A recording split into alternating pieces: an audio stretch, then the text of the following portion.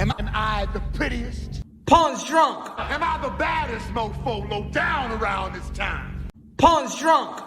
Well, who am I? Pawn's drunk. Who am I? Pawn's drunk. I can't hear you.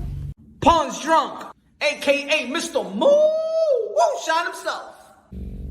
Of Harlem.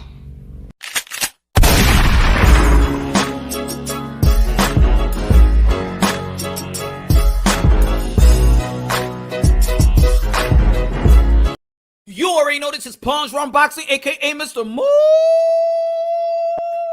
shine himself, aka La Lobo, aka El Sazón, aka El Borracho. Ladies and gentlemen, good morning, good afternoon, good evening, wherever you are on this side of heaven. God bless you all. Ladies and gentlemen, the saga continues. La drama continues, ladies and gentlemen. First and foremost, of course, we got to talk about, the presser with AJ-Usyk. Great fight. Boring press conference. All this friendly stuff, I understand it's still a gentleman's sport. I understand it's still a gentleman's sport, but damn, man, y'all too friendly to my liking. Like, man, sell me the fight. I'm going to watch it. It's a good fight, but act like you want to sell it. They're like, man, I don't give a damn, man. We're going to get this money and stuff like that. We're going to fight and that's it. Man, send it to the American public because the American public ain't really talking about this like this. Sell it. Man, too friendly, just too friendly, man. They're like too friendly. Come on, man. It's combat sports, man. Not even tennis players are too friendly to each other like this. Y'all see the thumbnail? Y'all read the title? Canelo Alvarez, Canelo Montana, their godfather Canelo Alvarez speaking English. It's very, very good right now, ladies and gentlemen. Very, very good. You know why? Because it's going to bring some more money to his pockets. There's going to be more interest when it comes to pressers. Like I said in the video earlier, I just dropped earlier. If you haven't seen it after the live, you could go and see it, but I already posted it up. You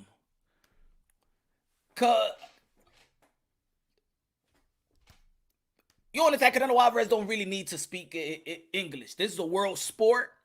You know what I'm saying? There's a world sport. He already got his loyal fan base. But it just makes Canelo Alvarez even more interesting.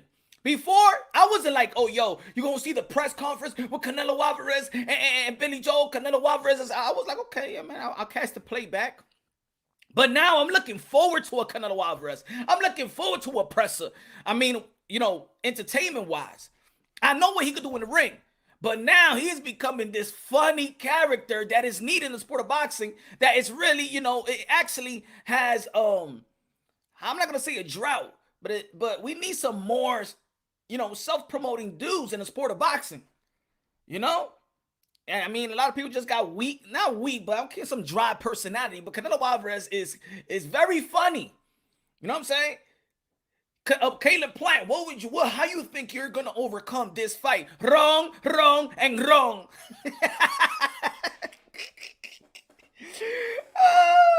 Don't talk about my mother.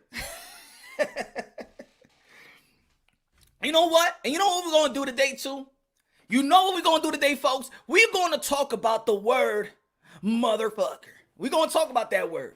Because I hear a lot of people, this is what I hear, yo. This is what I hear.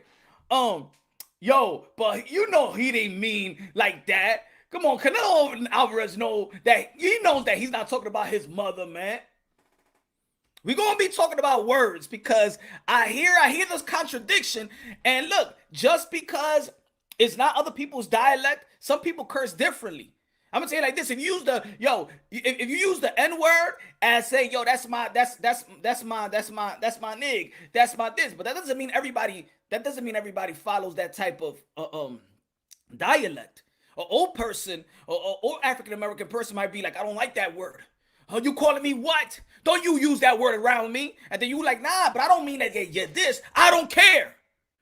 Takes me back in the days with my ancestors and stuff like that. You see? So don't think that Canelo Alvarez have to, submit to the dialect.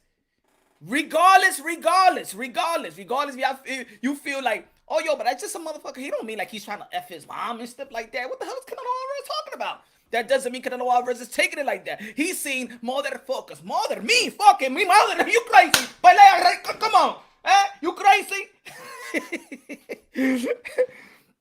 Because y'all can't contradict yourself. Y'all can't say, yo, oh shit, Canelo Alvarez is now speaking English. He understands it now. Oh shit. So when you hear the curse word, imagine that that's not in dialect. You see, for other people, that's regular. Motherfucker. That's my motherfucker. He's a stupid motherfucker. You know what I'm saying? But a person like this, man, this motherfucker, motherfucker, why he... You say motherfucker, me, fucking my mother. You crazy? Don't talk about my mother like that. She no whore, okay? Yeah, she divorced my father, but nothing that she cheated on him. Anyway, she no whore. I know. Not everybody speak the dialect. Not everybody speak the dialect. You gotta give it to Canelo Alvarez. You speaking about his mother, huh? People will be like, come on, Punch. Come on, Punch. Really? Really, Punch? Really?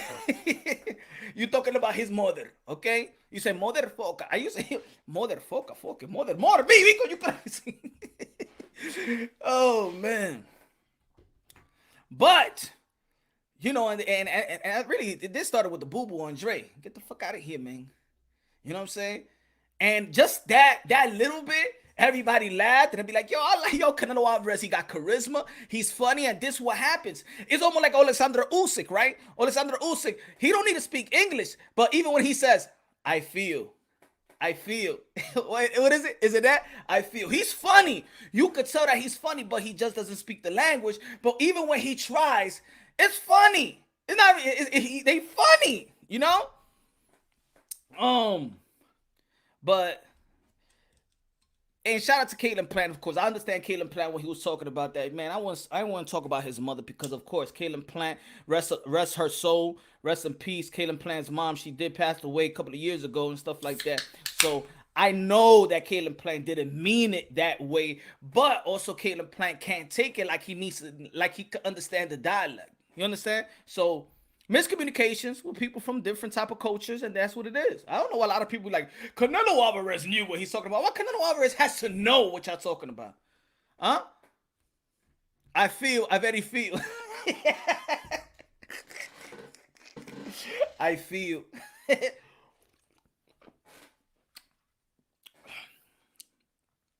This live is brought to you by Rain Total Body Fuel. Pay my damn sponsor. Canelo Montana. William Boxing in the building. What's good, my brother? Yeah. Good looking out, my brother. Thank you for supporting the channel. Hey, yo, let me run by through the people right quick. Let me go to the people and say what's up to the people out there tuning in. Hey, yo, share the link, man. Share the link to the people out there, man. They need to know that your boy, Mr. Moonshine, que la doble sazón, el borracho on a Sunday, el pastor de boxeo. Here we go. Lewis, what's good, man? JC Beans in the building. What's good? Down, down, down.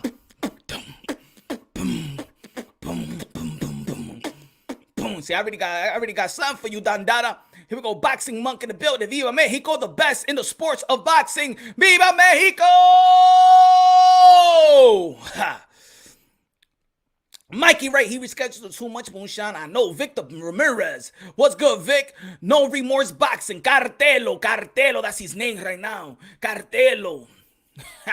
Ace in the building, Latinos in the building, Latino, Cuba, Puerto Riqueño, Dominicano, México, Nicaragua, Perú, ¿quién más? Venezuela, Ecuador. Dime más, dime más. I ain't gonna say the whole thing. Shout out to the people in Haiti, crossing the border, and also getting kicked out, getting come right back. Hey, be persistent out there. Be persistent. HLD in the building. What's good, man? King Cobra in the building. What's good? Wafres, what's good? We Spanish people always late. Pero tú sabes que también me tengo que comer, poner los niñitos que se cuete, que hay escuela mañana, oíste, todavía hay viernes. To sleep now. Papito, okay? Guido in the building, Dímelo Punch, happy Hispanic Heritage Month to all la raza argentina. ¿Cómo está mi gente? Y que no me use la gente también, aunque ustedes, yo lo estoy viendo, ustedes están usando mi gente ahora. Yo sé quién es. Uh-huh. Terrence in the building was good. Me myself came to Plant all the way. He been through headaches and pain like me coming from Tennessee. Yeah, man. He's been through a lot, man. Again, and rest in peace his daughter, man. That man been through a lot. That man has a story.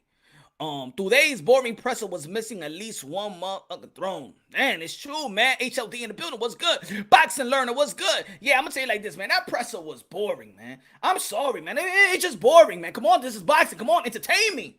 All this, how you doing, man? Hey.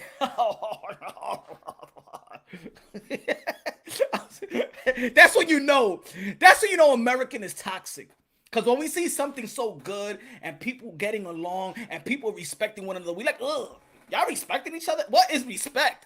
Huh? The fuck I came into the damn press conference asking, I'm singing R-E-S-P-E-C-T, finding what it means to me. R-E-S-P-E-C-T, they back means to me. Suck it to me. So what the hell, man? Y'all about to fight, man. This is one of the biggest fights in your career, Alexander Usyk. Don't you play no game looking at them and giving them pounds and stuff like that. Nah, man. You going to war. This man can actually knock you the F out. This man right here could paralyze you. This man right here could take your life away from your kids and your family. ¿Qué que? Mira una galleta. Vamos a pelear, coño. I see you Saturday, 25, motherfucker. Así mimita, coño. ¿Qué? Ni que shaky hand. Mira. Tu hiede, and you smelly. Oh, man, all this nice stuff, man. Gotta sell a fight. For that reason, don't even do a presser. Why you doing a presser if y'all can't even sell a fight? Just do a Zoom call. Easy. Man, I'm going to come over, go, all this production, and people getting paid, and making this a whole thing, and this... Get out of here. Oh. Joey in the building. South Texas in the building. Name your city, name your state, name your county. El Salvador. Salud. Chicago in the building. One of the best chefs out there in Chicago.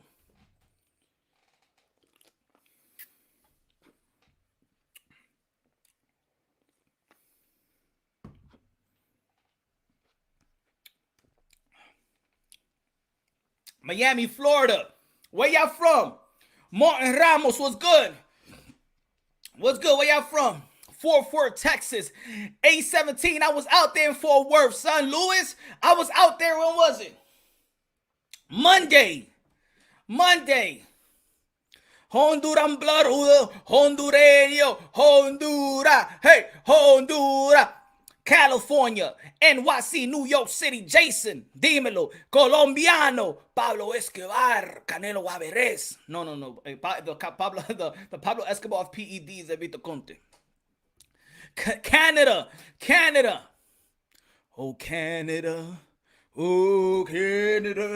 I don't even know how it goes. But anyway, Arizona, one of the best cities. I like Arizona. I don't know why, man. I just spent a couple of times there. Maybe because I had one of the most freakiest times in Arizona. But está durmiendo la esposa está durmiendo, pues. Te digo esa story. I tell you the story one day. That's what I think about Arizona. Kind of had an experience down there. Memorable. Texas in the building, North Philly. Los Angeles, California, NYC, Hector Garcia in the building. NYC, where's your borough? Hector? Pancho, New Jersey, North Philly. Why you yell so damn much? Porque yo quiero a problem here, Victor. You got a problem? Come on. You got a problem with me, Victor? Yes, I am, motherfucker. What you want? Huh? You want me to be like Joel Osteen, the preacher? Hey, guys. Let's talk about boxing. And I think we got a great time, September 25th. What you want me to talk? I'm Victor. You want me to talk like Joel Osteen, the pastor, the white pastor that is so nice? Well, September 20th. It's gonna be a great night of boxing. We're in your view in the U.S. It's gonna be a great afternoon. We got AJ, they call him Anthony Joshua, fighting Alexander Usyk, who was a undisputed cruiserweight. Now he's trying to go into the heavyweight division, and let's see if his power translates. He's been there for the last 2 fights. Derek Chisora, he really took him to the limit. It really didn't translate to the scorecard, but I think that Alexander Usyk has been in the gym and pumping them weights and trying to, get stronger for AJ. But I'm gonna tell you like this. Damn motherfucker got no chance. You want me to talk like Joel Osteen? Oh. Canelo Montana, love it, bro. They need bad people like me. Yeah. You need people like me. No, it's like this. You're all a bunch of fucking assholes.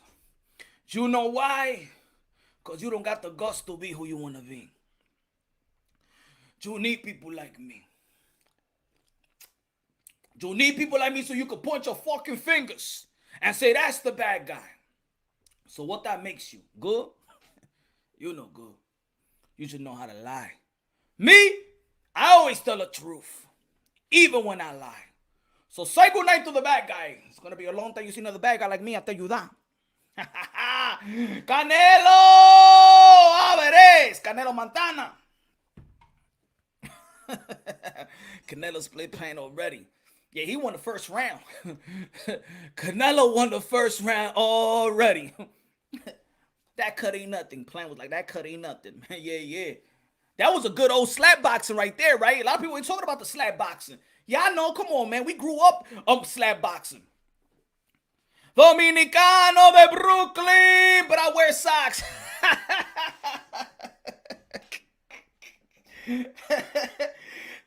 Se pone mierda el tipo. You got ashy ankles? Claro que no. ¿Cómo te puedo decir eso, Ponch? Tú sabes que yo soy bacano, tú sabes cómo me visto yo. Yo bacano. And some chips. Yeah, Penn got shot. That was a good old smack boxing. Slap boxing. Remember when you used to play slap boxing with your peoples? I have to chill with you, Punch. You are the best. God bless you, family. Gracias, el Pacastrán. Let's go. Smash the like button. Ahora mismo, coñazo. Antes que te dé una bofetada. Smash the like button, ladies and gentlemen. Smash the like button. Hit the like button. Double tap the like button. Make love to the like button. Huh? Turn around. Doggy style the like button. Give the like button twins. Impregnate the damn like button. Foreplay with the like button. You don't treat the like button good, like button will take your ass to child support. That's what I'm talking about, son. Gracias, mi hermano, el Pacastrán. Good looking out. God bless you, my brother. 2-piece extra cut you. Here you go. So, yeah. I think the slap boxing was very entertaining. I think that the presser was highly entertaining. I also think that, of course, Canelo Alvarez, speaking of English, and this is not like a disrespect, because some people will take it like, oh, no, what you trying to mean? Like, tiene que aprender a hablar inglés. No lo tiene que aprender. Pero que lo habla así mismito, yo estoy bien con eso. I'm good with that. I'm good with Canelo English, just like that. Don't get better. Just stay like that and speak just like that. Tony! Oh, the only one that slaps in the ring is Chicken Weather. Raw dog, that like button got told me. Let him know. Let him know. Si cordon without the conde, my friend. Yo, Hawaiian punch. Damn, I haven't had Hawaiian punch in a long time. Shout out to my son, man. His birthday, my future boxer. That's what I'm talking about. A young warrior, a prince, the future king. My half Mexican, half Jamaican future boxer, David Lopez. Remember the name, the future, the half Mexican and Jamaican. That's a beautiful mix, my brother. Damn. A ver que tú te buscaste esa tipa, mi hermano, o ese tipo. Tú sabes, I don't know who he's, but future boxer, David Lopez. Remember the name, David Lopez. A future champion, David Lopez. A future undisputed heavyweight champion of the world, David Lopez. Ay, te gusta eso, ¿verdad? Hawaiian punch. Come on, bro. Y'all already know this is Punch on Boxing, high octane. Ain't nobody going to deliver the content, deliver the way I do it. My brothers and sisters, wake your ass up if it's nighttime. If it's morning time, wake your ass up too. Let's go.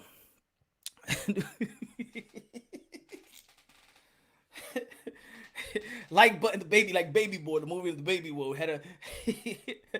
Oh, come on, it's a Christian show, man. It's a damn Christian show.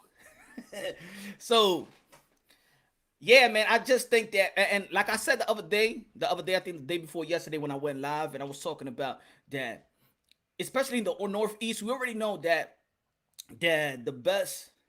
Well, the most loyal fan base is the Latino fan base. Let's be honest. Let's be real. The most loyal fan base, you already Canelo, the Mexican fan base, you know what I'm saying, the Puerto Rican fan base, and things of that nature, right? Latinos really support their fighters, and not saying that other races don't support their fighter, but we already know, man. It's a lie. Women lie, men lie, numbers lie too. You know what? I hate when people say that. Like they just took it from Jay-Z, and all of a sudden everybody be like, men lie, women lie, numbers don't. Numbers lie. You know why numbers lie? Because men invented numbers. I never got that. Like everybody uses that. Yo, shit, the numbers speak for itself. Men lie, women lie, and numbers don't. Ah, shut up. Who invented numbers? Men. All right, numbers lie. So shut up. Shut up. Who invented one? And who invented two? Huh?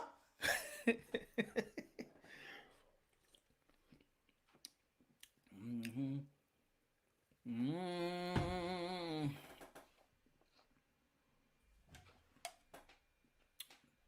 I got some good, man. The rain. Good. Pun. The Latino stream as much as blacks in the hood.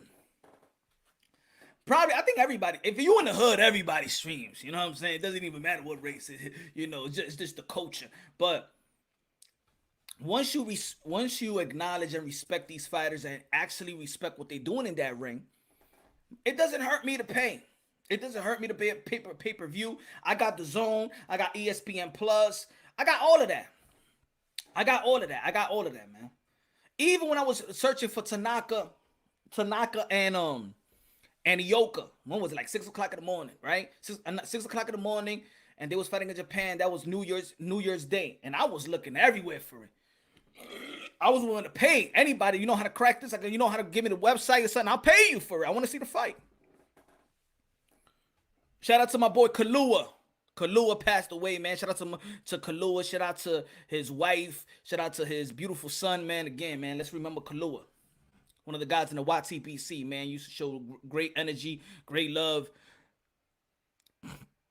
Kambosos gonna clap Teofimo Lopez up. Ooh, Kambosos Jr. gonna clap. I'm gonna get into the Teofimo Lopez, George Kambosos, October 16th, Barclays Center, Versuz. Now, I'm gonna tell you like this: if it's gonna be on Brooklyn and Versuz, I was thinking about like, yo, Versuz, who gonna be on Versuz? Brooklyn. I say Busta Rhymes. Busta Rhymes versus LL Cool J. I think that's good. When it comes to hits, now when it comes to Busta Rhymes performing, I don't think nobody can hold the candle with Busta Rhymes. Not Jay-Z, nah, Nas. When it comes to performing, nobody could hold the candle with Busta Rhymes. Nobody. I gotta, maybe Busta Rhymes, to be honest, Busta Rhymes and Daddy Yankee on their own, when Daddy Yankee on his prime. I'm talking about Machete, Daddy Yankee, Busta Rhymes, the best performers in hip hop. It was DMX, but y'all already know DMX passed away. But right now, Busta Rhymes, if it was Busta Rhymes versus Daddy Yankee, that would be a good ass concert though. That would be a good ass versus, right? Even you mix the English and Spanish and stuff like that, because the way that they perform. But a lot of people talking about Busta Rhymes, 50 Cent. I think they ain't gonna do that. Busta Rhymes, L.O. Cool J. I think that's a good. It's a good verse. You know what I'm saying? You know, October 16 versus Teofimo Lopez versus George Kambosos. But to be honest, the way that Triller has been working, it's hard to get my hopes up, bro. It's hard to get my hopes up. But yo, Ricky Torres, punch, motherfucker, is not a nice word. But how you take it as someone's mother, common bad word out here. I'm a Canelo fan, but he's not American. That's why. I agree. That's what I was saying earlier, Ricky Torres. That's what I was saying earlier. That there was a lot of people on Twitter, a lot of people in the comment box saying, come on, man. You know that Canelo is stupid for acting like if Canelo-Plant was talking about his mother. Canelo Alvarez, that's why I see a lot of people contradict themselves, Ricky, because you're going to be like, Canelo Alvarez just learned English. But now you expect Canelo Alvarez to understand every bad word dialect. You know what I'm saying? He's in the heat with Canelo-Plant. He said, man, motherfucker, are you crazy? Motherfucker, me never fucking my mother, okay? Okay? Maybe my cousin, but not my mother. Canelo got tight. Good looking out, Ricky Torres, for that, man. Thank you for the contributions. Yo. Canelo Alvarez be like, hey, me no fucking my mother. Maybe my cousin, but not my mother, okay? You bro, okay? Rolling with me now.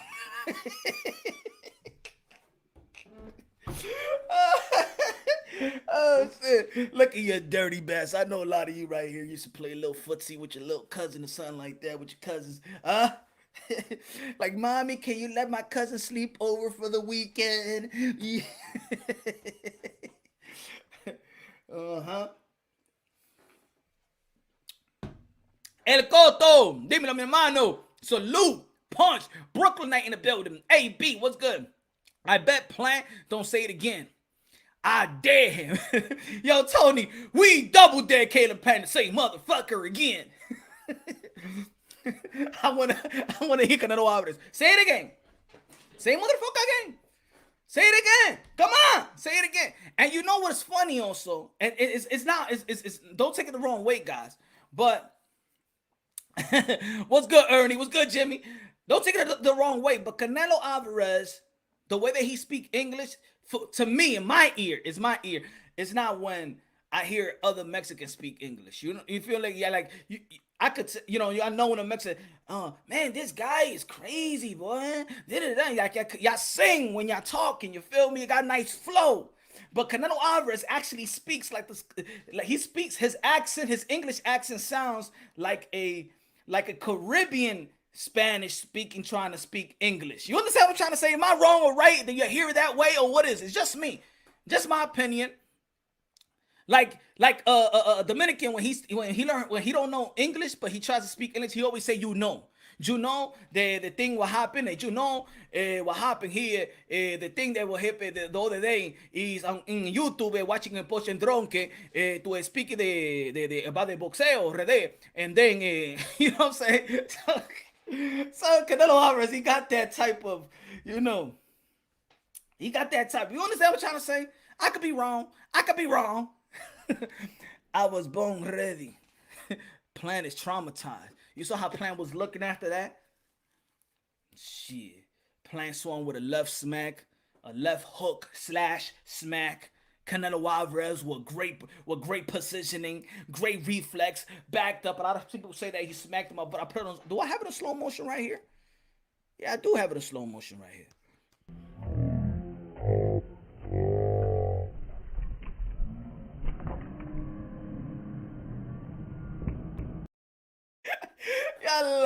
The funny part is, it's not even like the counter.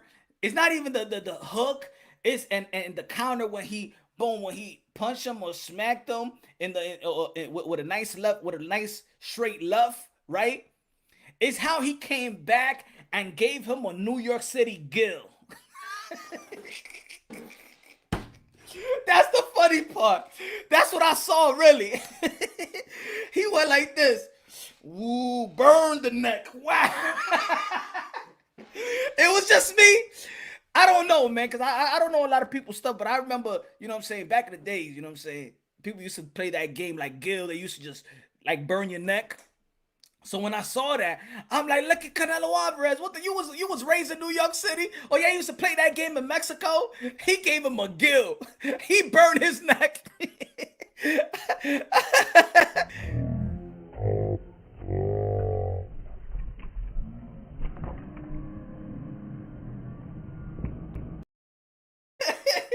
Yo, I find that funny. Oh man, the gill behind the neck. Yo, you peep that, Jason? Yo, how can Canelo Alvarez goes punch him and then give him a gill at the same time? Like, my man, you corny, throw my ass. Yeah, Canelo Alvarez is funny, man. Yo, Serrano Gaming was good. Punch in the chat. I feel like Canelo was looking for a reason to put his hands on him. He called Andrade a motherfucker in front of his dad, and he also told Danny Jacobs, "Chinga tu madre." But that's what I mean. Like, "Chinga tu madre" is way is the trans. You know that certain translation don't translate like that. Like if I say chocolate, chocolate, you know what I mean. But "chinga tu madre" doesn't even rhyme with motherfucker. That's on something else.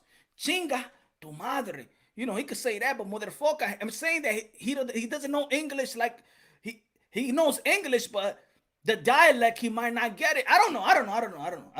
It just, hey, great athletes need any type of motivation, and maybe that was a good motivation for him. You know what I'm saying?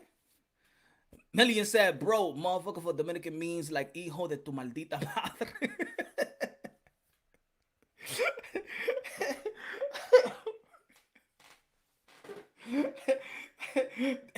Is that now? That's not even translation though, right? That's what I mean. That there's some words, there's some curses that you can't even translate, right? Hijo de tu maldita madre. You remember when your mother used to say that shit to you and she used to hit you? And I'm like, Ma, you dissing yourself. Why you calling me that? Mira, ven acá, hijo de tu maldita madre. And I'm like, Ma, well, you dissing yourself. Cállate la maldita, cállate. ¿Qué tú me dijiste? Por ahí usted que te está llamando la maldita madre. ¿Qué tú dijiste otra vez? Pero mami, yeah. Your mother used to whip you. She's calling herself a bitch and she getting mad because you're trying to correct her. I know I wasn't the only one, man. I know I wasn't the only one. Hijo de tu maldita madre, ven pa' acá, coño. ¿Qué más? Pero you dissing yourself. ¿Qué dice? ¿Qué es esa vaina que tú me estás hablando a mí?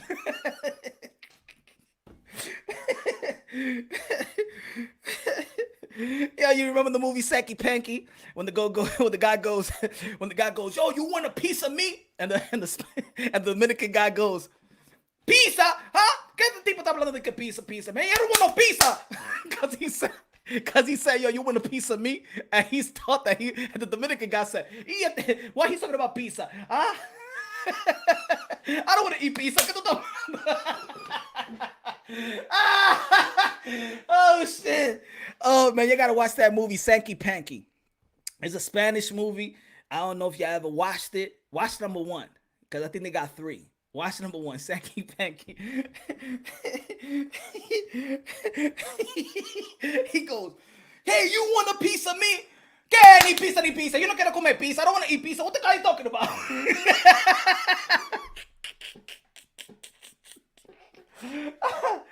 Oh, shit. Oh, man. I think I'm going to watch that movie after the live, man. Just because of that.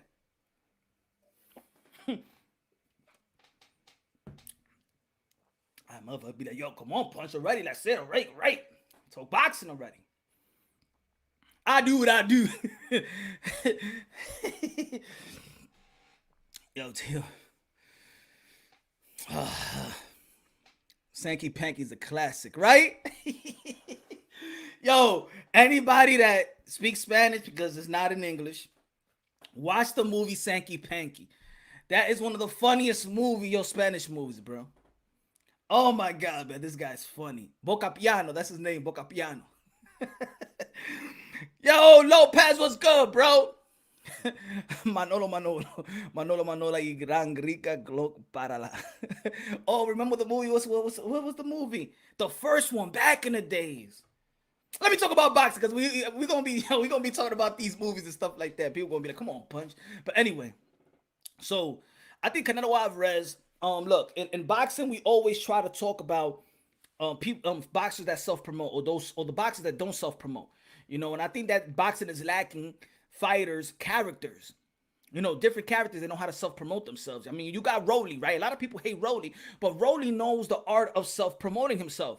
Tyson Fury, one of the best, he knows the art of self-promoting himself. And I always was saying this, and y'all follow me for a while. I've been saying, yo, man, I need that Latino, that machismo Latino, that Macho Camacho Latino, that Ricardo Mayorga, that dude that's gonna push the limit, but it's gonna be that, you know, with the Spanish feel, like, you know what I'm saying? So Canelo Alvarez is reminding me of that now. Like, yo, like, I'm excited to see a Canelo Alvarez interview, or not interview, but like him confronting whatever opponent, future opponent, current opponent, because now he's speaking for himself. You don't need a translator. And I never used to like the translator, then the other guy's translator, and the translator, it's not a good feel for me. It's not like good, it's not entertaining to me. Pacastran. The best gangsters talk was Eddie Reynoso. He sounded like those cartel. Yeah. Yo, he killed it, bro. Eddie Reynoso killed that presser. The thing is, if you didn't understand him, you don't know how to speak Spanish. The translator did a horrible job. The translator did not translate. I'm going to tell you like this. For those who didn't understand what Eddie Reynoso said, I'm going to let you know right now. The translator did not translate 80% of what Eddie Reynoso was saying. 80% of what Eddie Reynoso was saying, the translator didn't translate. And I was like, yo, when I was watching it, I'm like, yo, Eddie going in on Canelo-Plant. He's going in on Canelo-Plant. And I'm like, so of course, what you want to wait for the translator to say, because I'm looking at Canelo-Plant, while the translator is trying to translate, I'm looking at Canelo-Plant so he could understand what Eddie Reynoso was talking about. And I'm like, but yo, tell him the truth, my brother. Like he said, man, curse. And he said, well, there's a lot of curses. But no, you got to say the curses, my man. Say so he can understand what Eddie Reynoso was saying. I don't like that, man. Translator, man. If you're going to translate, man, just don't do the job, man. That's a horrible job to me, man. I'll be mad as Eddie Reynoso. And look, for the people in the chat, let them know I'm not lying. The translator did not translate 80% of what Eddie Reynoso said.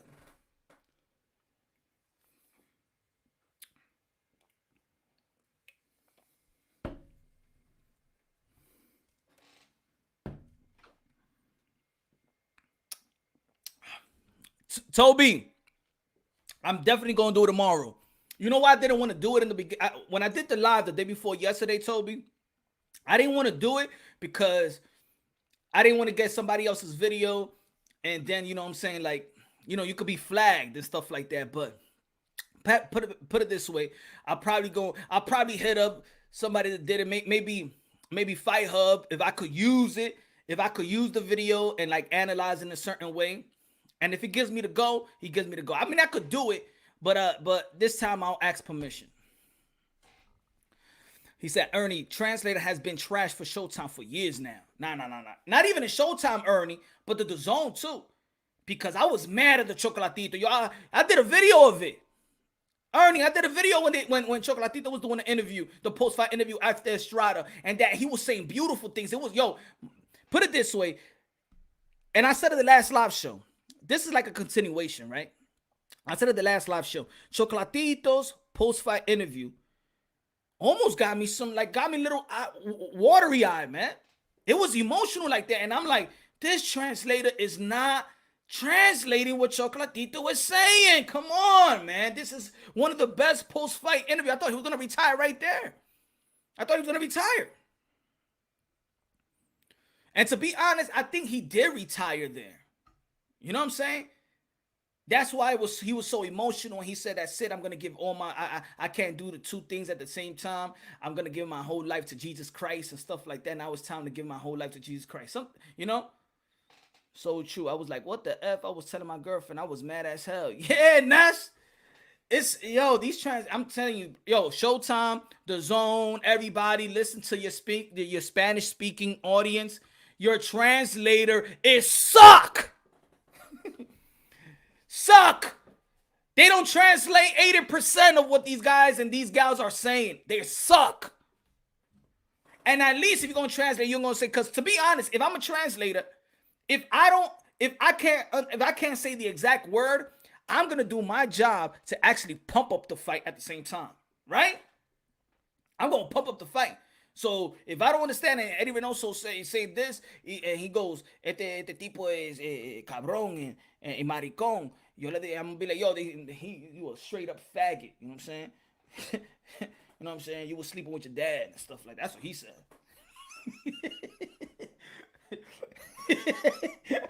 I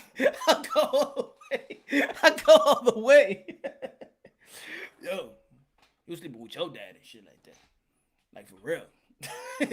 Canelo-Plant would have been like, what? I said, that's what he said. I don't know. Don't get mad at me. I'm just a translator. He gonna go around. Yo, I'm gonna do that. Tomorrow, I'm gonna try to do it tomorrow. Tomorrow, I'm gonna do it. I'm gonna do a video about it. I'm gonna take the video and cut the translator, actually translate for Eddie Reynoso. I gotta do it because I do think that he went in. Bring out the chacal for bad translation, right? Yo, it's true, yo. Yo, the next translator, man. Thank you for telling me the chacal. Where's chacal, my friend? The next translator that don't do their job. Y fuera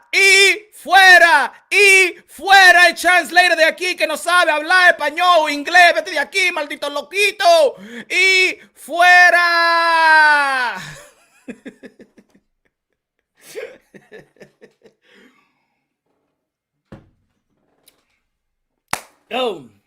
So also we got to talk about Mauricio Sulaiman, the president of WBC, had an interview early on the day talking. He had an interview earlier today with the Boxing Voice, Ness and the crew. Shout out to the Boxing Voice, Ness and the crew. Subscribe to the channel. And he said everything I've been saying, everything I've been alluding to in terms of the Devin Haney narrative. It was very, very, gratifying to hear, because there's a lot of people out there. There's a lot of channels out there that's doing so hard. They're doing so hard to switch up narratives or to make up narratives. But then Mauricio Sulaiman, the president, comes out, and every time that Mauricio Sulaiman speaks, everybody goes back into their little cave.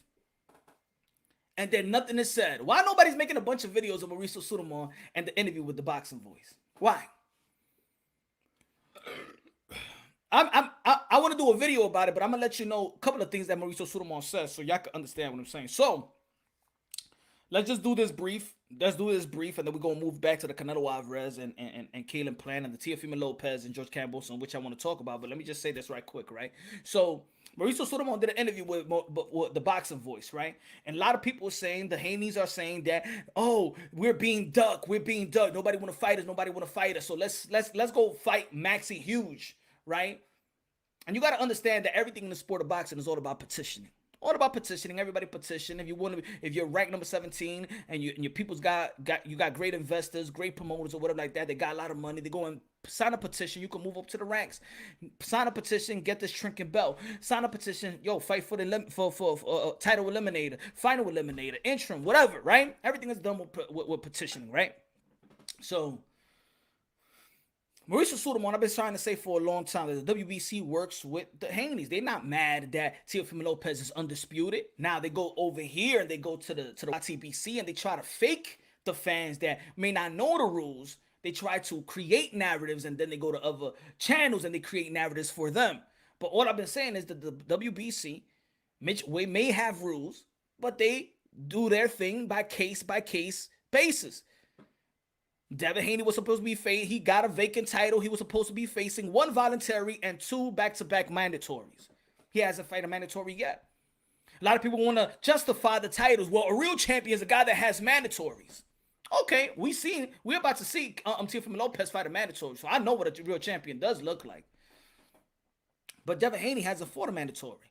Now, again, this is not going after, again, it seems like it's always going after Devin Haney. No, it's really about the business of boxing and the politics of boxing. And people got to understand more and more that this is a gangster's playground. It is the Wild Wild West. It's that we want to do, and we could do whatever we want to do when we want to do it. And people are here, but that's not fair. That's not fair. But guess what? Devin Haney has no problem with the WBC. Bill Haney has no problem with the WBC.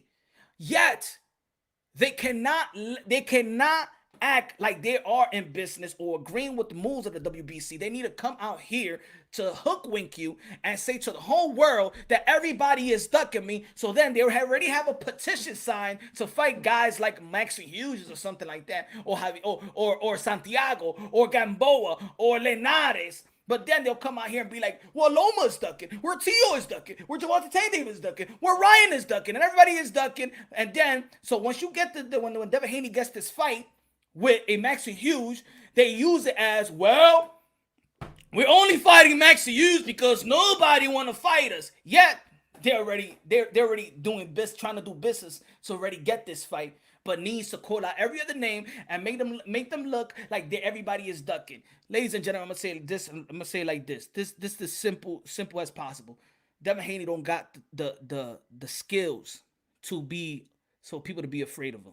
Okay? Boogeyman, in my opinion, a boogeyman is when a person is knocking everybody out, don't pass the third round, he's just blowing through opponents. That's a boogeyman. Paul Williams was a boogeyman. That's the definition of a boogeyman right there. Huh? Earl Spence was a boogeyman, right? That's a boogeyman. Guys like, no disrespect, but guys like Shakur Stevenson, guys like Chris Colbert, which are great talent, great skills. Guys like Devin Haney that is not known for knocking people out, not known for putting people in the hospital, not known for breaking ribs, not known for taking a lot out of your life and question if you want to do this again. They don't got that. You know what I'm saying? They don't got that. They don't got the natural power like a Teofimo Lopez or a Javante Tank Davis or a Virgil Ortiz or a Boots Ennis. Now those, if nobody want to fight them, those are boogeymen. That's boogeyman quality. Boogeyman, your biggest. If you want to say, hey, they're a hater of punch drunk boxing, but I'm just keeping it real. I'm not a hater. The thing is, I come with this. Look, I'm gonna give it to you like this. Let's listen to Mauricio Sulaiman right quick. I'm gonna do a video about this. I'm not gonna put it up, but I just want you to listen to the quotes. Here we go, because I just gotta keep it real, man. Okay. Where Mauricio Sulaiman? Circle, and then the winner to fight Devin Haney. Haney can do a voluntary, or Haney can contract to fight Jojo Diaz directly, or to fight. We are giving Haney the option to take and choose the best path that he wishes. I always said, why don't the Haney just go out there and give or try to negotiate with Jojo Diaz before they try to Jojo Diaz go to negotiate with the in-house fight with Ryan Garcia? Remember? Go negotiate. Throw them the term sheet the way they did Gary Russell Jr. Throw them the term sheet. I asked Jojo Diaz on Twitter. Y'all can see it. Go to Jojo Diaz Twitter account. He has my question that I posted for him, and he answered it. I asked this to Jojo Diaz. Y'all can see it. Matter of fact, let me see if I could post this thing up. Thunder's production was good. Thunder's production was good, my brother. Good looking now. I appreciate you, my brother. Let me see, because I usually don't do the share stuff. But hold on. Give me 1 second. Good looking out. I appreciate that. Hold on. Let's see here. Okay. Give me 1 second, y'all. Let me do this. Pancho, play a song for these folks. Beautiful folks out here, man. Play Pancho. You already know it's Happy Hour Thursday, man. You gotta sing for these folks. Hold on. Pancho. Anyway, when it's stormy, when it's not as slow, setting it means me, and I'm at it wrong. What do you mean? We're swimming when I'm low. When it's not as show, man, when it's not as feet. Hold on. Let me get this, folks. So, I asked him a question. Let me go to JoJo Diaz. Yeah, I can see it right quick because I can't pull it up on my. I can't pull it up.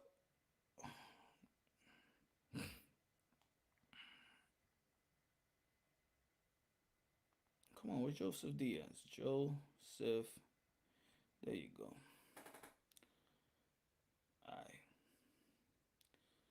Alright, where JoJo at? Where JoJo.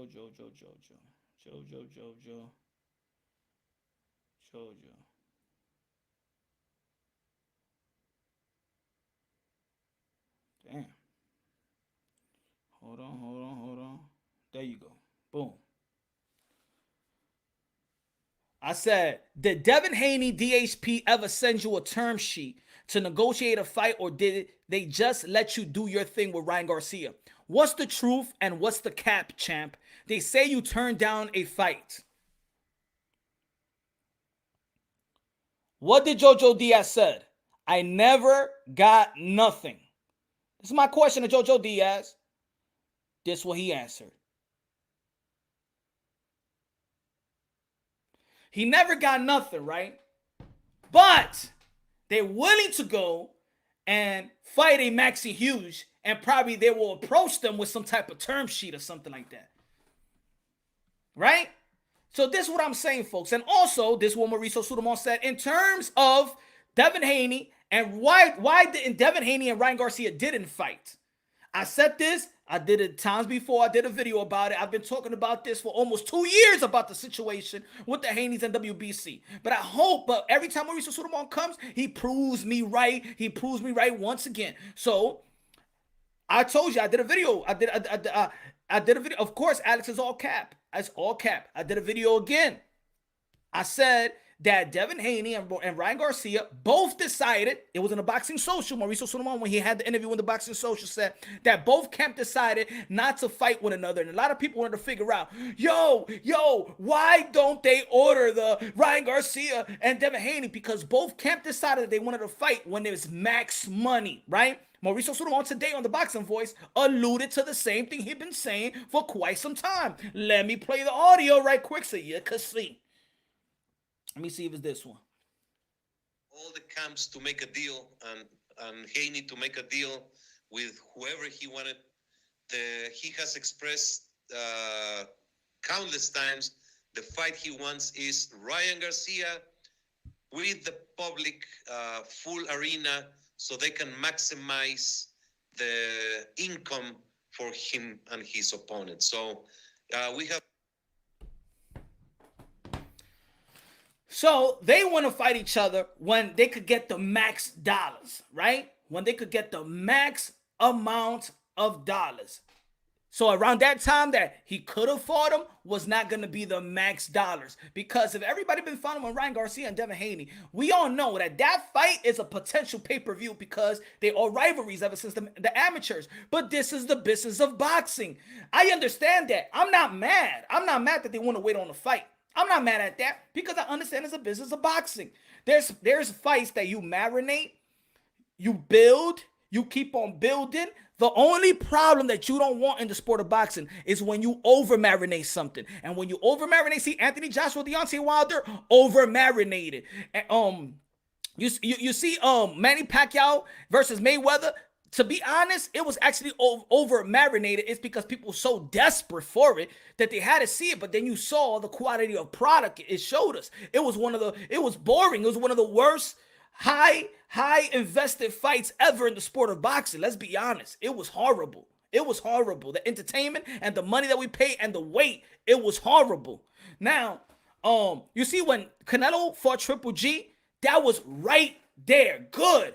Like, it gave you the marination, it gave you the buildup, and they fought when they needed to fight. Right there. They didn't over-marinate things. People got a little frustrated, but they fought at the right time, at perfect time. Canelo Alvarez, Triple G won. They fought at the perfect time. Great marination. Great buildup. You know? You don't want to go over 2 years. You know what I'm saying? It's like when Mike Tyson called out Lennox Lewis out when he said he want to eat his children, right? It didn't go more than 2 years before Lewis and Tyson got in the ring.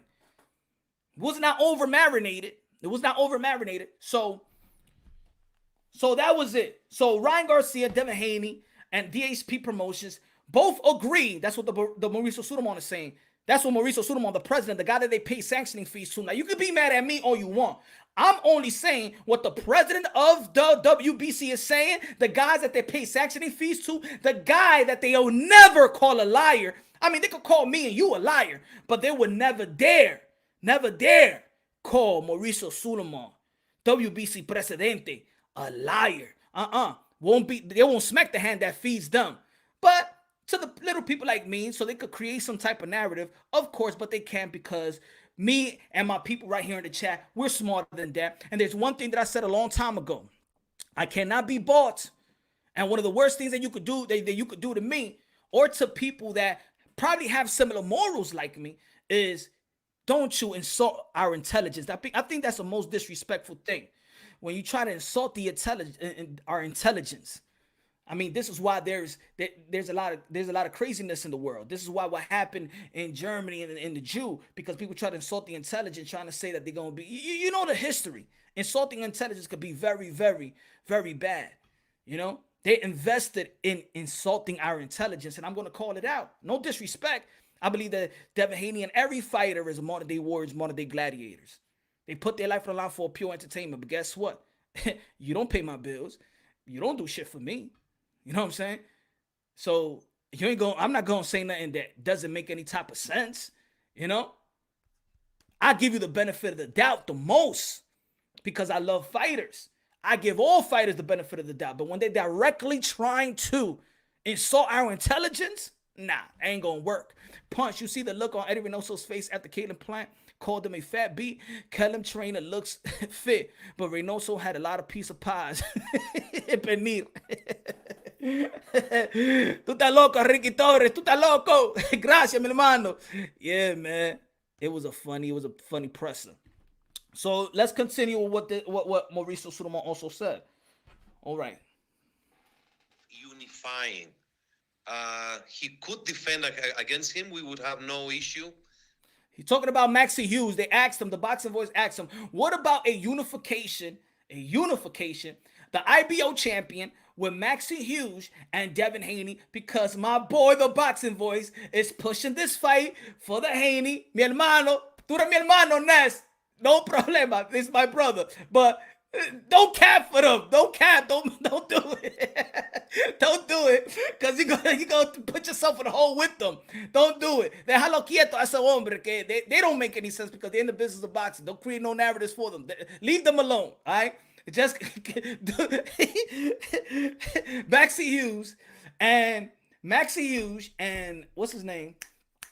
And Devin Haney for a unification bout because he feels like nobody wants to fight Devin Haney and things of that nature. So Mauricio Sulaiman, this is what he feels about that matchup. Unifying. He could defend against him. We would have no issue. I'm not sure if he's ranked. But he's not even, the WBC president not even sure if Maxie Hughes is even ranked.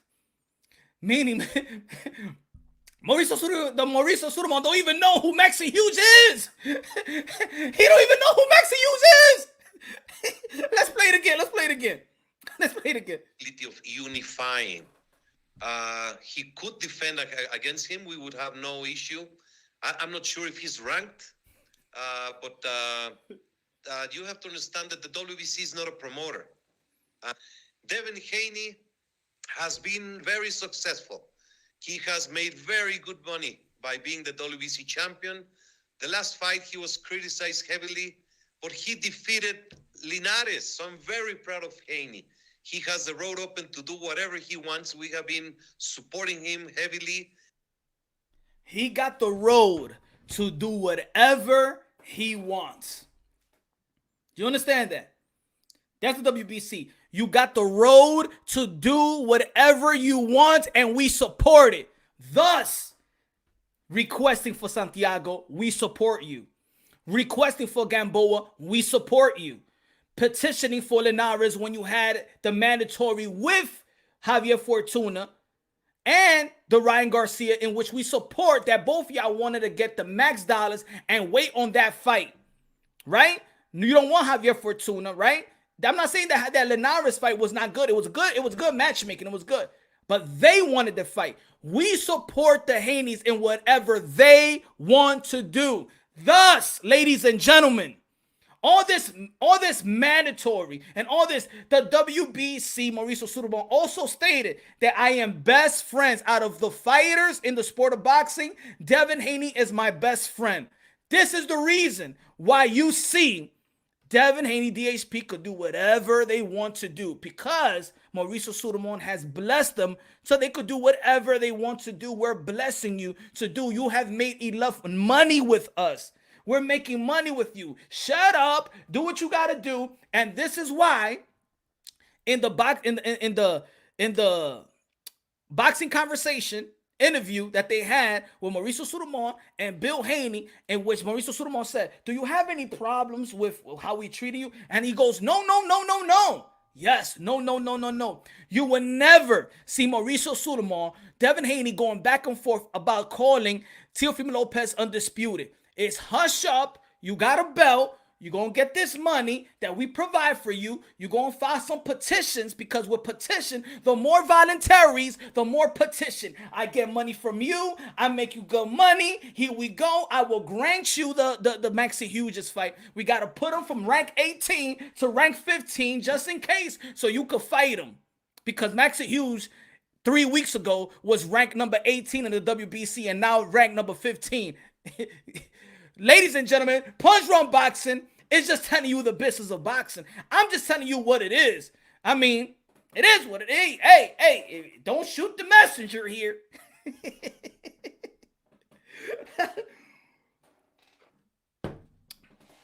Now,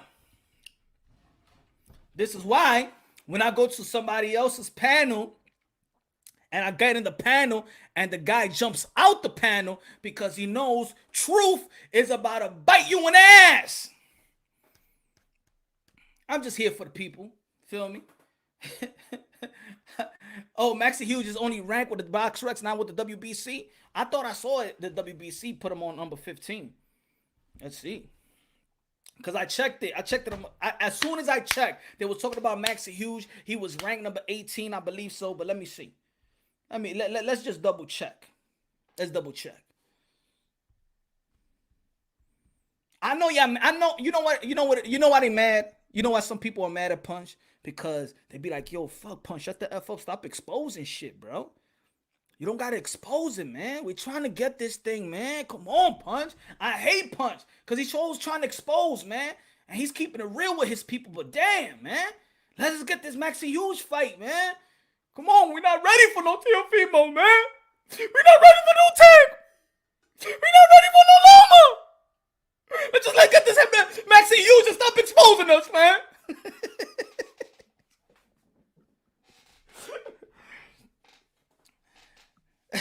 Stop exposing us, man. Stop, man. Punch, stop, man. Just rock with us, man. Be a part of what we're trying to do. No.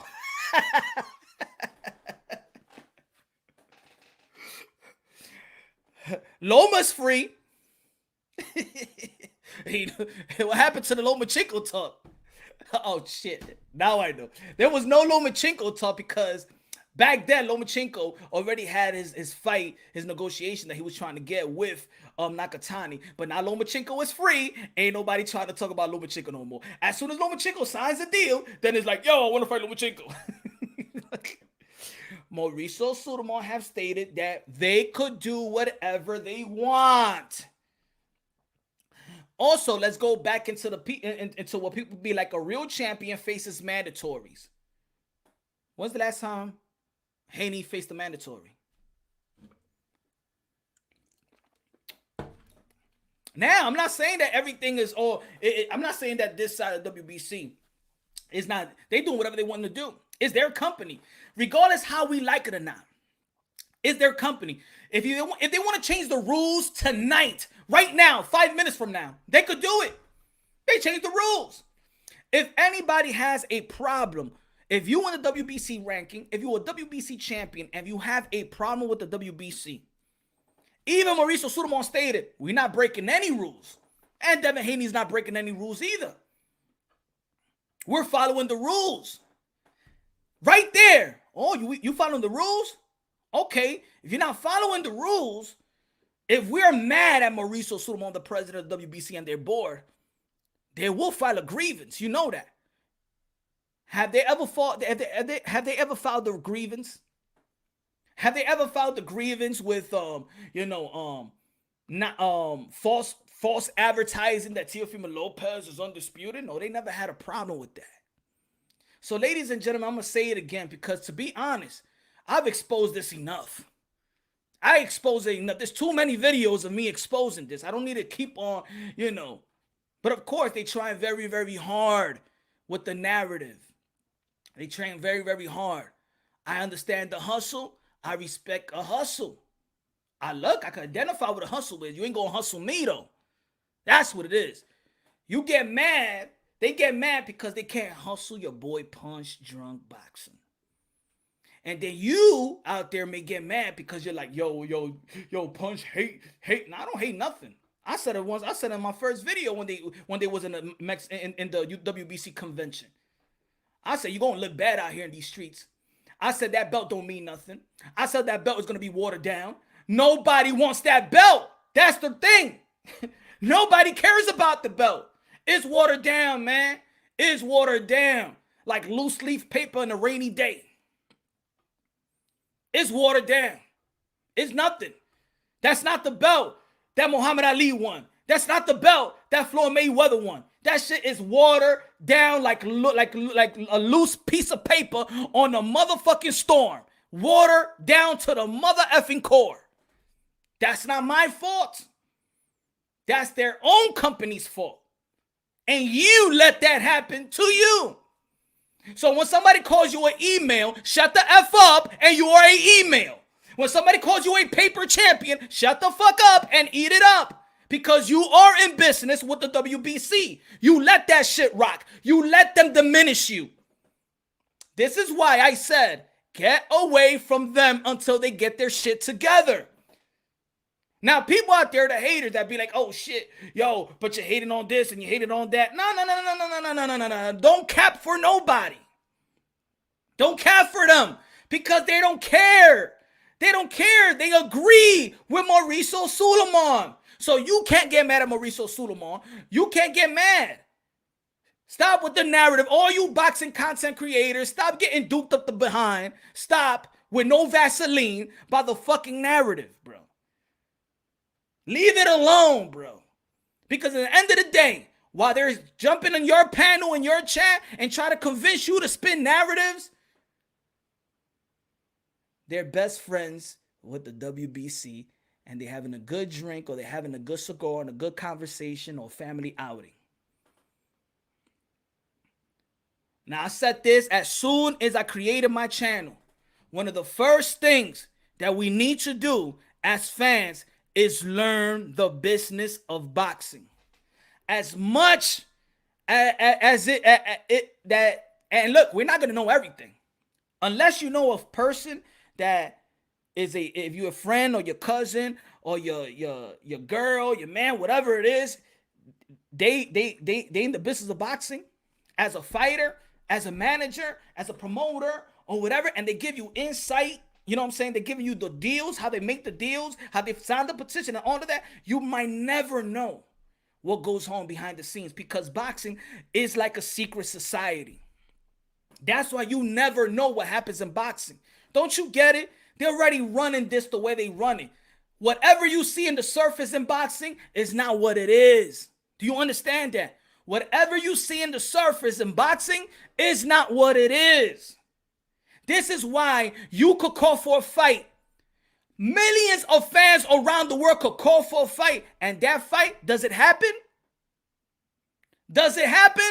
No, it happens in their time when they want it. It's their business, not yours. What we want you to do is shut the F up, pay for whatever pay-per-view we put it up, and pay if you want to see it. If you don't, regardless, it doesn't matter. We put it up when we want to put it up. For Mayweather versus Manny Pacquiao, 6 years. We put it up when we want to put it up. Anthony Joshua versus Tyson Fury, there ain't no undisputed. I don't care what the boxing world wants. We're not going to put the undisputed. We put it up. We want the trilogy. There's a mandatory in the WBC. It's not a mandatory. We do what we want to do in case by case basis.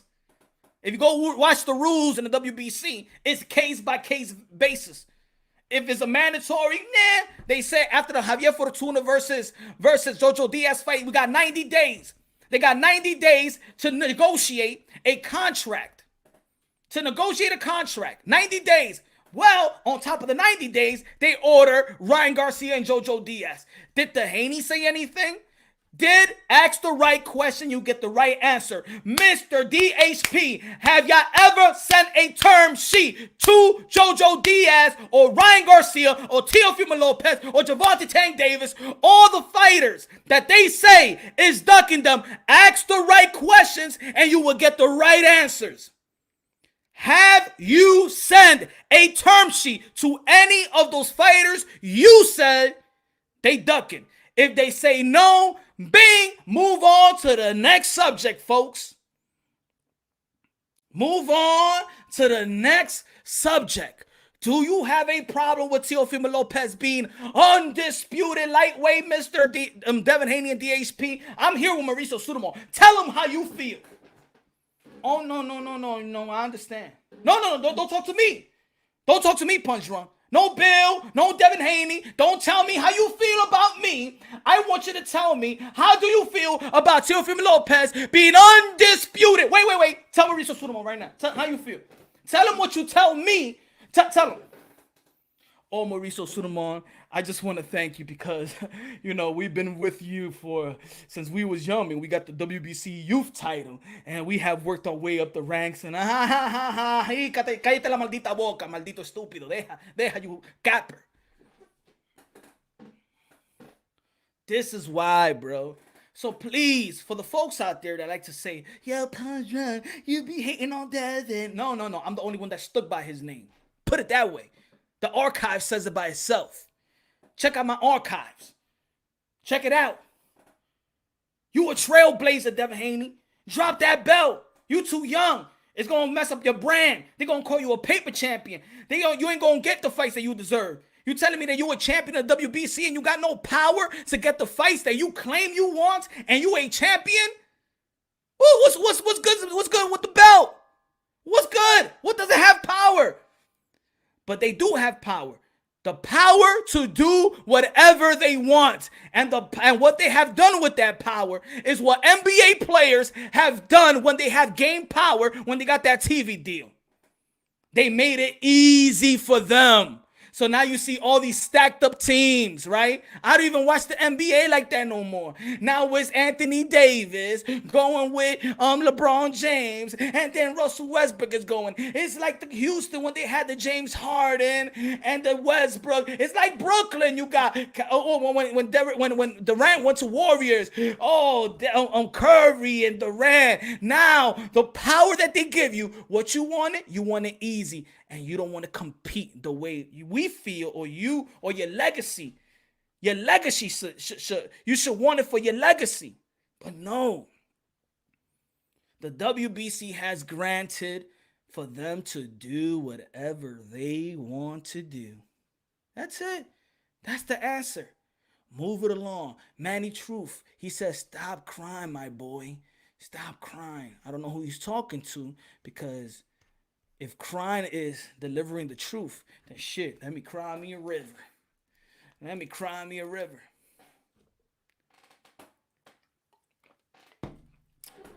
Don't get mad at me. Tell Mauricio Sulaiman he crying. Tell Mauricio Sulaiman he crying. Not me. Let's put it again. Unifying. He could defend against him. We would have no issue. I'm not sure if he's ranked, but you have to understand that the WBC is not a promoter. Devin Haney has been very successful. He has made very good money by being the WBC champion. The last fight, he was criticized heavily, but he defeated Linares. So I'm very proud of Haney. He has the road open to do whatever he wants. We have been supporting him heavily.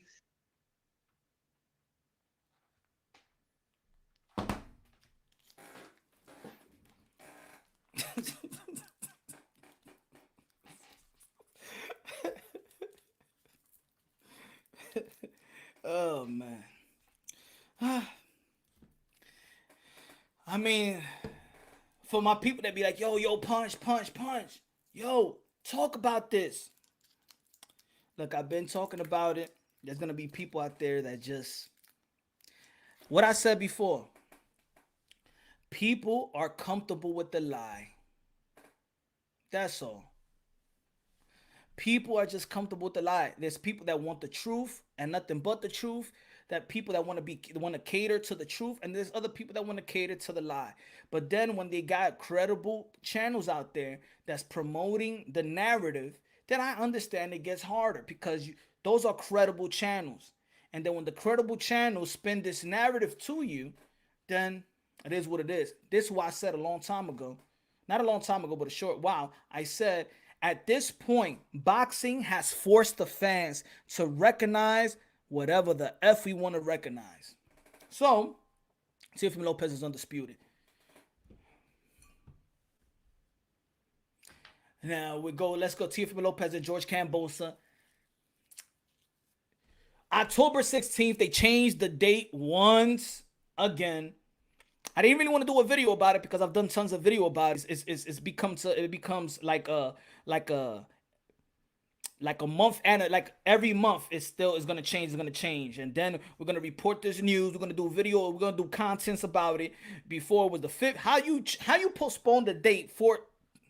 How you postpone the date 3 times in the span of 2 weeks in the same month? Now you got to take accountability. Now the accountability goes like this: Triller. I've been on Triller, right? I feel like the June 5th. Well, they should have done the fight before that. I understand the June 5th. Remember, the June 5th was a date. But I understand that the original plan was on the undercard. The original plan had Oscar de la Hoya, Teofimo Lopez. Oscar de la Hoya Oscar de la Hoya would have been on the co-main event with the likes of Oscar de la Hoya probably fighting Fernando Vargas. Fernando Vargas, I believe he got sick in Puerto Rico. He was in hospital. Oscar de la Hoya asked for more time. Then they found a replacement. The replacement was Evander Holyfield versus Bridges. They postponed the fight because Floyd Mayweather and Logan Paul were supposed to be fighting. Let's do this briefly because Mayweather and Logan Paul wanted that date. The Florida Commission didn't let them get that date because, of course, they couldn't have those 2 big fights and commissioned by the same people, it's commissioned. So they got to move. They made Floyd Mayweather, Logan Paul move to a Sunday. But think about it. Floyd Mayweather wanted the date of Teofimo Lopez. They wanted that Saturday, but the Florida Commission couldn't allow that. So they moved it to July 5th. Right there, July 6th, I think. Yeah, July 6th. Right there, it would have been a goodie. It would have been a goodie because June 5th, June 6th, it would have been a boxing all-star weekend. It would have been very, very good. I think they both would have. I think Teofimo Lopez would have capitalized with all the media being there. And then the artists that was supposed to perform. Meek Mills was supposed to perform as well. I forgot the other Spanish artist was supposed to be performing. They canceled the date, right? Then it was supposed to be on June. Then it moved to Juneteenth, which was a great date. But there was a lot of events there. Teofimo Lopez caught COVID, right? A lot of people was mad. George Kambosos, everybody on the call was mad at Teofimo Lopez. He caught COVID. People want to speculate that if it was lying or whatever. Yes, he had COVID. and even the Kambosos team doctors knew all about it. You know what I'm saying? I think they sent doctors and things of that nature. He had COVID. He was sick. Everybody had a bunch of fighters had COVID. David Benavidez, Jamal Herring, Virgil Ortiz, Tyson Fury. This year, a lot of people had COVID, right? So it was postponed. Then they said it was going to be on August 14th. I believe it was supposed to be August 14th. And then they moved it from August 14th to September 11th. They was going to be in the card of Oscar De La Hoya and Vito Belfort. They decided they're not going to be in there. Then Triller decided no to. Then they went with the IBF. They had a problem with the IBF. They wanted the date. We heard that Triller wanted this fight to be in Australia. The Lopez didn't want it to be in Australia and things of that nature. Boom, boom. They gave him a deadline, right? Not more than October 17th. I believe that the deadline cannot be over October 17th. So then they said October 5th. October 5th on a Tuesday. And then they say, you know what, let's move it to October 4th because we don't want it to be in October 5th because the baseball playoffs and the Yankees is gonna tamper with the numbers, right? So they move it on October 4th. And then October 4th, they said, oh my God, the Raiders and Chargers is playing. You know what? A pay-per-view on a Monday. On the same week, there's gonna be Tyson Fury and Deontay Wilder, which I felt like was a good idea. I'm saying it's NYC. You could fight, you could have an event any day. I don't give a damn about no other sport. So let's move from this day. Now it's October 16th. Now, Triller takes most of the blame. But in this sense, now where they switch into the 16th, reports saying that Teofimo Lopez signed off to reschedule this. So now this is Triller and Teofimo Lopez camp's idea. So now with this date change, they have to take an accountability that they moving that you know now it's taking longer than what it should.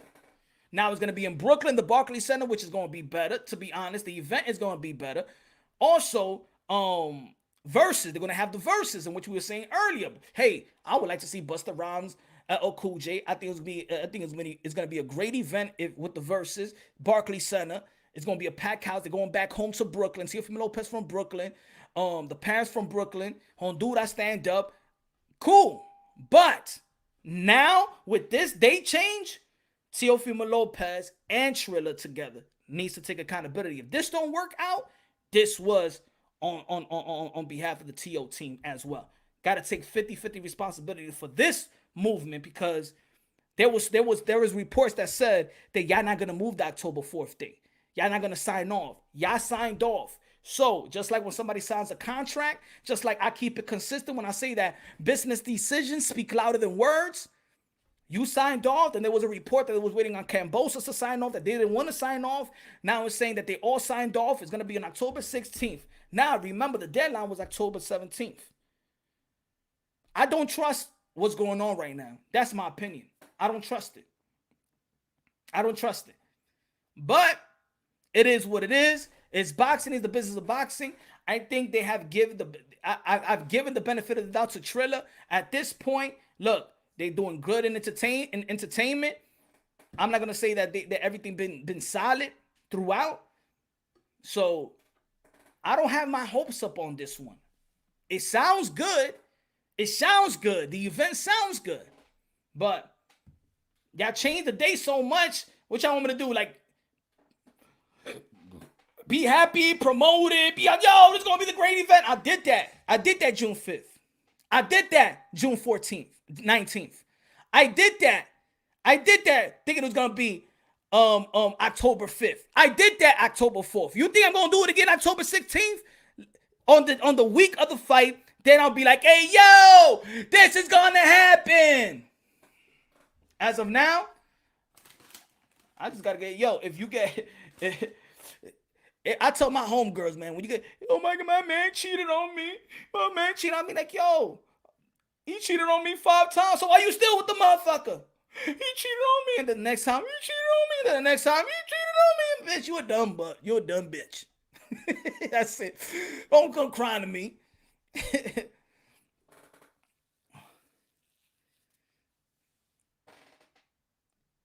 As Haney's fighting for money, no legacy at moment.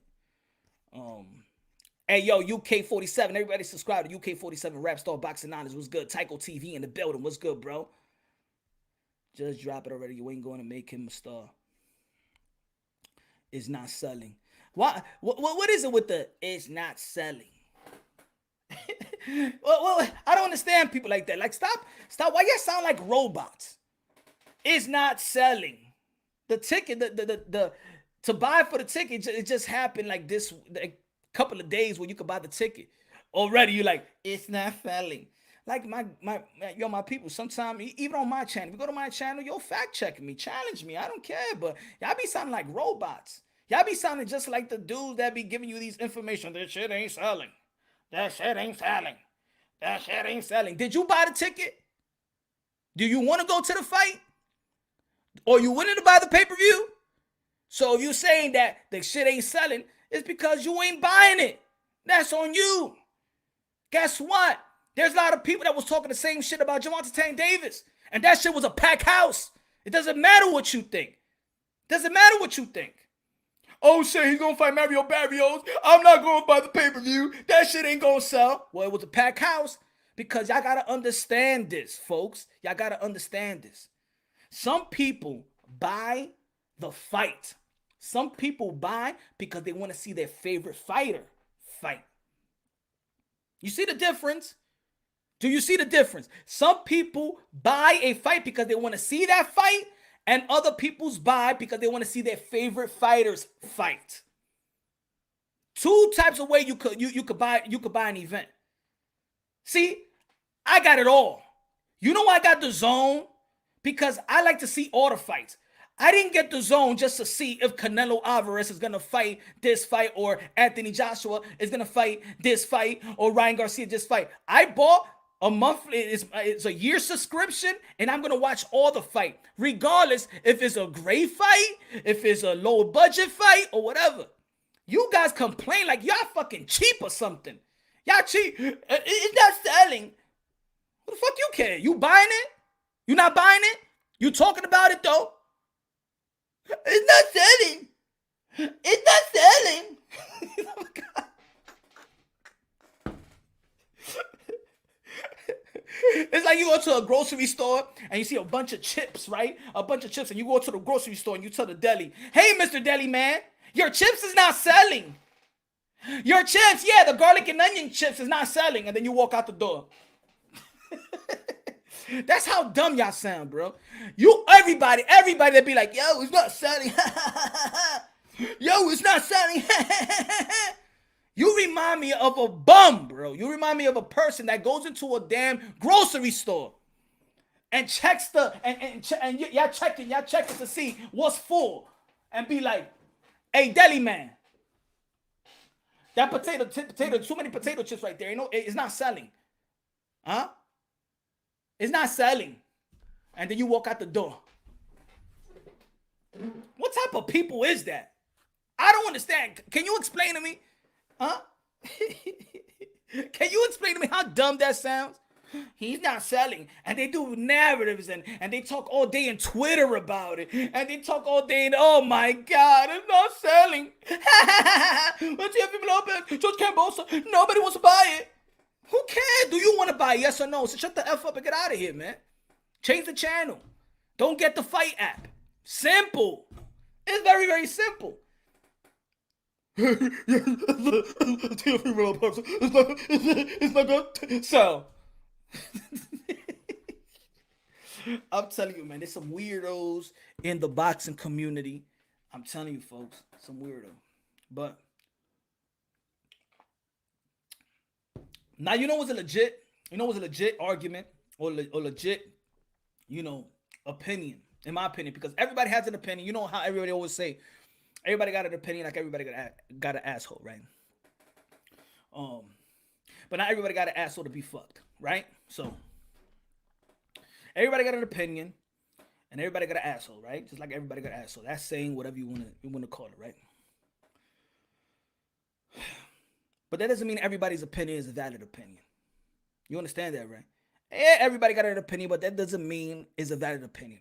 Me and Andre Ward could have the same opinion about a fight, like how to throw a right hand. Guess who has the valid opinion? Andre Ward, right? So anybody can have an opinion, but do you have a valid opinion? Give me a valid opinion. You understand what I'm saying? Even if it's wrong, if we agree or disagree, but let's come with a concrete understanding. That's why we have dialogues, right?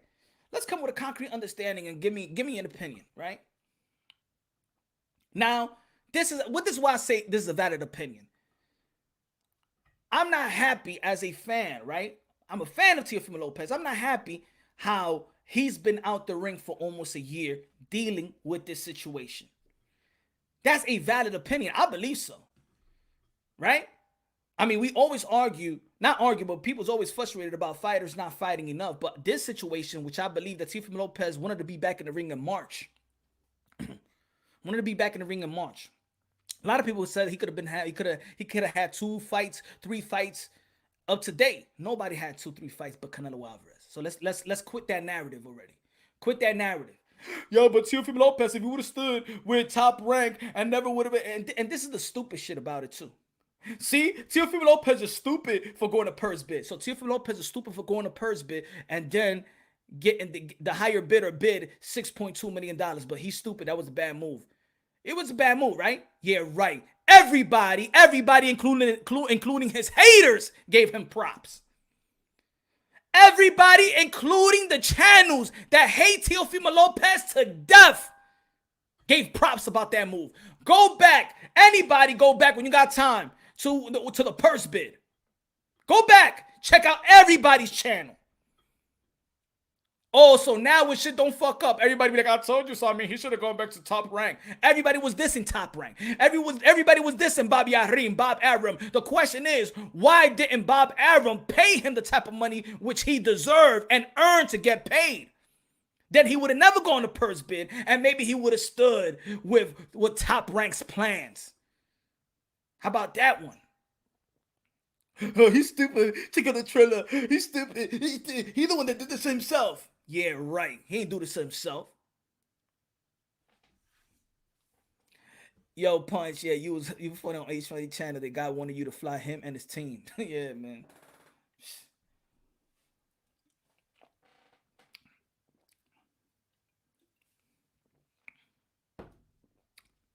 What he wanted was a vacation. Come to this team and stuff like that, and get a shuttle bus, and then go to Times Square, do something, take pictures.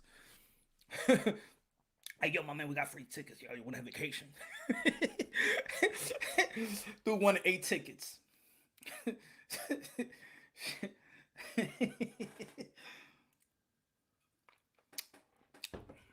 Now, I forgot the name. That we were talking about that. I was on the panel, H Money channel. I said, whoever got a problem with me, man, I'm going to give you an address. Meet me anywhere. We could shoot the 5. Anybody that got a problem with me, we could shoot the 5, give you an address. I'll buy you a plane ticket. The guy said, all right, but you got to buy my people's plane ticket because I'm not going to fight you without my people. So you got to buy me 8 tickets for my, like, he already knew he's going with 8 friends. Like, what the fuck? You got to buy 8 plane tickets. You're at the theater. All first class, too. Make them round. Man, people are funny here, bro. Triller dropped the ball. Yes, Triller dropped the ball. But Triller dropped the ball. But this postponement or this rescheduling was signed off by Teofimo Lopez team. So on October 16th, if it doesn't come through fruition, the fight, they themselves also have to take accountability for them not working, because you signed off. You could have had the fight on October 4th. It should have never budged because it just took that long. But they looking for their own money as well. They looking for the pay-per-view numbers. They looking for money as well. So, Versuz, they got their own Saturday date. I believe there's no Saturday. There's no what's happening on October 16th? Any type of big game, any type of U.S. Open, golf, NASCAR, anything? Is anybody performing that day that they're gonna be like, oh, you know what, we cannot compete here? I don't know. I don't trust them at this point. I don't trust Triller at this point. I'm not saying that I don't respect. I do respect Ryan Kavanaugh and other things that he's done. But with this situation with Teofimo Lopez, they have dropped the ball in this sense. A possible LSU game and night. Oh shit. Oh man.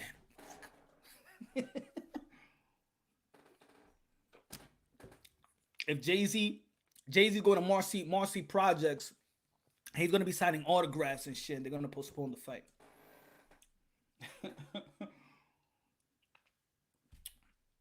I'm sorry, Jay-Z. He got an autograph, and we got to postpone the fight. Jay-Z got an autograph for Marcy Projects. Sorry, Tio and Kambosos. So Jay-Z's out there in the other side of Brooklyn, and we just can't. Carmelo Anthony is back in Red Hook, and he's out there with the Boys and Girls Club, and we just can't go along with this fight anymore.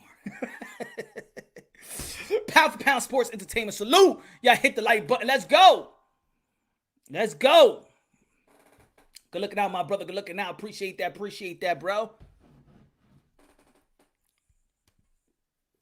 It might rain that night. Yeah, rain out. They're gonna be like, yo, they're gonna postpone because it's raining, and then they'll be like, but what? We fighting indoors, but it doesn't matter. The Yankees postponed the playoffs. We could postpone the damn shit too. It's raining. I felt the rain. It's a drop in the ceiling.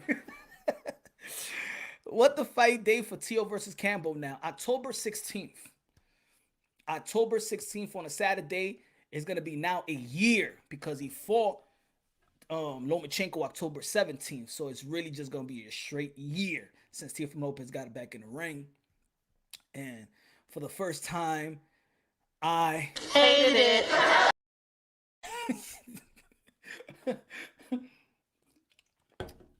How you feel about how Triller have treated this Kambosos and Teofimo Lopez situation? Hated it.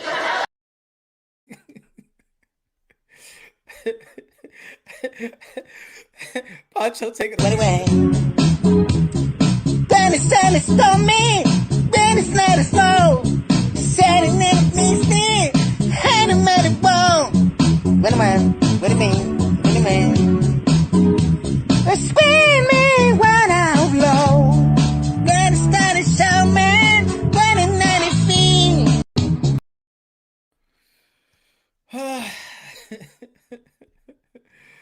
Yep. You'll never be alone. I'll be with you from door to door. I'll be with you from door to door. Baby, I'm right here. I'll be with you from door to door. Baby, I'm right here. But you'll never be alone. But I do want to hear from Lou DiBella though, because Lou DiBella promotes George Kambosos. And he's not saying anything. Let me see what Lou DiBella is saying. Let me see if he tweeted something. Let me see Lou DiBella tweeted something because let me see. Lou DiBella never tweets about this situation.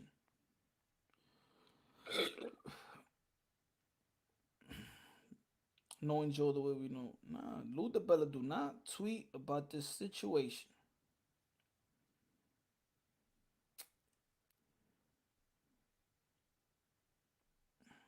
Neither does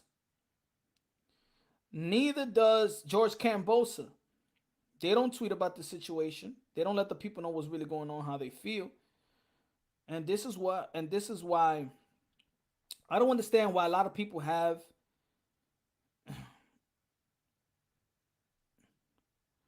I don't understand why people. Oh, hold on. I gotta listen to this right quick. Hold on. I gotta listen to this.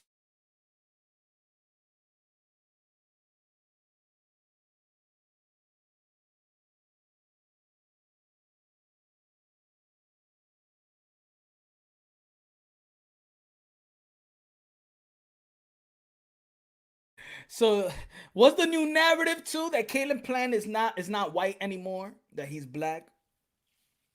They have run out. So the new narrative is that Canelo-Plant is not white anymore. That now, oh shit. Ay Dios, ya no puedo con esta gente. No puedo más con esta gente ya. Que no puedo más con esta gente.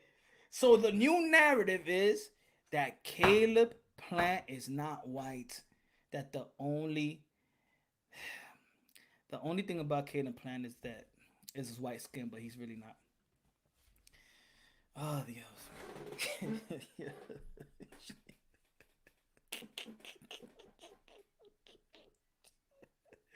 Yo, these are grown folks, bro. These are grown folks near 50 years old, bro.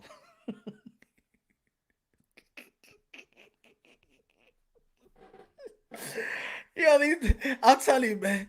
Yo, it's not even racist. This is like over the top race bait.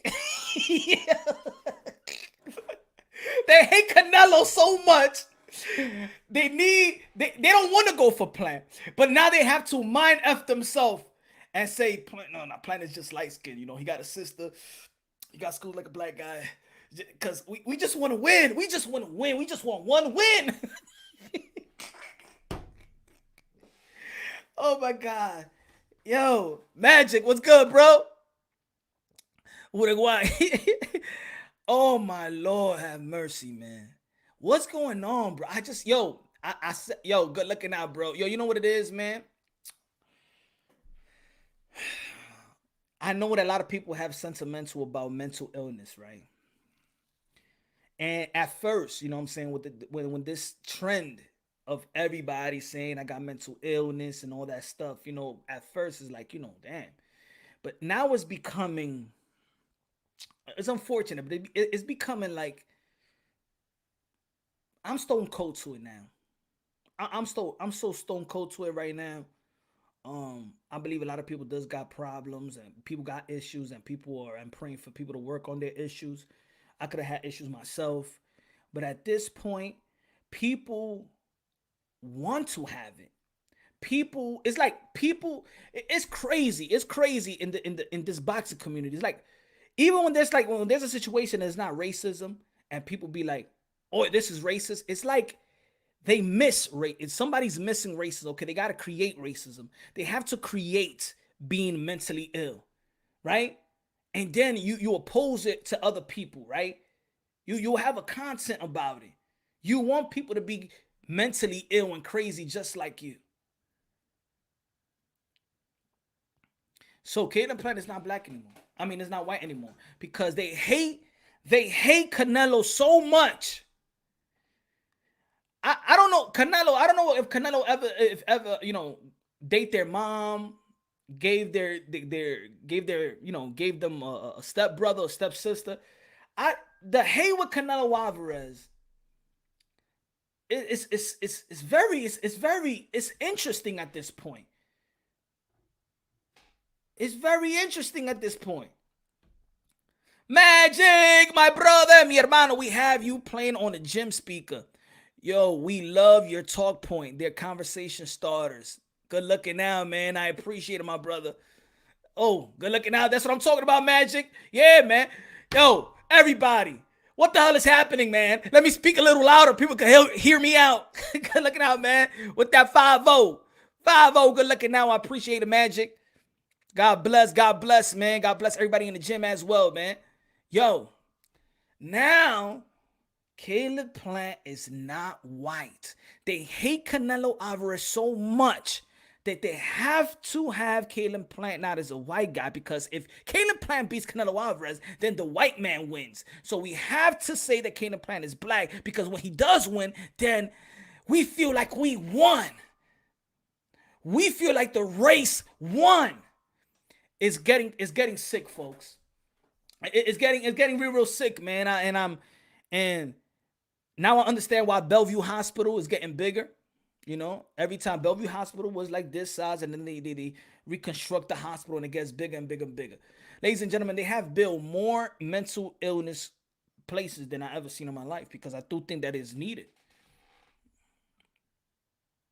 It's not hate, bro. You tripping. They hate.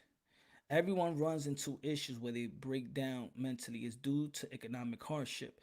The rich are buying everything up, not leaving people room to breathe. Can't keep up with bills. Jimmy here in Charlotte, North Carolina. Everybody shout out to North Carolina. Everybody out there in Charlotte. punch. Add USDT to the channel. USDT. Who's that? The Boxing Ego channel, the videos he makes.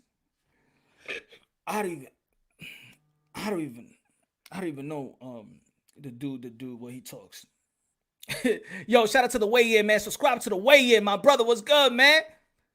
How you doing, my brother? Pound for pound king. Alexandra Frias. Viva Mexico. Viva Mexico.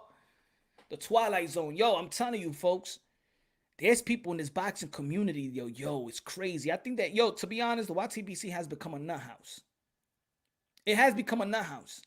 It is a nut house, yo. And we're living in this bubble in the YTBC. Go to any of the channels and just be on the panel and listen. And I'm not dissing.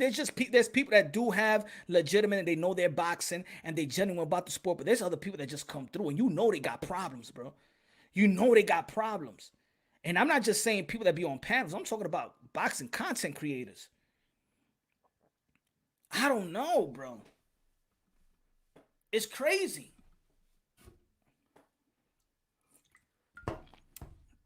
Yo. Got you. Hold on. Got you.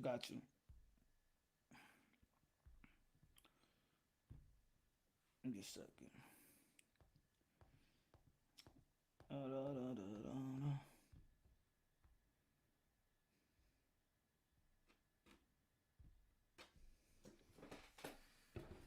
I send it in the Twitter DM, in your Twitter DM, the Weigh In. Lalo's Boxing Sports in the building. Dímelo, mi hermano. Lalo Sports. Yo, Lalo, they be coming after you, Lalo's. Yo, Lalo's funny on Twitter, man.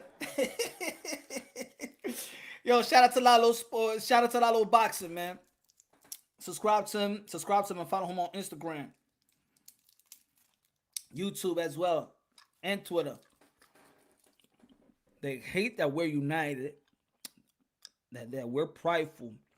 I think that's what it is. United and prideful. And at the same time, and there's the difference between, let me speak on lo Latino de nosotros.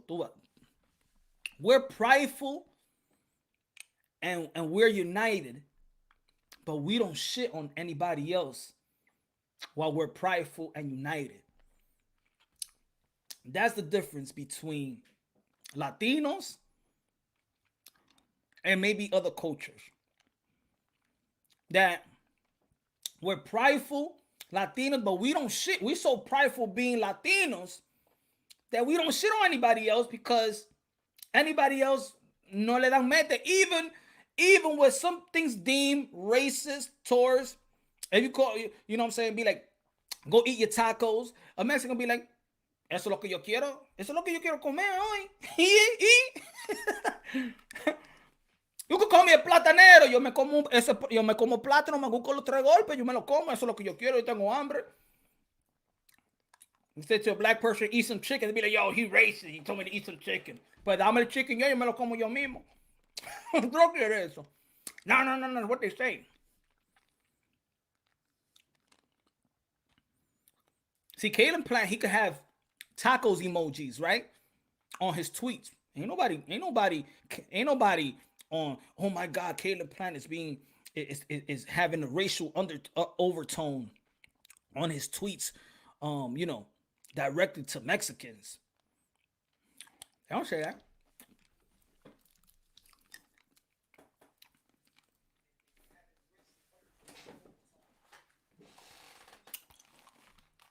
Got you. Yo, what's good, Francis? What's going on, brother? How you doing? I'm chilling good, man. I like that mic. I gotta get that mic. Appreciate you, man. Appreciate you. Listen, man, you've been sizzling all over. I mean, this YouTube boxing, man. You definitely been knocking some sense into people, man, up and down. You know what I'm saying? This boxing. How you been otherwise? I've been great, man. A lot of things happening in the sport of boxing, postponement, little drama. Yeah. So of course, we still got a big fight this weekend. I think that a lot of people, I think a lot of people, it's not that a lot of people don't want to talk about it. I think that leading up to the fight, it's not getting that interest buzz in terms of promoting the fight. Mhm. I think when it comes to Anthony Joshua and Usyk, people just want to see the fight. I think people are just not tuning into press conference and they're not promoting it. Nobody's talking crap. Nobody is like, I'm bored. I'm bored. Yeah, it's almost to me like the Canelo Caleb-Plant thing just really overshadowed the entire. Because I mean, Anthony Joshua being able to fill stadiums, 60 to 90,000 people is something epic. You know what I mean? But it would seem like his fight weeks are a lot bigger. Like there's a lot more excitements coming out with his fight week, and this is gold medal versus gold medalist. You know what I mean? This is like undisputed cruiserweight champion versus the unified heavyweight champion. So a skill set versus power. It's supposed to be something that we all, clamoring to, but it would seem like, a lot of other things, the Sean Porter, Terrence Crawford fight, you know what I mean? The Canelo fight, a lot of these fights are just overshadowing. Boxing is heating up so much that it's, it's drowning a little bit. Facts. Everybody subscribe to the Weigh In podcast. Appreciate that. Yeah, man. How do you see the fight this weekend? I have like mixed emotions when I think about it, because when I look at Anthony Joshua, he's trimming down. So I'm saying that, okay, he's trimming down because he want to be more elusive. He wants to move. He knows that Alexander Usyk is going to be moving and going to use his footwork. He's not going to approach to overpower Anthony Joshua. I don't think he wants to stay in line, stay in front of Anthony Joshua like that. So it's going to be, Anthony Joshua is going to have the type of footwork to trap him, to trap Alexander Usyk, and trying to neutralize the movement of Alexander Usyk.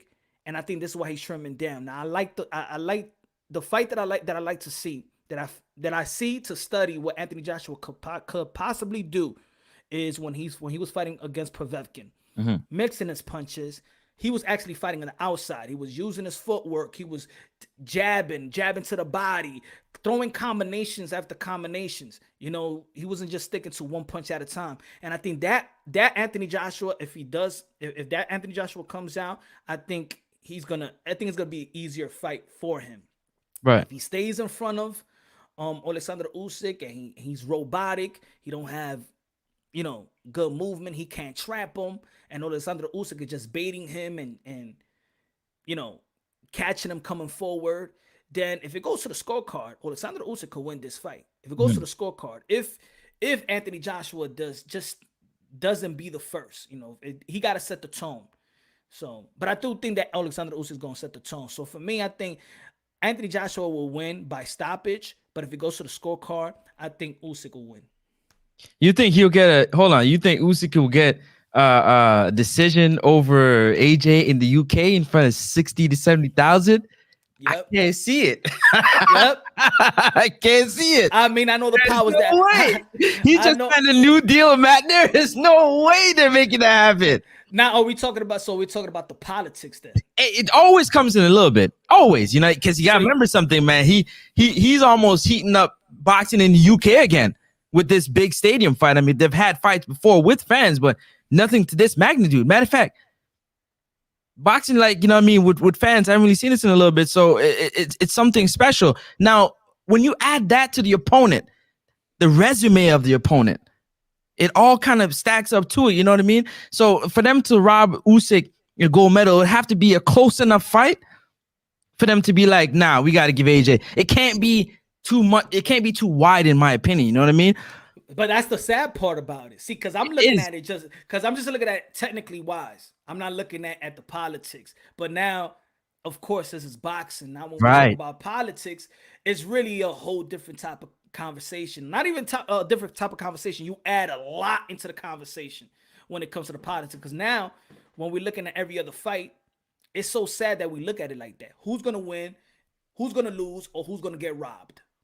And it's like that. that should be in the betting line. It's terrible, man. When you betting, it should say that, man. Who go win? Who get robbed? Yeah. So I'm not trying to look. So when you ask the question, I'm not looking at, okay, he's fighting in the UK. I'm just looking at the technical wise. I feel like if it goes to the score, if it goes to the scorecard, I think the accumulation of punches, Alexander's going to look cleaner. His movement is going to probably look better, because I only think it goes to the scorecard if Anthony Joshua just didn't do a good job to trap Alexander Usyk. And you saw the size difference on the way. Exactly. That's what I'm trying to. I feel like AJ gonna keep him on the outside as much as he can. I mean, Usyk is gonna try to use his footwork and his ability, his skill set to try to get on the inside. I think he's more gonna try and turn him as much as he possibly can to try to hit him with the blindside punches. But as long as AJ is able to keep his distance, I mean, that long uppercut that he likes to throw from far, you know, I mean, the right and left hook. If Usyk wants to get on the inside, he's either gonna pay a price on the entry or on the exit. And it's, to me, it's whether or not his chin can take the punishment on the entry or the exit. I think AJ's locked in enough. I think he's been through enough adversity that he's gonna pay. You're gonna pay a tax whether you entering or you exiting. In my opinion, you're gonna get hit. That's what I'm saying. I got Anthony Joshua stopping him. Yeah, that's my prediction. I got Anthony Joshua stopping Usyk. I'm saying, but if it goes to the scorecard, I'm thinking Usyk did great enough to go into to make this a fight a decision. But looking at the styles, I'm thinking, how would he get there? Then he would have to. He would have done a wonderful job with his movement, because, you know, Anthony Joshua was not sloppy like Chisora. Chisora just makes it a fight. Chisora just, you know, bulldog, like, man. Yeah, he a bulldog, but it's not effective. It's not as effective. It's not clean shots. He smothered his own work. He smothered other people's work. At the end of the day, the guy that, you know, works the cleaner is going to get those type of fights, going to get the nod. Right. Anthony Joshua, he's a cleaner fighter.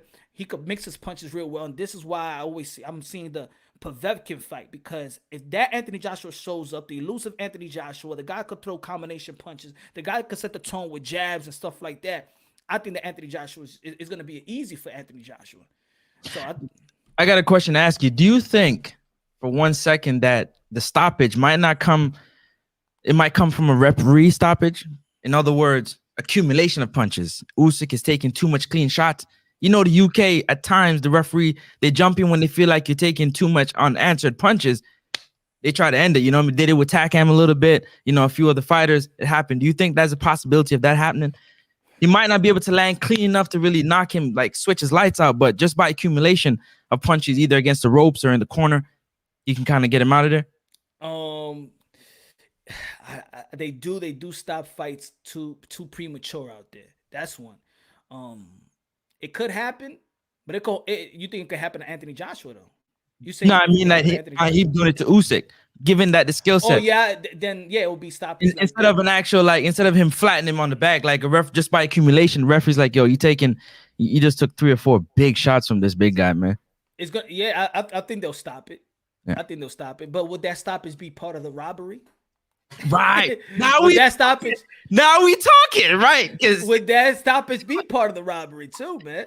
So, but you're saying it right, because boxing fans will know that, okay, whoever won the fight. But we know the judges, for whatever reason, is gonna have their own, you know what I'm saying, their own fight that they're watching. But the fans know, they'll say it on Twitter, they say it here on YouTube, like, yo, that person, they definitely didn't win the fight, or they did win the fight. So you definitely I don't even think they would be mad.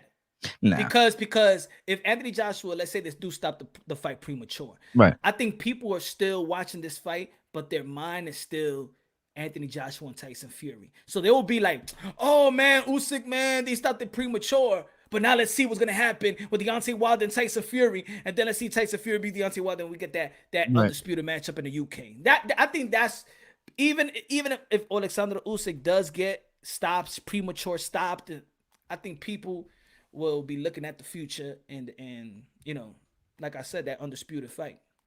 What do you feel about what you feel about Deontay Wilder and Tyson Fury? Are you giving Deontay Wilder a chance? That one, I've always given Deontay Wilder a chance from the beginning. I feel like, you know what I'm saying, sometimes you rise to the occasion, sometimes you make some mistakes when you're doing certain things, and only you know that, you know what I mean, as a fighter, as a person, when you make a mistake, if you want to be honest with everybody else about the mistake you do, or you can, you know, put whatever it out there. But I feel like to make it to the Olympics, you got to have some type of skill set. We know that he's gifted with the power, you know what I mean, to switch your lights out, whether you like it or not. But I feel like going back to the basics, you know what I mean, I don't think he's an old dog having come into the boxing at the age he did. He's still relatively fresh. He still relatively don't have that much, you know what I'm saying, tread on his tires to learn, you know what I'm saying, or to go back to the basics of what he's used to. You know what I mean? I always say, like, if you get an opportunity to do something easy, like knock somebody out, I mean, if I can just walk in the ring and knock you out, I'm gonna do so. You know what I mean? I'm not trying to display my skills and talent when you're not even worthy of it. Why show it to you when you're not worthy of it? Let me just do what I'm supposed to do and get you out of this. So I feel like he's locked in. I feel like the embarrassment of what he went through, you know what I mean, is going to put another fire. You know what I mean? His whole team, the way everybody's locked in, we're going to see a different Deontay Wilder. Will we see Tyson Fury rise to the occasion again? That's the question, because everybody's wondering with the first pullout, how serious is he taking it? Is he really locked in? But at the end of the day, it's really everybody's coming to see what Deontay Wilder is showing up. Let me ask you this. Mm-hmm. What do you think? What's the cons in Tyson Fury? What's his weakness? I mean, a lot of people always talk about what he could do. We've seen this matchup. He could outbox Deontay Wilder. He could outslug Deontay Wilder. What's his weakness though? What's Tyson Fury's? Yeah, I would say staying focused if I was to pick one myself. So you think it's more his weakness is more mental than? Yeah, it would be more mental. Given if there's too much going on for Tyson Fury, I feel like, you know what I'm saying, he's a live wire. He's liable to go any way. And when it comes into the boxing ring, especially when he talked about it when he got the first knockdown, you know what I mean, he switched off. He switched off for a second, you know what I mean, and he woke up, you know, getting off the ground. The second time again, he switched off. So it's about for him being totally switched on. They would say in the second fight that he was switched on. He came from round one, you know what I mean, on the gas, went forward, and did what he had to do. So now I think about it. I don't think that, let's say the thing that I've been thinking about, I'm about to say, I think that people haven't looked at it this way. Mm-hmm. When we're talking about mental, right? Because a lot of people always want to emphasize his mental stability and things of that nature. Yeah. Maybe we see a pattern. I'm not saying I'm right or wrong, but maybe we see the pattern that Tyson Fury can't handle success. That Tyson Fury has to be the underdog, and knowing that he's coming in this fight for the first time as an underdog, this is why maybe his mental stability is not. He don't got to prove anything to nobody. He don't have to prove that he could beat Deontay Wilder. He don't have to prove, you know, with Klitschko, he needed to prove something. He needed to take that. He needed to take that reign. He needed to become the man, and then he couldn't. What I said, he couldn't. You couldn't handle the success. He couldn't handle everything that came with it, right? That success, right? And then now you hear, he got COVID, but he was still partying. He was going everywhere. He had a little drink in his cup or whatever. So it's like, let's think about it might be mental stability, but. And then I had an interview with Michael Hunter, and I'm like, how was Tyson Fury in the gym? He was like, he's kind of off, but he's all right. So from right there, I'm like, it was kind of off. Yeah. So maybe the mental stability, or probably he can't handle success, and maybe he needed more time. When his father was talking about it, why did his father say that he needed his son back in the UK? They blew their own spot. You feel me? He got up out of there quick, didn't he? So I agree with you on the mental state. I'm just adding on to probably that he can't handle the success, and maybe he can't handle that fighting a Deontay Wilder. It probably doesn't bring the motivation because he probably feels like he could outbox and outslug. And Tyson Fury has a problem to fight to the level of his competition if he's not motivated. To be very honest with you, and I'm gonna keep it 100. I feel like Tyson Fury, he's talked about it. He pulled no punches. He said Deontay Wilder is by far the hardest puncher that boxing has probably ever seen. I mean, knowing that you can get hit with that punch again, I'm not sure if anybody would be so reluctant to want to run and go through that again. Even though the second victory was he did it so easily, you still have to go through the fire, so to speak, don't you? Yeah. So I'm not sure again if he's as motivated to go through the training, to go through the punishment that he might have to go through in order to get the victory this time around. You know, because he knows Deontay Wilder is a lot more locked in. You know what I mean? Yeah. He might not be taking him as lightly as he did the first time. So for me personally, man, Tyson Fury, he had to go back to the UK, get back with the pops, the team, sort everything out. You know what I mean? My whole thing is he wasn't training with Sugar. Was Sugar Hill there with him? Or was Sugar Hill here in the US? I think it was in the U. I think he's been following with Sugar. So he was with him. But Sugar Hill as well been partying with him. Oh my God, he definitely has been partying with him a lot. I mean, I'm just going by pictures. I'm just going by videos and things of that nature. But how do you feel about Deontay Wilder and what you see so far? Like I'll tell you this. I've been saying it since he lost the first fight. Yeah. I feel like Deontay Wilder has enough power to go to the body. He does not have to land that straight right to the beard or to the face. You understand? He don't have to. He could set the tone with going to the body. If he got a freakish right hand, then his freakish right hand could also hurt Tyson Fury to the body. If he had, how the way you stop movement? You stop moving by going to the body. I think Absolutely. Tyson Fury is right there to be hit to the body. I think Tyson Fury is always there to be hit. And he's not this defensive whiz. So I think that. Well, he did say that though. Deontay did, not to cut you. Deontay did say that in his interview with 78 Sports TV. He said, you know, who he calls Big Mama. He said, I'm about to go to his body like the 4th of July. So he's looking to go to the body, I guess, early and often. And I wanted him to go to the body in the second fight, but I think the feints was catching him. I think he was just falling for every feint. But I think Deontay Wilder should be more athletic. He is athletic now. Of course, being athletic in the ring, on the field, on the gridiron is kind of different. But we really know that Deontay Wilder is a collegiate basketball player. He played football. He played a bunch of sports. And you can see that he's very athletic. I think that Deontay Wilder got in the habit of not using his athleticism. Tyson Fury should not be more athletic than you. Put it that way. So I think that when I'm seeing the training and he's going to the body and he's going low, he is digging to the body instead of digging to the body, you know, arm punching and stuff like that. I seen that even he's getting better in training, and maybe this is a blessing in disguise that it was postponed and he got more time to have chemistry with Malik, has more time to go over strategy, have more time to look sharper. I think Deontay Wilder is going to be the best Deontay Wilder going to this fight. Now the question is the best Deontay Wilder good enough? That's the question. You see, and for me, I have to say, just the fact that he has the great equalizer. Mm-hmm. You got to put him in the conversation. You understand what I'm saying? I mean, at any time he switch your lights out. I mean, I'm not sure if nobody else in the heavyweight division, even though the heavyweight division of big punchers, has that type of power. Yeah. You know what I'm saying? AJ more of a combination knockout puncher. I mean, Deontay Wilder hit you and you're gone into next week. So for me personally, yes. And then you give him time, you give him motivation, you give him perspective, you give him direction.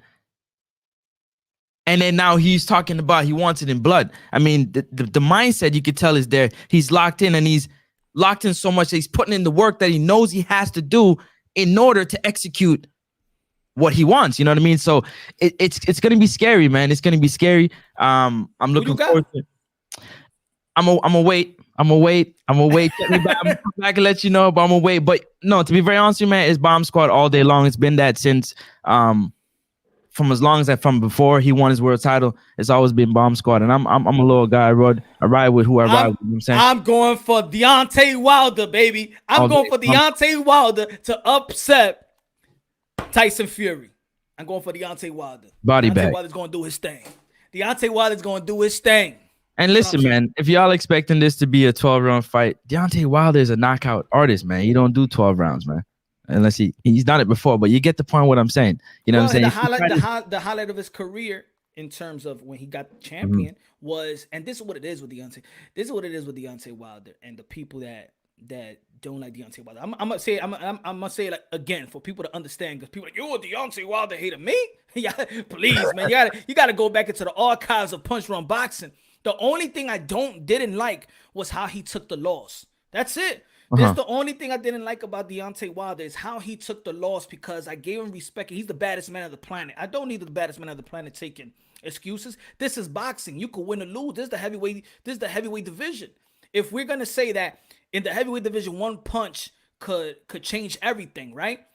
Then I'm not gonna contradict myself. Yeah, Deontay Wilder could lose. Tyson Fury could lose. Tyson Fury got dropped 3 times or 2 times before fighting elite fighters. Right. So anybody really could get got like any other Sunday, like in football or whatever. But That's the only thing that turned me off about Deontay Wilder. But I still think that he could fight. I'm a person that I've been saying since day one he could box, and if he can box, then I gotta question Tyson Fury for having a trilogy with a guy that can't box. That's more alarming to me than anything else. It doesn't make any sense. If Deontay Wilder cannot fight, and Deontay Wilder cannot box, and Deontay Wilder never boxed anybody, and he shouldn't be the best, and he shouldn't be this, then guess what? Then it's embarrassing for Tyson Fury to have a trilogy with a bum or a guy that can't fight and can't Why? box. Because he should point to the easy work. If it's easy work, point to the easy. Do like Floyd said, point to the easy work. It shouldn't have took this long. He should have did it already. Hey, he should have did it already. Like that's my whole thing. Like if you gonna talk, and say like you know what I mean, you hype off the victory and whatnot. That's good, but like run it back. Exactly. Run it back. And he seemed like he's reluctant, like you said, right? And I agreed with you. It seemed like his mental, like he's not really there. Like, is he there? Is he not there? Like, what's Tyson really going? Like, what's he really doing right now? Is he gonna make it to the fight? Like, I heard Tyson Fury's dad, and I believe him. He says until both fighters are in the ring, the fight ain't on. I said, whoa. He said until both fighters is in the ring, the fight ain't on. That's what he's saying about his son. So like he must know something that we don't know. Exactly. You got to give the father that know his son more than anybody in the world the benefit of the doubt. I'm listening to John. John, I'm listening to you, my brother. All right. You feel like your son ain't right? If my father say something about me out there in the public, are you gonna believe my father? Yes or no? You gonna give my father the benefit of the doubt for sure. And if you know that my father been there throughout, climbing with me in my career, you're gonna give my father the benefit of the doubt. Maybe they are too outspoken. Maybe that could be it for sure. Or maybe it's mind games, because we all know that Tyson Fury is also a master of mind games. They love it, yeah, definitely. The whole team, they love to do that type of stuff. But I wanted to touch something real quick. I wanted to ask you about Teofimo and the Triller situation, George Kambosos. Just real quick, do you feel like Triller's trying to get back at everybody involved in this for this multiple date changes? It could be a conspiracy. It could be a theory. It could be a conspiracy. Because they also mentioned that they lost $5 million. So they mentioned like, okay, his sickness made me lose money. Well, did Oscar De La Hoya's sickness made you lose money too? Mm-hmm. You know what I'm saying? Or you gonna keep it consistent? What about also the pushback about not going to Australia from the team? Was that also part of, I think that Triller has to take accountability for not fighting on a weekend where everybody got their eyes on boxing. I'm talking about nothing was happening in that weekend in sports. Right. You had Mayweather on a Sunday and you had Teofimo Lopez on a Saturday. Everybody was in Miami already. All the boxing media, independent, locked in for that weekend. People are partying. What you gonna do on a Saturday? Let me catch the Teofimo Lopez. Let me go to the after party or whatever. Then the next day, we go on Sunday and it's Floyd Mayweather. Y'all dropped the ball there. This is what Triller needs to say. We dropped the ball. We need to take accountability for that. You know what I'm saying? We need to take accountability for that. Now, in the Juneteenth, that's when then they postponed it to the Juneteenth. Juneteenth, there was already Julio Cesar Chavez had a pay-per-view event. Mm-hmm. Yes, he did. he even had a pay-per-view event. Charlo versus on Juan Montiel. Mm-hmm. Who else was fighting? It was fighting too. Mm-hmm. It was definitely a lot of fighters that was fighting that time. So I mean, I agree with you. That weekend was definitely the weekend that they should have did it. I mean, boxing was hot that weekend, man. You have Floyd fighting. You got to capitalize on that as much as you can. And then, things happen with, COVID and whatnot. I just feel it more for the fighters having to peak and re-peak and peak and re-peak and the expenses that they got to spend for the camps and whatnot. That's those are the things that I feel like it is being overlooked. That's evident by Triller, because Triller should. I know they're more of an entertainment company, but it looks like they don't understand fighters, because come on, man, these fighters are already sacrificing their time and they got to think how camp is run. I think that Triller doesn't understand how camps is run. You just don't go to the gym and you just spar whenever you want to spar. Everything is scheduled.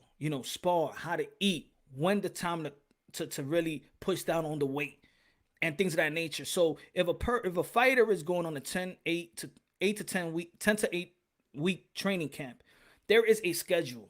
You know what I'm saying? This is like a real camp, and everything. Every day is something that needs to be done and needs to be, executed, right? To lead to that fight week, and then you couldn't wait. But these guys are going to training camp thinking it's going to be a date, winding down. Oh, push the date back. All right, now they have to rest. They still got to pay their nutritionists. They still got to pay their sparring partners. They still got expenses to pay. And remember, these fighters get paid after the fight.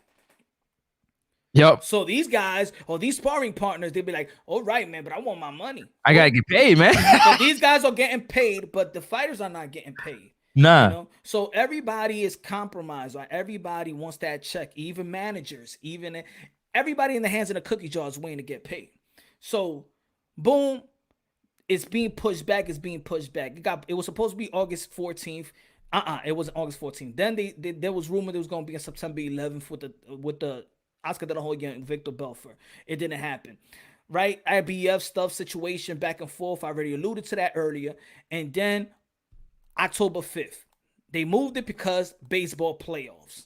Right. And then October 4th on a Monday, New York City. They say it's football.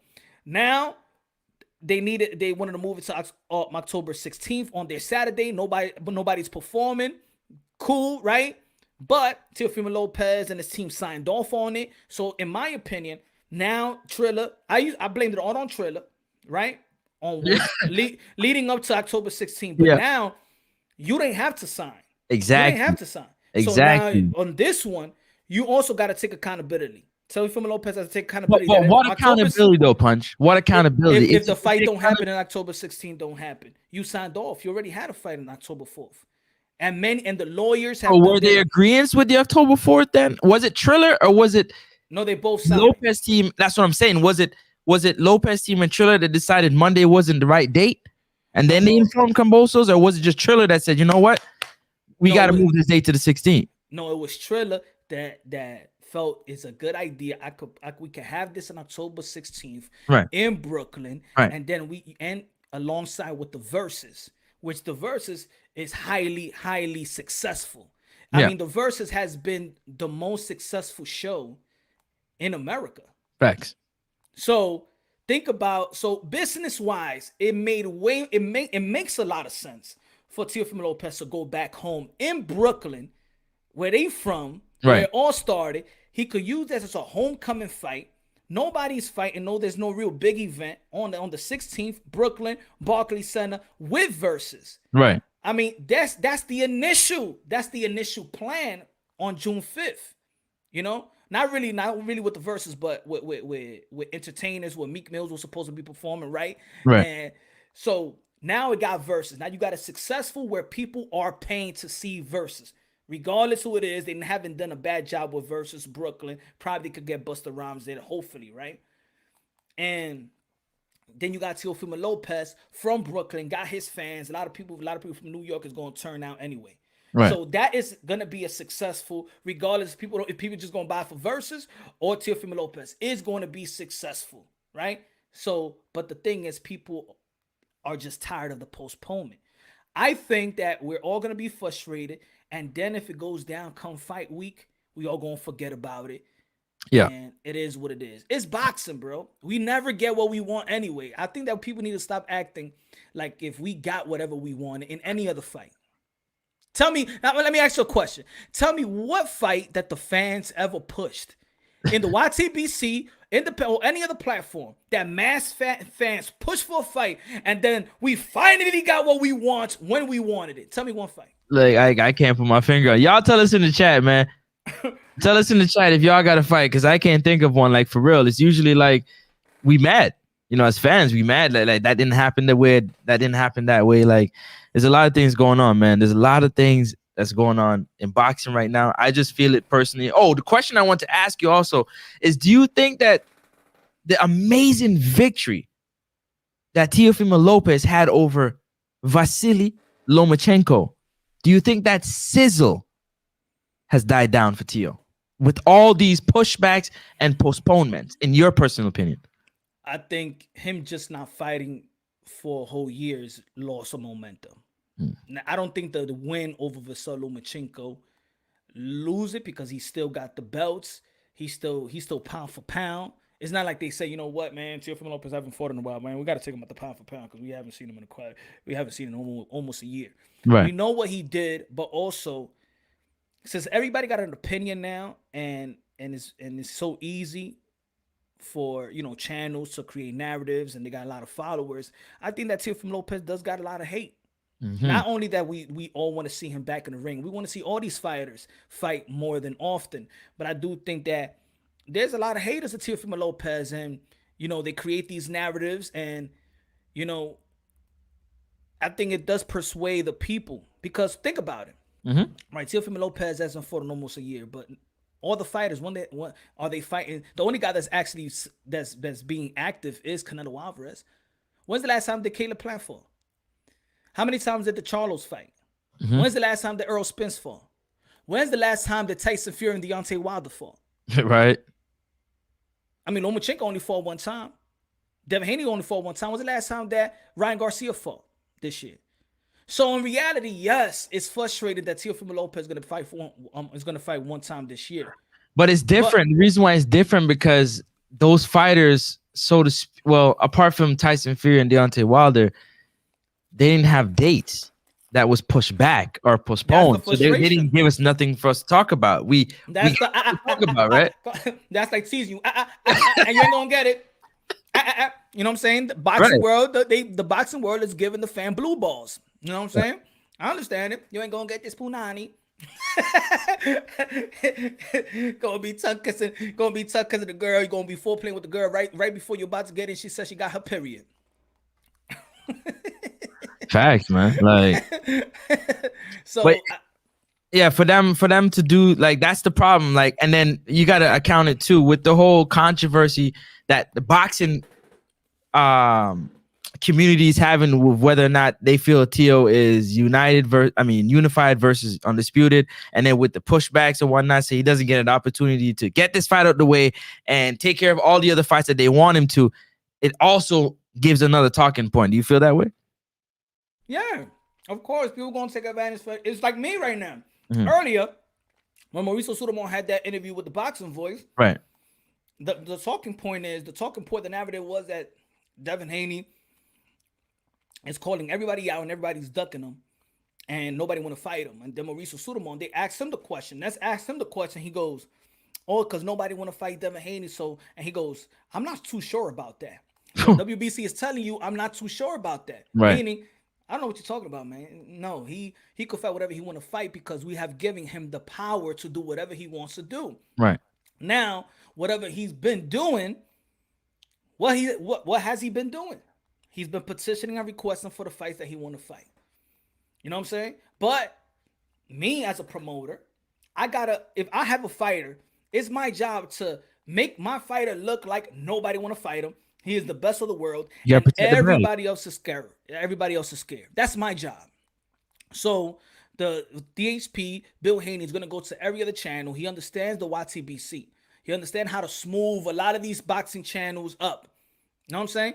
Let me go to Blue, let me go to the Boxing Voice, let me go to Punch, let me go to this one. And by the end of the day, I've went to enough channels to spin my narrative or spin what I want them to say, and everybody is talking about it at the same time, and then he's laying in bed just like this. Yeah. But what debunks that is when Mauricio Sulaiman, the man that they pay sanctioning fees to, right, tells the truth. And now, what do you see? You look around, ain't nobody talking about that interview. You know why? Because it debunks all the narrative. Puts them on their back foot. Ain't nobody playing that. Ain't nobody talking about the interview. Right. Because it debunks it. Because now you have done anything you want to do. You have the power. The reason why you don't have to fight your mandatory is because you have the leeway not to fight your mandatory. So the question is, have you ever tried to fight these guys? Really? Have you ever sent a term sheet to these guys? And that's a valuable question, yeah. The answer is no. The other side always tells you no. Teofimo Lopez McWaters never got anything about Devin Haney. Not Eddie Hearn never. Even Bob Arum when he was speaking to the box to boxing conversation. I never got. Bob Arum said I never had the conversation. He said I just spoke to Eddie the other day. We never had the conversation about Teofimo Lopez and Devin Haney. So let's be real. Let's listen to all the parties and then let's see who's actually capping. Yeah. So when it comes to Teofimo Lopez as well, I think that the dates, like you saying, the dates is frustrating everybody. Everybody getting teased and getting teased and teased and teased. And now it was going to be on a Monday. Everybody is making fun of Teofimo Lopez. It's going to be on the Monday. Who's going to watch boxing on a Monday? It's going to be football. It's going to be the Raiders and Chargers. Now it's going to be back on a Saturday. And now y'all still mad? Right. Right. You ain't want it on a Monday. You ain't want it on a Tuesday. You thought it was clownish. Now it's back on a Saturday, and now the end of the day, we're frustrated because he should have been in the ring already. Yeah. Triller has dropped the ball on Teofimo Lopez. They've done a horrible job, not only on Teofimo Lopez, on George Kambosos.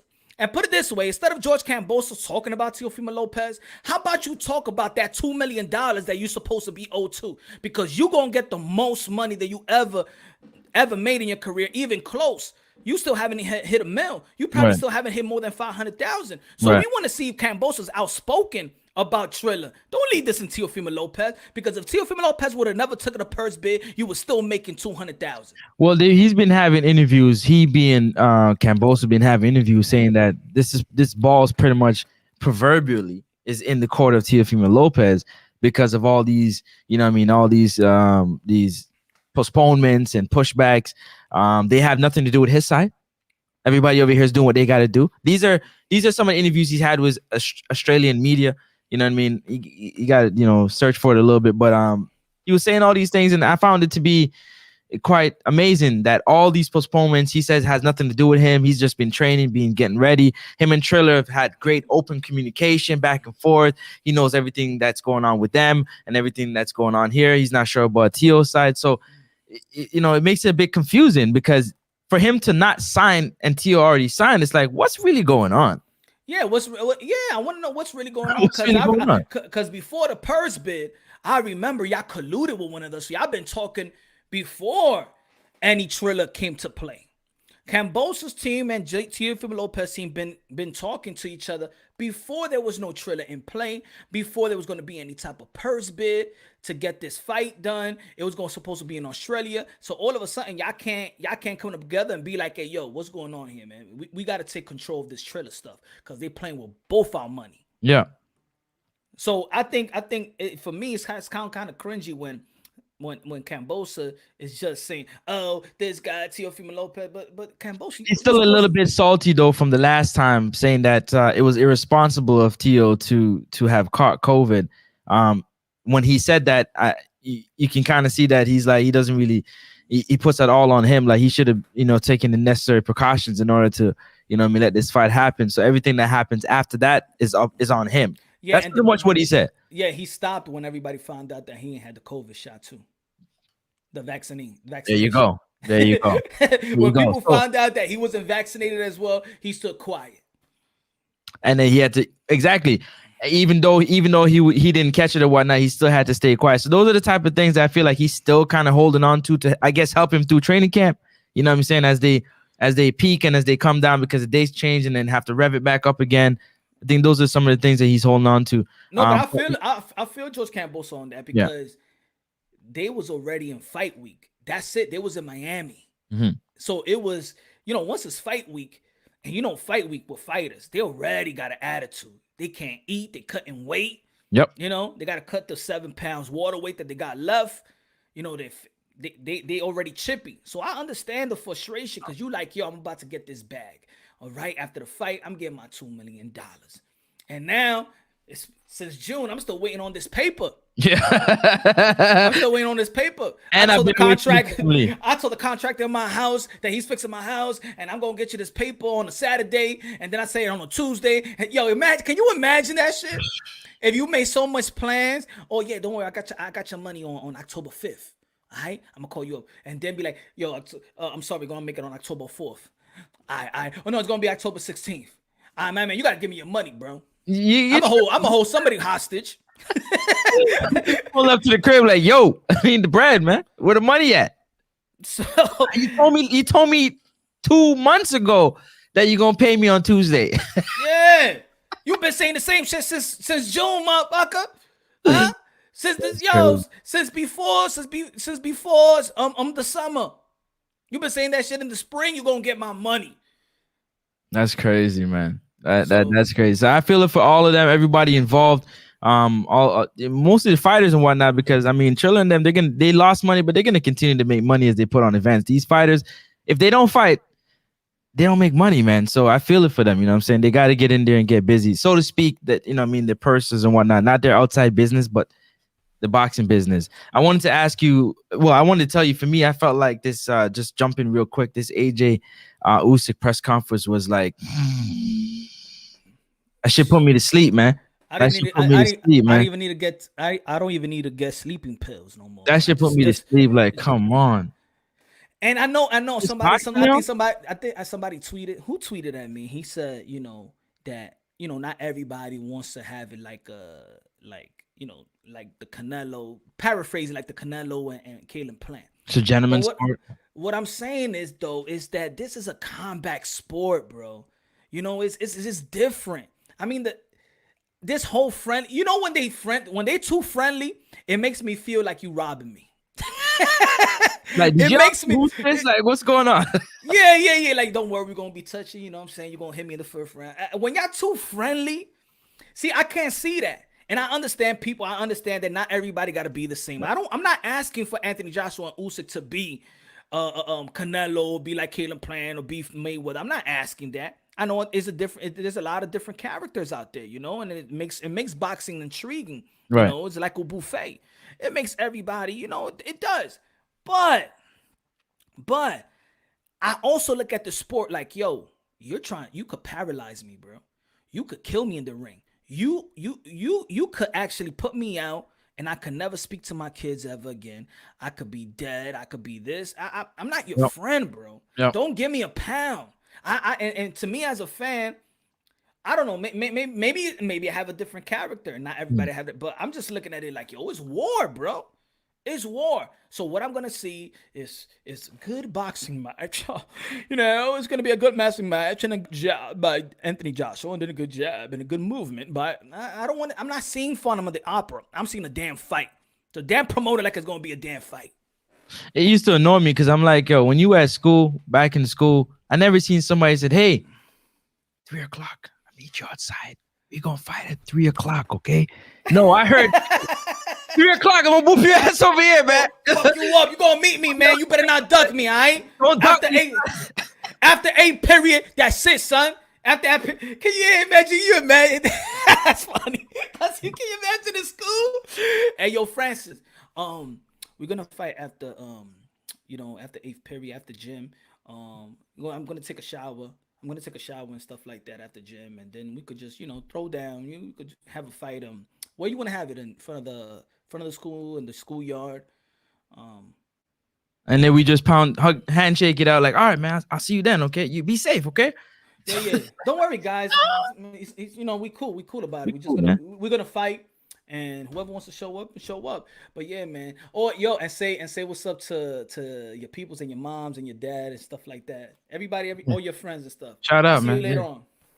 Like, that don't make no sense. You remember those? I don't know about you. I remember the days when people are like, yo, you guys gonna fight? The crowd is building up and the fight's not starting yet. And this one person just pushes the other person to the other person. And then everybody start, yo, who pushed me? Yo, he pushed me. Yeah.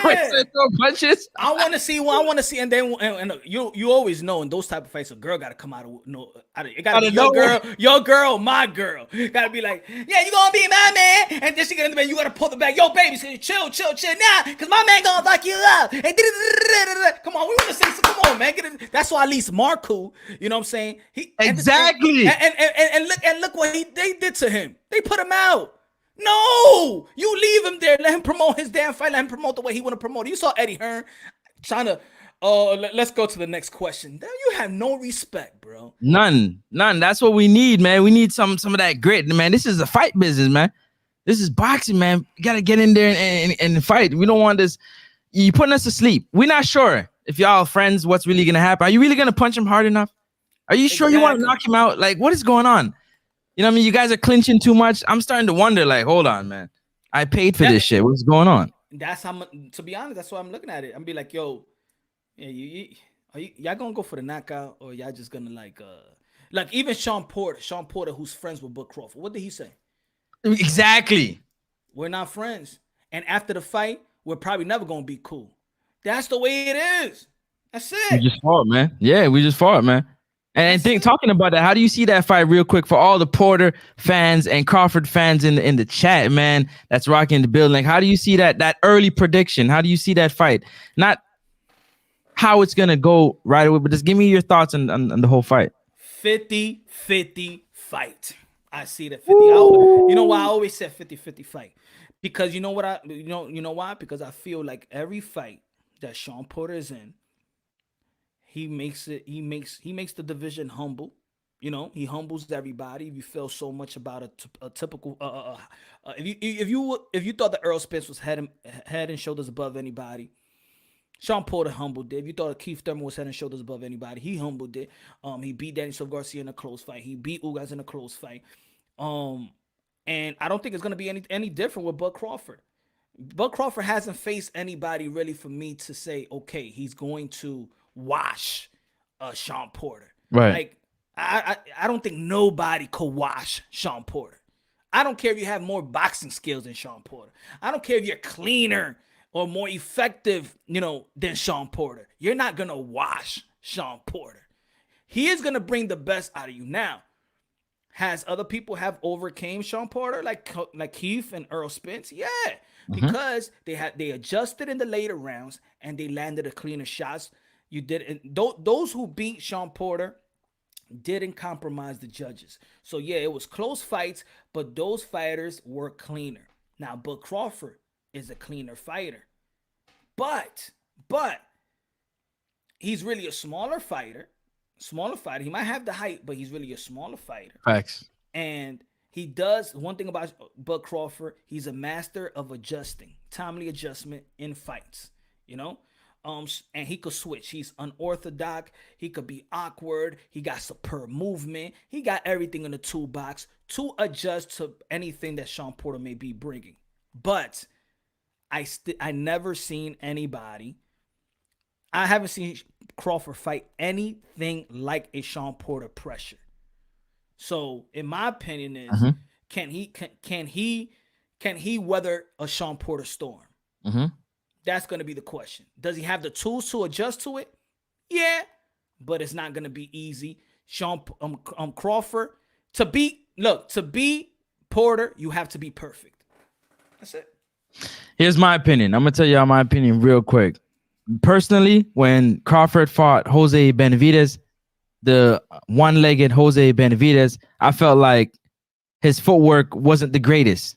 His switching and whatnot was good. His footwork wasn't the greatest. And I've been watching him even when he fought Kell Brook, you know what I mean? And all these fighters with Igas, Kavalaskas, like his footwork. When I say his footwork, I mean, he's good at moving, but like the way he puts himself in position to land the shots and whatnot.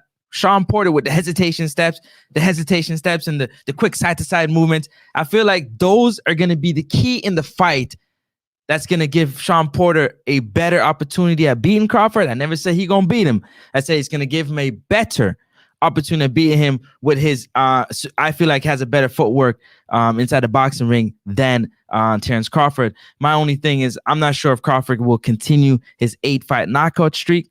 We're just going to have to wait and see. I think as we get closer, the momentum of the fight will start to build up, and we'll get to see if Sean Porter will get out of character, because we haven't really seen Sean get out of character. But Crawford is that type of fighter that when he's talking to you, he'll gonna say some things to you that's gonna make you like, he'll say like, I'm gonna knock you out. You know what I mean? I want to see how Sean Porter is gonna react. His record, the fans corner says that he has knockouts and he hasn't lost. I get that, but his superior skill set will always, like his fighting style will always be above everybody else because he's superior. That doesn't mean he won't have chinks in his armor, like the fights where his feet work didn't look the best. Yeah, I just don't see I don't see nobody in an easy fight with Sean Porter. That's what it is.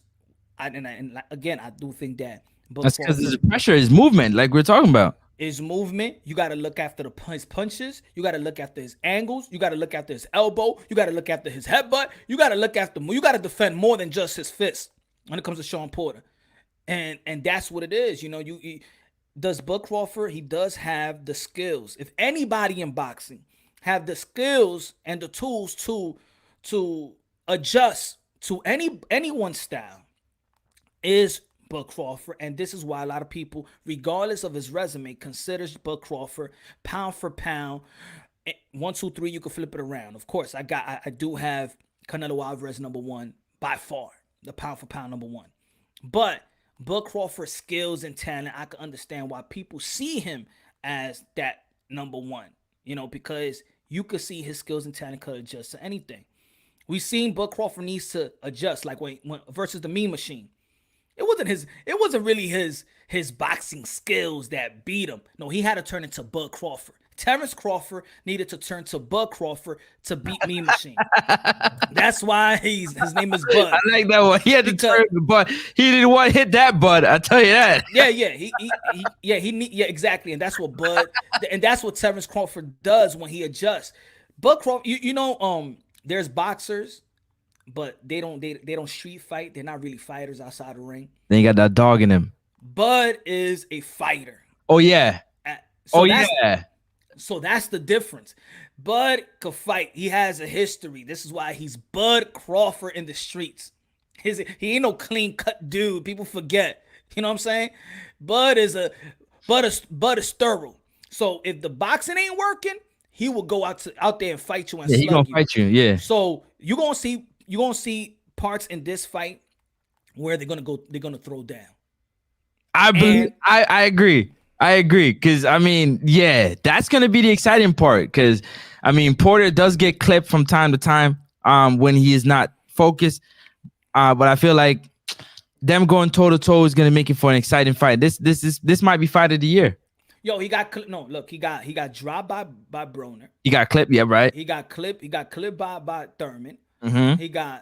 I don't like to call it a drop by Earl Spence because his glove touched the canvas, and he still like he ain't kept his balance enough to not get dropped, but it touched the canvas. He went gray screen for a few seconds.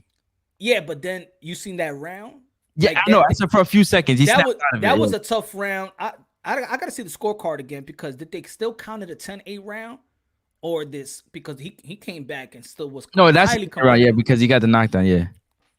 That I think maybe that's what won him the fight. That's what won him the fight. Yeah, that's exactly, because it was a split decision win. Yeah. If it wasn't for that knockdown, then it would be Sean Porter versus Manny Pacquiao. So that would have been a draw. They wouldn't do that to EJ. They would have drawn that and did that too. Sean Porter, EJ too. I'm telling you. But this is what I mean, that after that championship rounds, yeah, it's like Thurman and Spence got the cleaner shots and the effective clean shots, and you know what I'm saying. So I think that if Sean Porter does what he did in his last fight versus Formella, which showed a lot of footwork, very clean work, very clean, yep, very clean work. He did clean. Like I said, damn, Sean Porter got better. If he does this, plus also adjust and keep that pressure on the inside, Sean Porter can win this fight. The people that I just don't agree with. Oh yeah, hell yeah, Bud Crawford's gonna watch Sean Porter. No, he ain't watching. You haven't been watching. If you think that Sean Porter's gonna get watched, then you haven't been watching Sean Porter at all. No, you haven't at all, for real. Because Sean comes in dog shape, first of all, so his punch resistance is good because he's the shape that he's in, and two, I mean, when you hit Sean harder, he gets more excited. He got up off that same round you're talking about against EJ. He's like, come on, let's go. Let's go. I'm ready. Let's go. And that's Crawford too. That's the scary part. Exactly. That's Crawford two dogs, man. I'm telling you, Punch. 2 dogs about to go.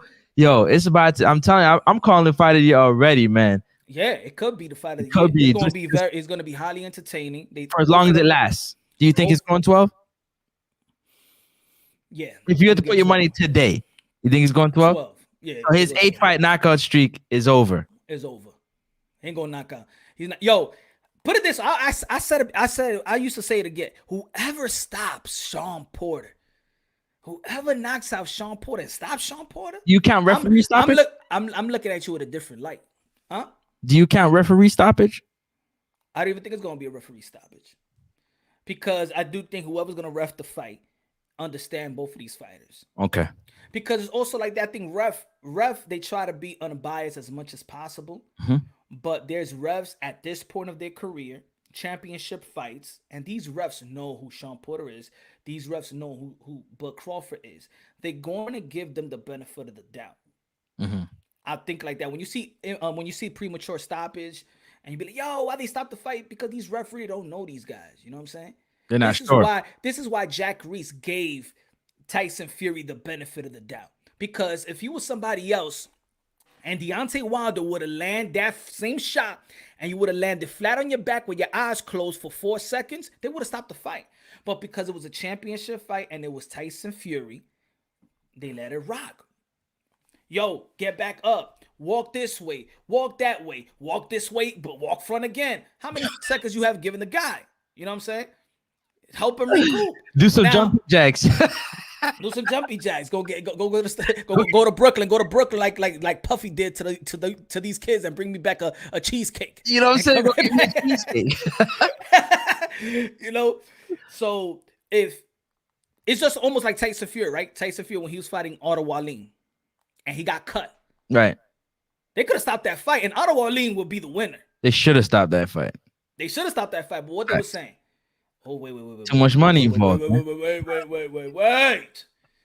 We can't let no Ottawa lean from Sweden. Well, nobody be watching boxing in Sweden like this. We can't let this guy we gonna do that, right? What we gonna do with him after he wins? Exactly. No. And maybe what we was talking earlier about Anthony Joshua and Alexander Usyk is that there you go. Could Matchroom afford? You saw Eddie Hearn. He was crying when Andy Ruiz whooped it. He was crying, man. Yo, you see Eddie Hearn's almost cry when Anthony Joshua lost. You see him so sad. Yeah, because he almost died. When Dillian White got knocked out. Oh, we got the rematch. In fucking your investment up. So this time, I'm telling you, Eddie Hearn.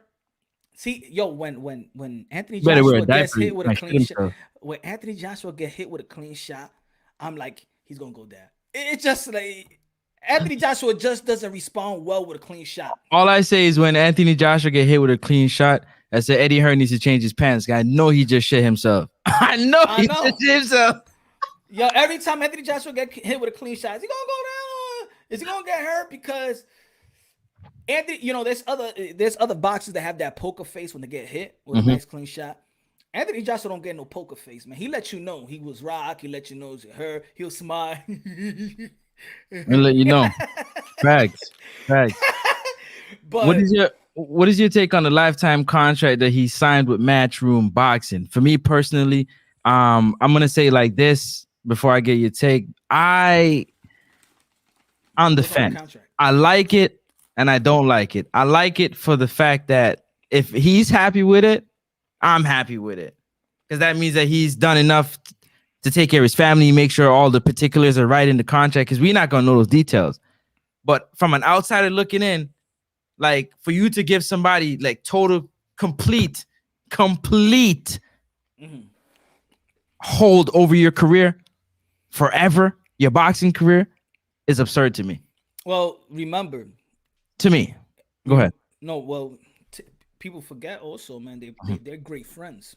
Oh yeah, so they're great friends, and they're also partners. It's not like really Anthony Joshua's under, and he's like part of the family. He's part of the even with Barry Hearns. He's part of the. He's like another son to them. So, and look at his career. He's one of the cash cow of boxing.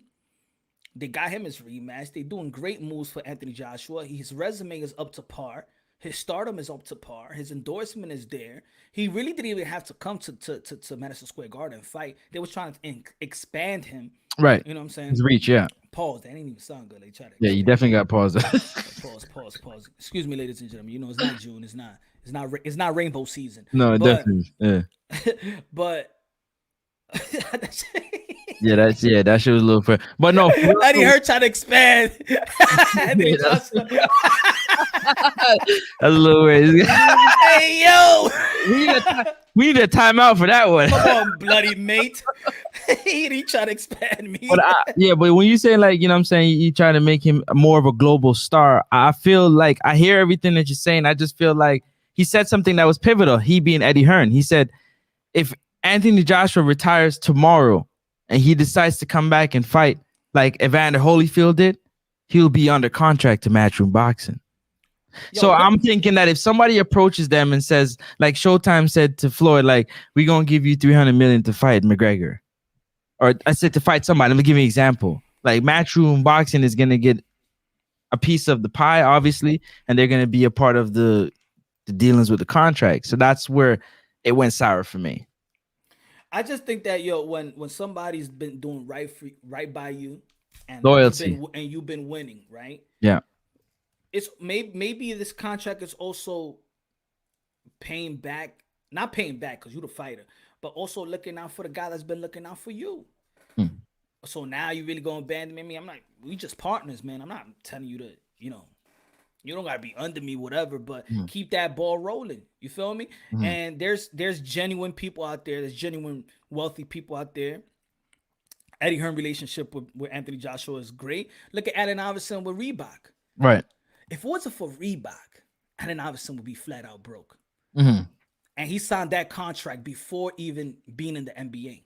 Right. He signed a lifetime contract with Reebok. Right. Which at this point he could have been broke, but the money that they held for him. So when he turns, what is it, 50, he gets $30 million. So imagine, there's certain deals that you'd be like, damn, he's locked in a year for this. That's why I said the particulars of it, if we don't really know the particulars of it, like I'm happy if he's happy because obviously it must be very, very right for him to do that, right? But from the outside looking in, it's like, damn, your whole career? Like, you understand that part of what I'm saying? Like, yo, your whole career? But think about this, a whole career in boxing is actually short career. Well, heavyweight's a little different, but I hear you though. I hear you. Yeah, but heavyweight on top. Because heavyweights could be fighting for a long time, but for a heavyweight in the top. I mean, not everybody could be Anthony Joshua. Not everybody could be Povetkin. Did I say Kubrat Pulev the last time when I said I want to see the Anthony Joshua versus Povetkin fight, not the Pulev fight. The Povetkin, you did say Pulev, yeah. Yeah, my fault earlier. My fault, guys. I want to see the fight that he had with Povetkin, not Pulev. I want to see the fight that Anthony Joshua had with Povetkin when he used great movement, great agility, and things of that nature. So scratch that, go back and edit my damn live.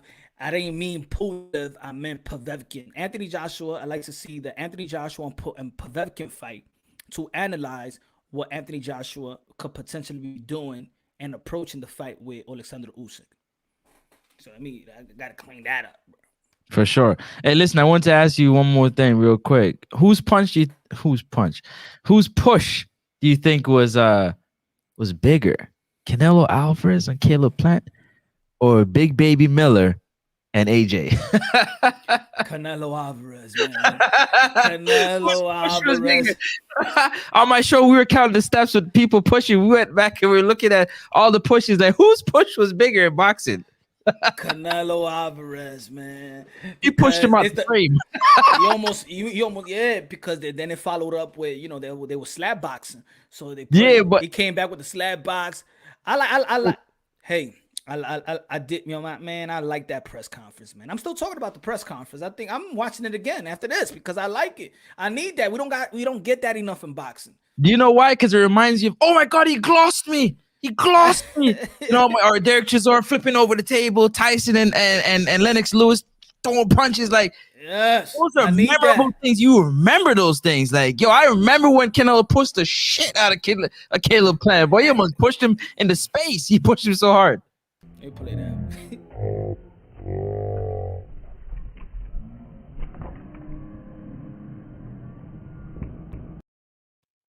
Yeah, man. It was good. It was a good scrap right there. Definitely Young G's. He pushed him all the way back. I mean, Kelly Swanson had to hold him. Yeah, it was fell off the stage, man. Yeah, I know. And then she ran out. Hey, there's two things I love about that press conference outside of like all the shit that was going on was the fact of how does Jimmy Lennon Jr. stay so cool when all that shit's going on? Like, it's all right. It's all right, guys. It's all right. Don't not get paid, guys. Swing. Hey guys, don't get paid. Swing. Too late. Hey, like they had no security for it. They thought they was gonna be because see, this is what it is. See, with Canelo Alvarez and Canelo-Plant, they had this notion that there's not gonna be any problems because you used to so Canelo being so reserved. And Canelo-Plant never really had this altercation before. So now they're ready for Canelo Montana. Now is this new Canelo. Get the fuck out of here, man. There's going to be some trouble. Get the fuck out of here, man. You say something about my mother? What you feel? What you feel about that? What you feel about the word motherfucker? I'm not gonna lie, that shit had me crying, yo. I was like, yo, Canelo don't know what that shit means. Right? Because I'm gonna fuck you guys out. All you guys. Because it's funny because there's people justifying it. Like, come on, man. Canelo Alvarez know what motherfucker means and stuff like that. I'm like, but he probably is a different dialect, yo. Maybe for him, it actually means that you would. I'm going to fight my mother. Are you crazy? Fuck you. Hey, you stupid. Hey, I fuck my cousin, but I'm a mother. You know? Or maybe Canelo's like, yo, I'm such a big boss that you don't talk to me like that. You don't talk it to me. You don't use those words around me. You don't use those words with me. My second favorite part was when he said, you know what? You's a bitch. And he's a bitch. The difference between you is that he's a fat bitch and you just a bitch. I said Caleb is going in right now. No. Caleb-Plant. Yo, I'm gonna say it like this. Caleb-Plant went in. I mean, Caleb-Plant. If Caleb didn't say what he said, then we probably wouldn't see the Canelo Alvarez we saw that day. So I'm happy that Caleb-Plant went at him. I think that the cheating. Yeah, he could say the cheating stuff, but for me, it's like I like when Canelo Alvarez said. Well, he said. Oh, you have excuses now. You're going to have excuses. You have excuses already? You have excuses? Yeah, you have excuses already. Eh? Yeah, I like that. I like this. Don't worry. You're going to feel. I got something for you. You're going to feel something. Yes. Don't worry. Hey, what? He didn't even say, I'm going to make you feel. He said, no, you're going to feel something special for you. Yeah. I'm going to knock you out 8 rounds. On the 8th round. Did you see Eddie tell him, yo, are you sure you're saying that? He's like, yo, shut up, man. I got this. Oh, yeah. You didn't see that? Nah, but Eddie, on the 8th, Eddie looked over like, bro, you sure you want to, like, he fanned him off like, we ain't trained for the 8th knockout. Nah. Eddie Reynoso went in, though. Eddie Reynoso was calling him everything in the book. Yeah, the translator did a horrible job. I want to be hired, man. Eddie Reynoso, please hire your boy, Mr. Moonshine, to translate, man. I'll get this play. I got this play lit. I'll even add to what you're trying to say. Make like, it more for real. That's crazy, man. But yo, I just wanted to, you know what I'm saying? I just wanted to tell you, continue doing what you do, man. You're out here, you know what I'm saying, a lot of boxing public, you know what I'm saying, keeping everybody honest, keeping everybody on their toes, making sure everybody's accountable for the things that they do and say. And I love that, you know what I'm saying? You're going out here. Shout out to La Bazooka, man. He's supporting him doing his thing. Henry, shout out to you, man, out there doing your thing, the whole Porter team. And yo, keep on keeping on, man. You know what I'm saying? I'm gonna see you soon out there. We gonna link and connect. You already know. Y'all check me out at the Wayne Boxing with Francis and Greg. I appreciate you so very much. Punch. Yo, thank you, man. I appreciate you, my brother. Peace and love, yo. Man. Yes, sir. God bless. All right. My boy, the Wayne Francis, kicking the boxing knowledge, son. Kicking the boxing knowledge. See, see, great boxing talk is good. You know what I'm saying? Great boxing talk is great. I could talk boxing all day. Canelo called Andrade a motherfucker. I mean, hey, maybe it was the heat of the moment. I don't even know. I don't remember. I haven't looked back in that press conference. But who cares? We got the fun out of it, though. Like, you know what I'm saying? Like, we got fun. We got Canelo to actually say something about it. Like, regardless. I think, yo, why are we so picky, though? like, yo, he ain't mean, motherfucker. Man, so what? It was a great press conference. This is what we needed. Even if he didn't understand the word motherfucker, at least it got him tight somewhere. It made it more interesting. Don't talk about my mother, huh? You can talk anything about me, but about my mother, you don't talk. Canelo, man. Canelo. Anyway, ladies and gentlemen, this live show is sponsored by Rain Total Body Fuel. So, man, I can't. Look, I want everything to work out good in the sport of boxing, and I want the October 16th. October 16th, Barkley and I want it to work good, man, because I think that Teofimo Lopez deserved what he did October 17th last year, capture all the titles, undisputed lightweight king, the captain of the generation, the commander-in-chief, pound for pound guy, the lineal lightweight champion of the world, Teofimo Lopez. I want him to be respected as he should be for a guy that did what a lot of people in the sport of boxing been frustrated about. He challenged the guy that was regarded pound for pound 1, 2, 3. You could flip it around. A lot of people didn't believe that he was going to beat him. Let alone outbox Lomachenko. Teofimo Lopez is the lightweight king, and damn it, I want him to be respected as the lightweight king. That's just me. I know how y'all feel, but I know what I saw. I saw the kid accomplish greatness, and he's only 23 years old, ladies and gentlemen. Accomplish greatness. If anybody be, well, you this and you that, I vouch for greatness. Yes, I give the greatness the benefit of the doubt. I give those fighters that out there trying to go for legacy reign supreme, because we ain't getting $1. We're not getting $1. So I go for the fighters that legacy reign supreme. Canelo Alvarez has fought 4 times in the span of almost 10 months, ladies and gentlemen. The 4-division world champion, Canelo Alvarez. The cash cow, Canelo Alvarez. Number 1 pound for pound, Canelo Alvarez. The walking Hall of Famer, Canelo Alvarez. Oh, yes, I am vouching for Canelo Alvarez. Yep. Jamel Charlo. 1 more fight to become undisputed. It was a draw. We want to see that fight. I'm a vouch for Jamel Charlo. Yep. He's fighting the fight. Yep. I'm vouching for the heavyweights. The Anthony Joshua of the world, the Tyson Fury, the Deontay Wilder. Yep, I'm vouching for them. Yep. You got a problem with that? Well, that's me. It's my voice. It's how I feel. Francisco Estrada, I'm going to vouch for. Ioka, I'm going to vouch for. Inoue, I'm going to vouch for. Casimero, I'm going to vouch for. Chocolatito, I'm going to vouch for. Stephen Fulton, I'm going to vouch for. The young fighters like Boots Ennis, I'm going to vouch for. Virgil Ortiz, I'm going to vouch for. Even Gervonta Tank Davis, I'm going to vouch for. I just want him to, I don't think that Gervonta Tank Davis, I really think is made with a promotion, because I do believe that Gervonta Tank Davis ain't scared of nobody. He can fight whoever, but he's listening to me with a promotion. I think they are scared to lose on their investments. I think it's time for Chris Colbert to get some better competition. I think it's time for Shakur Stevenson versus Jamel Herring. Going to be a good fight. Oscar Valdez, I know there's a little hiccup, but that was a great win versus Miguel Berchelt.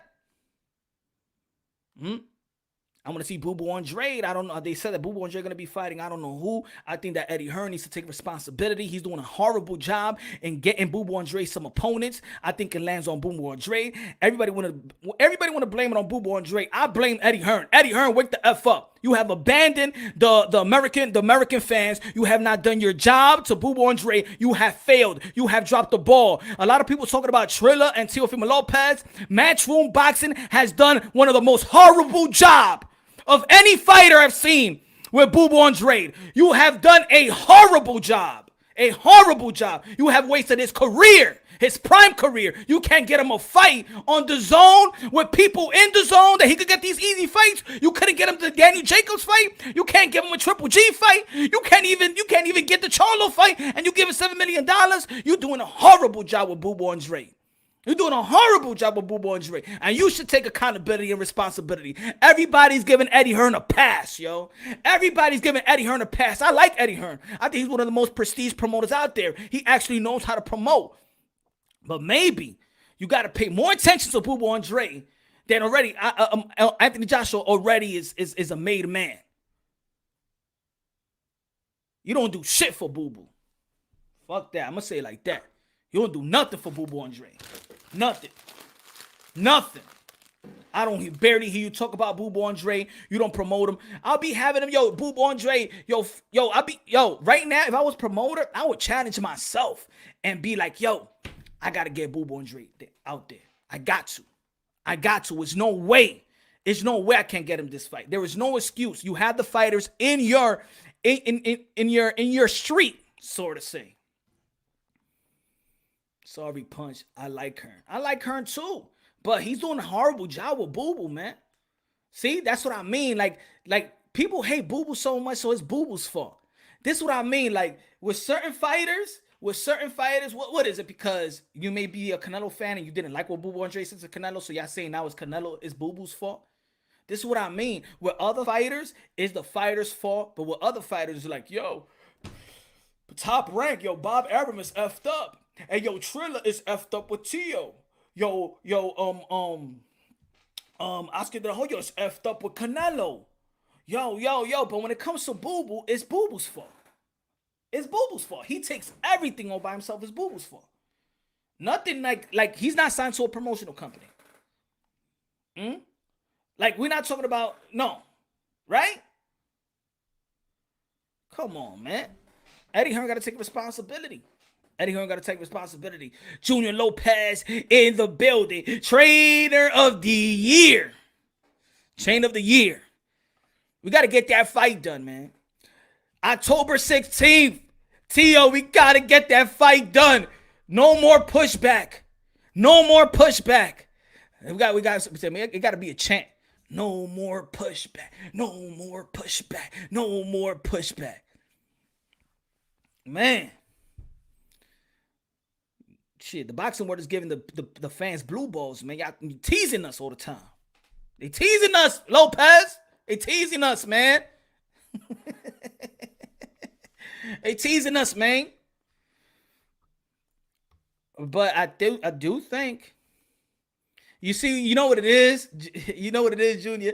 Is that when they said it was a Tuesday, everybody was dissing that it was going to be a Tuesday. Then when they said there's a Monday, everybody was on the Monday in the Hulu Theater. And now it's on the 16th on Barclays Center, in the Barclays Arena, Brooklyn, New York. Teofimo Lopez back in Brooklyn versus the most successful show of the year. And now everybody's saying, they going to another date? No, ahora, tómate día, ahora. Y'all ain't like the Monday. Y'all said it should be on a Saturday. Y'all didn't like the Tuesday. Y'all said it should be on a Saturday. Now it's on a Saturday again. It's in Barclays Center, Brooklyn, New York, my city. Let's go, baby. And now people are still pissed off. I don't think the good Kambosos and Teofimo Lopez is a worthy fight to pay. Man, please, man. Y'all be paying for shit that y'all don't even use. Go look at it around your house. Y'all pay. A lot of you motherfuckers be buying toilet paper and don't wipe your ass. Y'all remind me of those people that buy toilet paper, don't wipe your ass. Get out of here, man. You got a lot of shit that you pay for and stuff like that. I ain't gonna pay for it. You just paid a bunch of drinks to a chicken. You ain't getting no punani. Deja la mierda. I ain't paying for the fight. You just paid like $80 buying a girl drink and you ain't get the punani. Y tú estás hablando de que you ain't gonna pay for the pay-per-view. But then y'all motherfuckers gonna be like, let me see the highlight. No vea highlight, no vea nada. Siga ahí with your cheap ass. For those who be like, I ain't gonna pay for the pay-per-view, but then you'll be the first one to do a video about it. If you're a boxing content creator, you're the first one that's gonna go live commentary about it to capitalize off YouTube, to capitalize off Google, to capitalize off super chats. Yeah, but you ain't gonna watch the fight. But then you're gonna be talking about it all day. Malparido. Yo, I'm telling you, there's a lot of fake people out here, bro. Magic, what's good? If it gets canceled again, just petition to have it in your backyard with fatality options at end. Back in the days, right? At least keep it real, bro. Transcend the Sports Channel with a building. What's good? At least keep it real, man. That phenomenal guy can't stand that dude. I mean, I don't even know. This is what it is. It's kind of weird. It's just kind of weird. Like, this dude beat Loma. The guy that a lot of y'all thought he was going to lose to. Let alone outbox. Right? And now, he's one of the hated ones in boxing. But he's done. He did. He went back to back, beat Comey, beat a champion. Then what the fuck is y'all mad about? Did Teofimo Lopez slept with your sister? Or with your mom? What happened? Is Teofimo Lopez your stepdad or something? I don't know, bro. Transcend the Sports Channel. Yo, email your brother. Let's talk boxing. I'm good. Good looking now. Good looking now. Transcend the Sports Channel. My brother.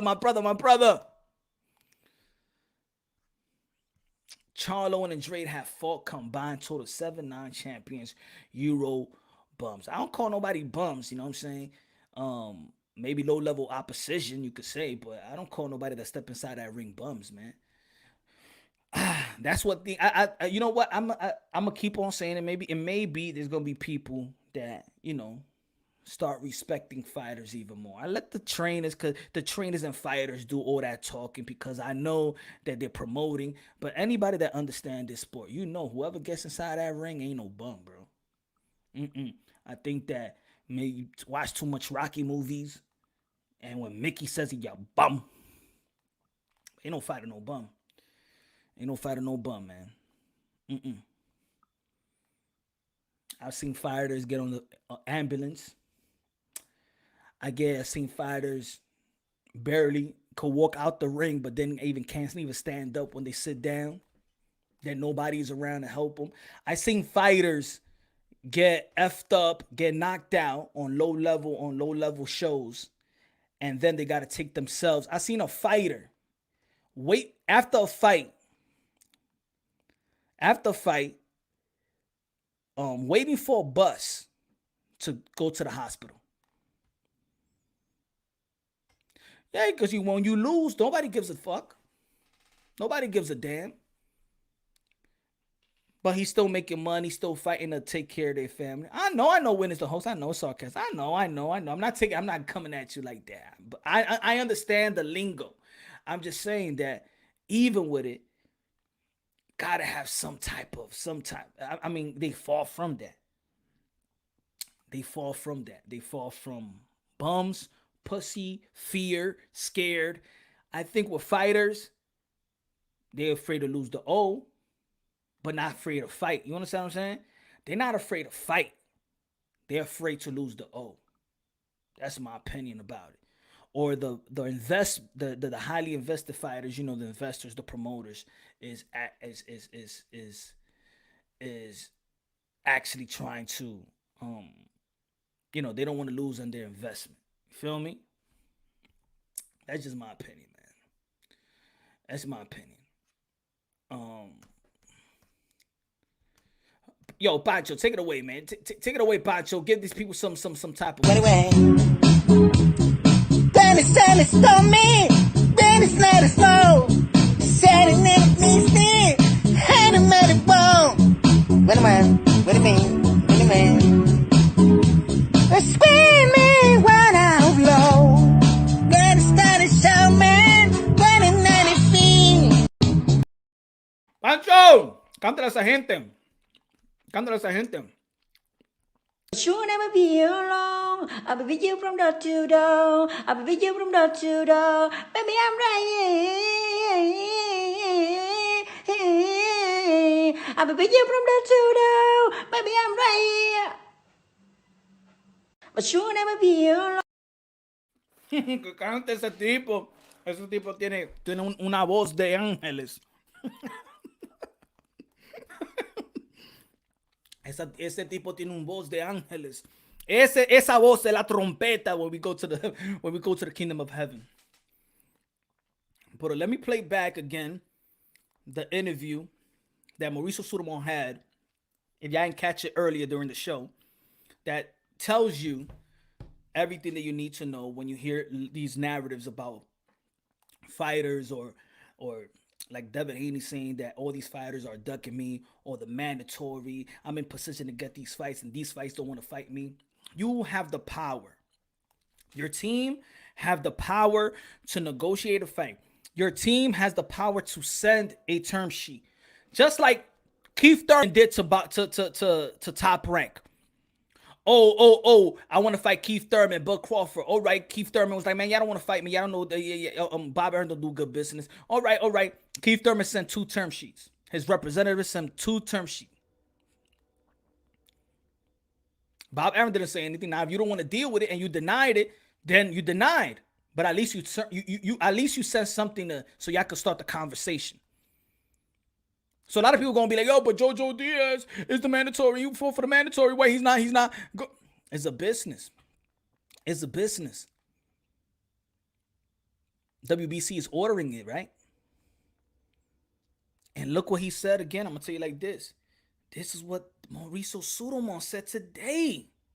Then the winner to fight Devin Haney.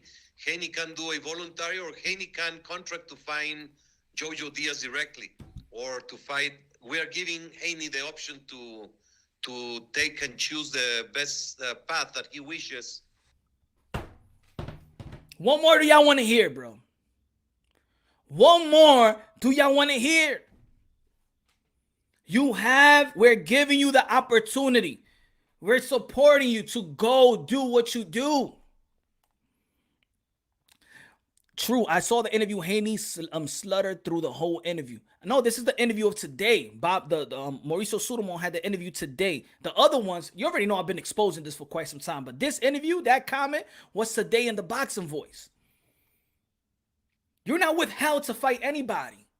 Just like in the barbershop conversation, we can't challenge anybody because you have put Leo Machinko in a position where he can't be challenged. Oh, yes, you could be challenged. You could find a petition for him to be a voluntary. Now, this was today. He keeps exposing the situation each and every day. That not each and every day, but every time Mauricio Sulaiman speak about this conversation, now everybody be like, so they did have a chance. So that's why I always say the question is, this is why people be like, this is why I always talk about petitioning, right? It's not my word. It's not the word that I want to use. I want to keep on saying it. It's petition for that fight, because you got a petition for anything you want in the sport of boxing, especially if you want to you have petition for the voluntary bouts. You have put money in the WBC's pocket to the point where they're going to give you the leeway because you petition your whole career to be in the position that you're in today.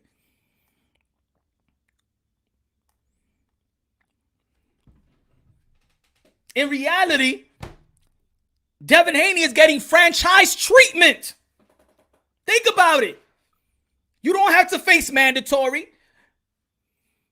You could do whatever you want. Think about it. The Devin Haney is getting franchise treatment because Teofimo Lopez is fighting his mandatory right now as an undisputed. But you doing whatever you want to do. You doing whatever you want to do, just like if you ain't have a title. But having a title, we're giving you money. You representing us. You pay us sanctioning fees. You in position. I'll get money from you. I give you the easy fights that you want. It's a business. It's prize fighting. But my job, let's say if I was DHP, my job is not to let the fans know that I'm taking all the easy routes. I have to shame everybody. And then when I pick my fighter, like a Maxi Huge, then you need to understand why I pick Maxi Huge. It's because everybody don't want to fight me. And everybody is ducking me. And then the fans be like, oh, we understand. They play that game too much with us. That's it. You ain't catching us this time. Well, you haven't caught me, but I know they still catching y'all. And it's okay. I respect the hustle. Again, it's a hustle. It's a hustle. I get it. It's a hustle. But it's when they act like it's not a hustle and you're being caught on your hustle. Like, yo, my man, just say it's a hustle. Just be like, yo, I say the truth. I'll be like, yo, I'll rape the game before it rapes me. I will rape the boxing game before it rapes me, because I already know the boxing world be raping a lot of fighters. So before it fucks me, I'm going to fuck boxing. I'll be thorough like that. I'll be Devin Haney I'll be shit like that. I said, man, I see a lot of fighters in the history getting played. I ain't going to get played. I'm not going to get played. I'm going to get this money. I'm going to fight whoever I want to fight. You see like Chris Colbert. Chris Colbert be like, Who you want to fight next? He said, man, I don't got to call nobody, man. If it makes money, it makes sense. I don't give a damn. That's Chris Colbert. Chris Colbert don't call nobody out. He is telling you, I'm about the money, bro. I'm not about this shit. It's like Timothy Bradley late in his career. I ain't being no damn undisputed. I don't want to pay 4 sanctioning fees. You crazy? All I need is 1 belt. They telling you what it is. But there's people that just don't want to listen. There's people out there that just don't want to listen to the real shit. The real shit is the ugly shit. That's what it is in boxing. The real info, the behind the scenes shit, is something that you don't want to know. It's so ugly that if you know what really goes on and how fights are made, you won't like the sport. You won't respect it so much. Because you will see how a guy that's ranked number 20 ends up in rank number 5.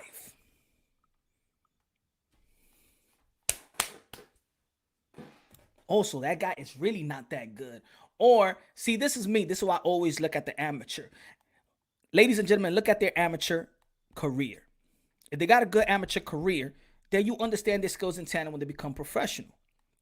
That doesn't mean the amateur style translates to the professional style, but this is why Lomachenko, when he comes into the professional level, he's ranked high already, because we already understand what he did in the amateurs and fought elite, skillful fighters in the amateur circuit.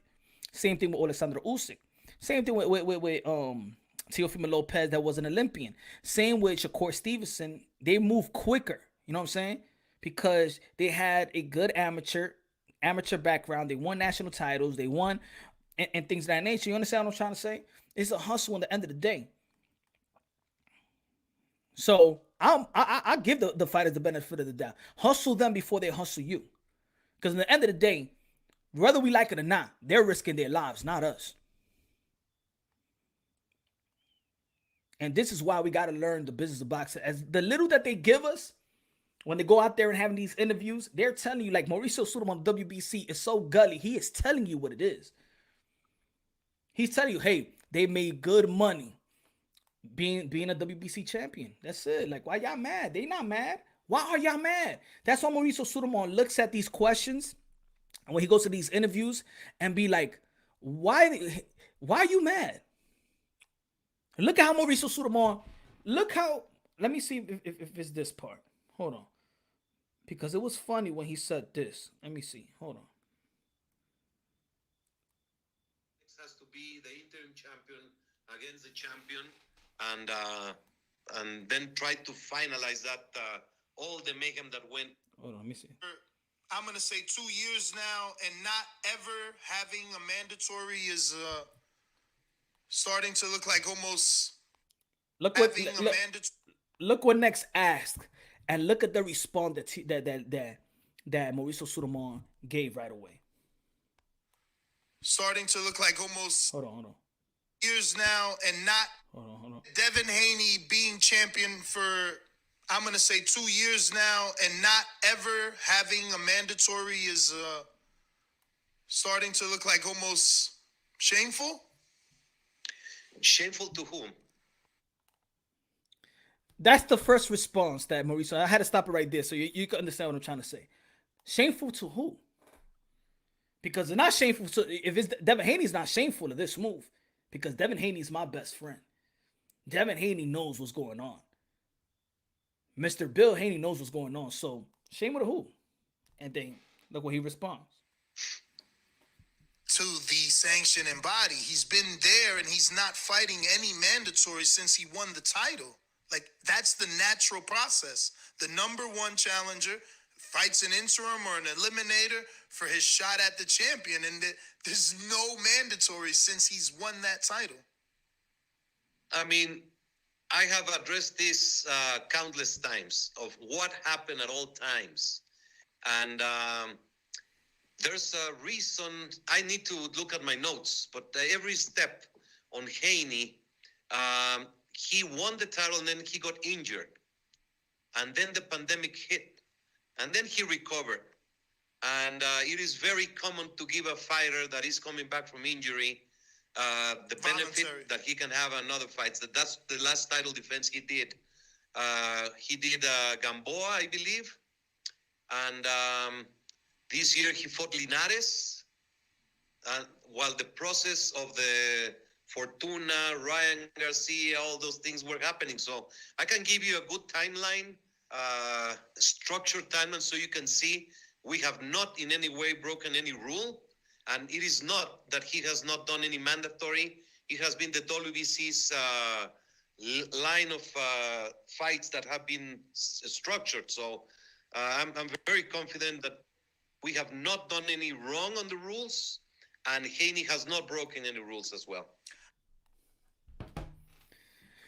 If they broke any rules, and if they feel bad about it, if let's say DHP felt bad about any rules, any advertising, marketing, any type of, oh, Teofimo Lopez is undisputed, is our supreme champion in the lightweight division. And Ness actually said Teofimo Lopez is your undisputed. Yes, he is our undisputed. If Devin Haney or Bill Haney, DHP has a problem with it, they will file a grievance, false advertising, because it hurts the brand. Nobody looks at you as a champion. Your contemporaries utters the word of Mauricio Sulaiman. You're not a champion. Thus, they call you a paper champion. They call you an email champion. Don't be mad at the fans. If you're going to be mad at somebody, and I'm just speaking of Devin Haney and Bill Haney, DHP be out here, right? Don't be mad at us. Don't be mad at anybody that don't look at you as a champion. They watered down your status. They watered down their own belt that you hold. If you have a problem with us, you have a problem with Mauricio Sulaiman and the board. But guess what? They don't. Stop fighting for them, because they're not fighting the WBC. They're having a party. They're doing business. They're getting money. It's his best friend. He's straight telling you the truth in a political way. He really answers the question. And this, Blitz, this is why I like what Mauricio Sulaiman, he's answering the question. And during the interview, he goes, I run from no questions. I answer every question. Mauricio Sulaiman said, I like challenges. I like to be challenged with these questions. If anybody see the interview, go watch the interview earlier today, the whole interview, so you can understand exactly what I'm saying. If you don't understand it now, what I'm telling you, then go for yourself and listen to yourself. Mauricio Sulaiman doesn't hide from nobody. He's letting you know what it is. But it's so funny that people could listen. I am giving you the inside of boxing like this. Here, take it. I am giving you how the business is handled with Mr. Haney's and everybody else. I am giving you the answer. I am giving you why Ryan Garcia and Devin Haney was not ordered. Both parties decided not to fight. I am giving you the reason why. And we're letting Haney's do whatever they want to do. So rather than going out there and giving a contract, I asked Jojo Diaz again. It's public records. He never got nothing from DHP. But if I ask any other opponent, did you get anything from Maxie Hughes? Have you got anything from Haney? Or Linares, have you got anything from Haney? Gamboa, have you got anything from Haney? Hey, Santiago, have you got anything from the Haney, from DHP? How much you want to bet they all say yes? Ask Tank Davis that. Ask Mayweather Promotions. Have you got anything from Devin Haney, from DHP Promotions to fight Gervonta Tank Davis? No? All right, he's not ducking you. Teofimo Lopez, Takeover Promotions, Bob Arum, Mick Waters. Have you ever got any term sheet from DHP? No? All right, Teofimo Lopez never ducked you. Ryan Garcia, Golden Boy Promotions. Have you ever got any term sheet? Nothing? Y'all ain't even try to go negotiations, nothing? Y'all just call outs like if it was like, y'all just say, I want to fight you too. That's not negotiating. That's not boxing. That's not boxing, folks. Good looking out, Kev. That's not boxing. So all I'm saying is, I respect the hustle. But, that's it. I'm not going to give you no extra credit for what? You feel me? Not giving no extra credit.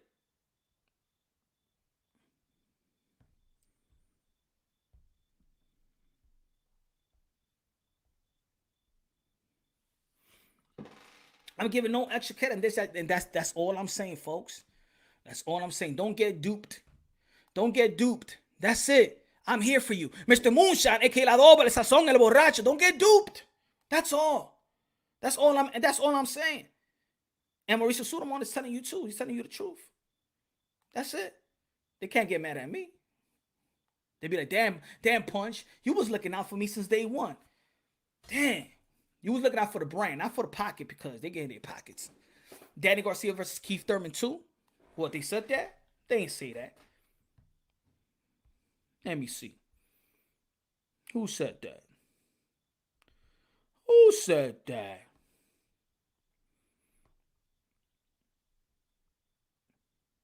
I hope Keith Thurman. I hope Keith Thurman gets back in the ring. Let me see. Who said that?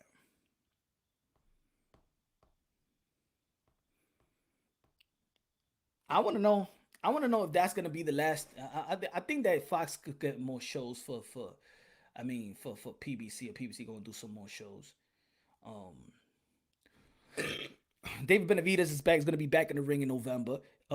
Stephen Fulton and Brandon Figueroa is a good fight. I got Stephen Fulton being Brandon Figueroa, but Figueroa is a juggernaut too. You know, or Danny Swift versus Wayne Porter. Now I want to see Keith Thurman fight Ugas. But he's already they not petition, but they ordered him to fight. I forgot what's his name. So now the WBA is changing it up. The WBA super champion could be mandated now. The WBA is being strict, and I think they're doing it the right way, right? They're doing it the right way. They're doing their own little tournament, just like the WBA. That's what the WBC is saying. They're structuring the fights. They are the matchmakers, bro. They do matchmakers work too. This is crazy. It's just crazy how people want to create the narrative when the information is out there. And people say, yo, he ducking. Shut up, man. Shut the hell up. Shut the hell up. Ryan is losing against JoJo. Tank versus Thurman. Nah, man. Get that BS out of here, man. You ain't never gonna see no Tank versus no Thurman. Thurman will wash Tank, bro. Thurman will knock out Tank. That fight won't even pass 5 rounds. That fight won't even pass 5 rounds. Thurman would knock out Tank and probably put him in a hospital.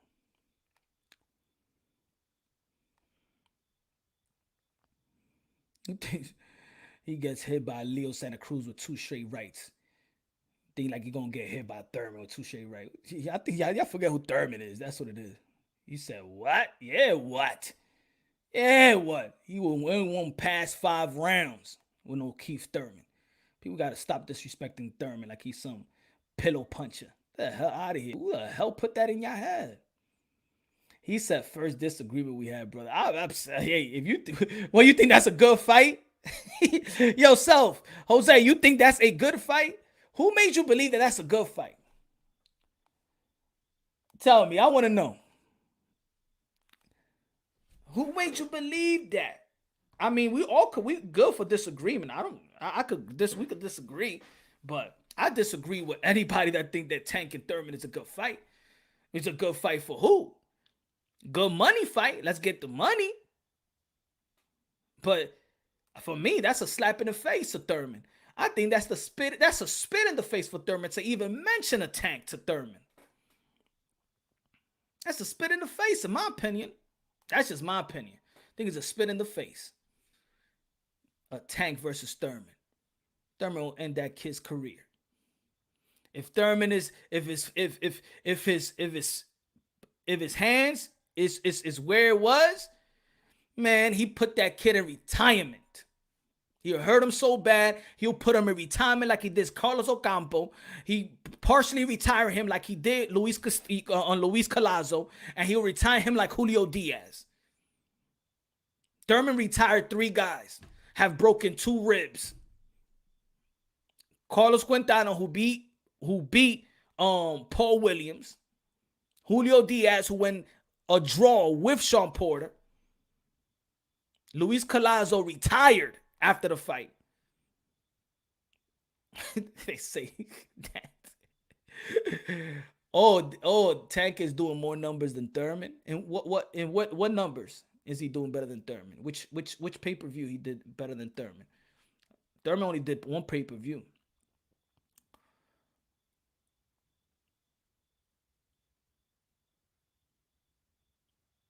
That wouldn't even fight. Why is people talking lightweights of Thurman? That's disrespecting Thurman. Why are y'all disrespecting Thurman? Thurman just came over fight with Pacquiao. Thurman lost one time. Y'all pushing lightweights to Thurman's doorstep? Y'all bugging, bro. I think y'all, man. Yo, Thurman, who you slept with now? You slept with somebody's daughter or something like that? That's a disrespect. Wow. What's next? Y'all gonna say Thurman and Haney? Thurman? Who else? Thurman and Ryan? Thurman and JoJo Diaz? Thurman and Javier Fortuna? Thurman and Luke Campbell? Yo, y'all bugging with this shit, bro. Y'all bugging with this shit. I know it's been, you know what it is? I get it. Thurman hasn't been the same since the Danny Garcia fight, right? So that's been like 2004 years. So I understand that maybe 4 years has taken a long time, and maybe y'all don't. Maybe that's what it is. Y'all lost the interest or of Thurman.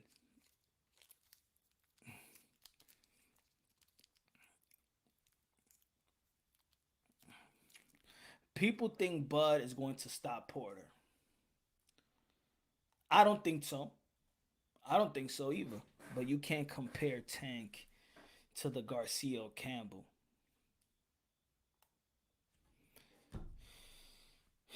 Which fight could we gauge them? Put it that way. What fight could we gauge them? If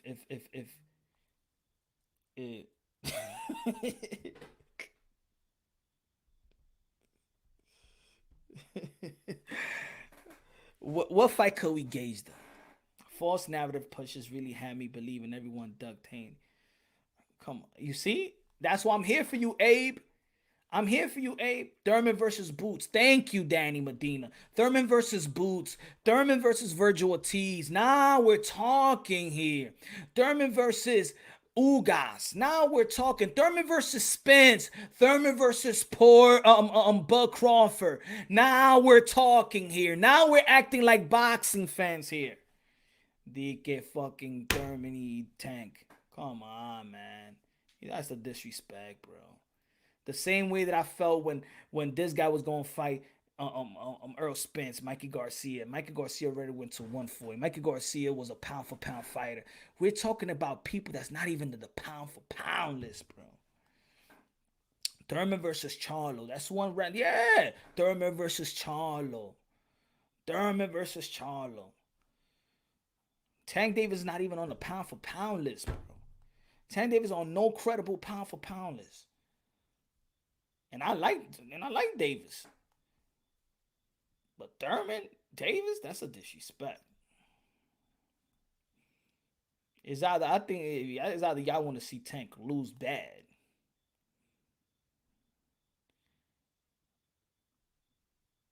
Teofimo will beat your man Taylor. That's going to be a 50-50 fight right there. Thurman versus Josecito Lopez 2. Huh? Why? Because of that one round? Josecito Lopez really lost 2 rounds on my scorecard. In the 7th round, he clipped, hurt Keith. But then what else did he do throughout the fight? So now, if you got one good round, you deserve the rematch. Man. I said it before. It's the channels that are pushing the boogeyman narrative working together, bro. I know pound for pound. Yeah. That's what it is. Is that if me, HLD, pound for pound king, Lorenzo, Tony, Navarrete, if we have a boxing channel, right? And we're going to have a conference call. And we're going to say, yo, push that this guy's the boogeyman. and I'm gonna do a video, you do a video, you do a video, you do a video, and now that's hitting the algorithm, right? And then if you got a good amount of followers, now we create a narrative as a group, and that's what happens. That's what happens in the YTBC. So then you go to this channel, you subscribe to this channel, they're saying the same thing, and then you get duped. This is why none of them is going to be talking about this Mauricio Sulaiman interview. Ain't nobody going to be talking about it. Ain't nobody going to be doing videos, because what Mauricio Sulaiman did was expose it. That's why you don't see. This is why only Punch Run Boxing is who analyzed the Mauricio Sulaiman interview with Barbershop Conversations. Nobody did it. You know why? Because again, it actually exposes the narrative.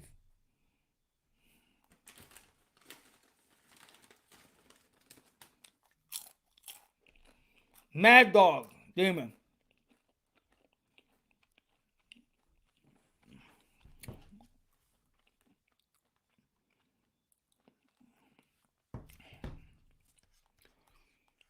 What's the other fights, man?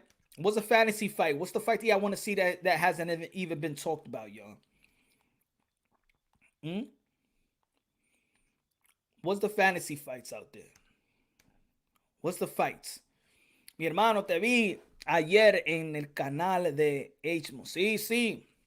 Hablando mierda con esos tipos que no saben nada, esos mal paridos. Le hiede la boca todito a esa gente. You know what it is? See, I had a lot of time on my hand, and mira quién es. ¿Qué pasa, pana? Dímelo, mi hermano, el trainer of the year, Junior Lopez, Teofimo Lopez, Senior's dad. ¿Cómo estamos, papi? ¿Cómo está todo? Bien, bien aquí, tú sabes, jodiendo. Mira, tienes que darle escuela a esta gente que no sabe lo que están hablando, estos pendejos con fucking tank. Esos son mamabichos. Marparidos. Esas son gente que le maman el bicho a ese tipo, brother. Ajá. Pero sin mano. Sin mano.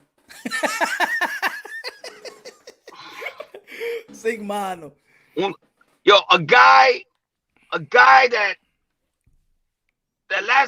his highest pay-per-view was like 150,000. You know, and they worship this dude, bro. Like he's a god and shit. Like, you know, it's crazy, bro. This game of boxing is fucking crazy. You got fucking stupid, retarded people talking shit. You know, disrespecting fucking guys that have done so much in the fucking game. You know, and they're like 2-3 weight fucking classes above this kid. And it's just so disrespectful, you know what I'm saying? But bro, let them keep on believing what Tank could do. You know, I can't wait to fucking my son beat his ass, bro, because it's coming. Yeah. And it's not gonna come anytime soon. It's gotta be a mandatory. Yeah. You know? Yeah, I might even be in that mandatory with Rolando Romero. I might help Rolando Romero beat this dude. You're gonna be in the corner? You know? You're gonna be in the corner? I might be in the corner. Oh, that's good, man. You know what I'm saying? You know, he needs a little tweak. He needs a little tweak in the toolbox, but Rolando Romero's trainer, you know, asked me like, you know, if I could work the corner for them, and I would do that, man, because Rolando's like my son, you know what I'm saying, and I'll do anything that they want me to do. Yeah. You know, just be in the corner, you know, even if I don't, you know, train him or anything like that, but I think that I could help him a lot in the corner, make him a lot, you know, more positive, going in there, and I mean, this guy, you know, Tank is used to getting hit to you know, he want to test your power. Yeah. That's the way he does it. And he knows you can't hit, but he want to know. So that's why he gets hit a lot, because he want to know what you got. And when he knows you don't got nothing, he comes forward. Yeah. That's why he takes about 5 to 6 rounds or 6-7 rounds to knock you out. I already seen what he does, bro. You know what I'm saying? And he Rolando could pop. Nah, yeah, he got power. Bro, 3 guys that could pop in that weight division is Come, my son, and Rolando. Right now in the lightweight division. Do you know anybody else? I think that I never got hit by anybody, but I mean, you know what I'm saying. By the way, but I mean the way I think that Ryan Garcia's power has increased. has increased throughout while he's got older. Yeah. I think his power has increased. I want to see if he could have if he has more power than just the left hook. You know what I'm saying? If he does power, does he have but listen power? to me. You could have that left hook, you know, that fast left hook and everything like that. But if you can't land it, bro, it ain't worth shit. Yeah, that's what I'm. You know what that's I'm why I saying? say I want to see if he has. It ain't worth shit. That right hand, cause you know, could he neutralize you with the right hand? You know what I'm saying? I think. Yeah, I don't know. I don't know who has. Let's fucking fuck about all these motherfuckers. Let's talk about the real motherfucker, Teofimo Lopez, and his father. Making history, bro. Making fucking history. October 6th. Changing the fucking game. Changing the game. I'm calling my manager. I'm like, what the fuck is going on, bro? My fucking son got to fight. What's going on? Yeah. And I was advised not to talk to nobody.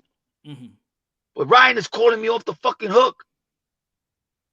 Kavanaugh. So he called me a couple times. I didn't answer because I was doing something, and all of a sudden I see his calls. I'm like, man, I gotta talk to this guy. I want to know what the fuck is going on. Yeah. You know, because you gotta hear both sides of the story. Facts. You know, and I want the best shit for my son. I always did. Yeah. And I gonna look out for my son before I look out for anybody else. Facts. So I gotta look after my son. And what he could do and what he could accomplish in this kind of business. So Ryan come and tell me, maybe I don't understand. Maybe your manager doesn't understand what I'm trying to do for your son. I'm trying to put him in the biggest stage in boxing.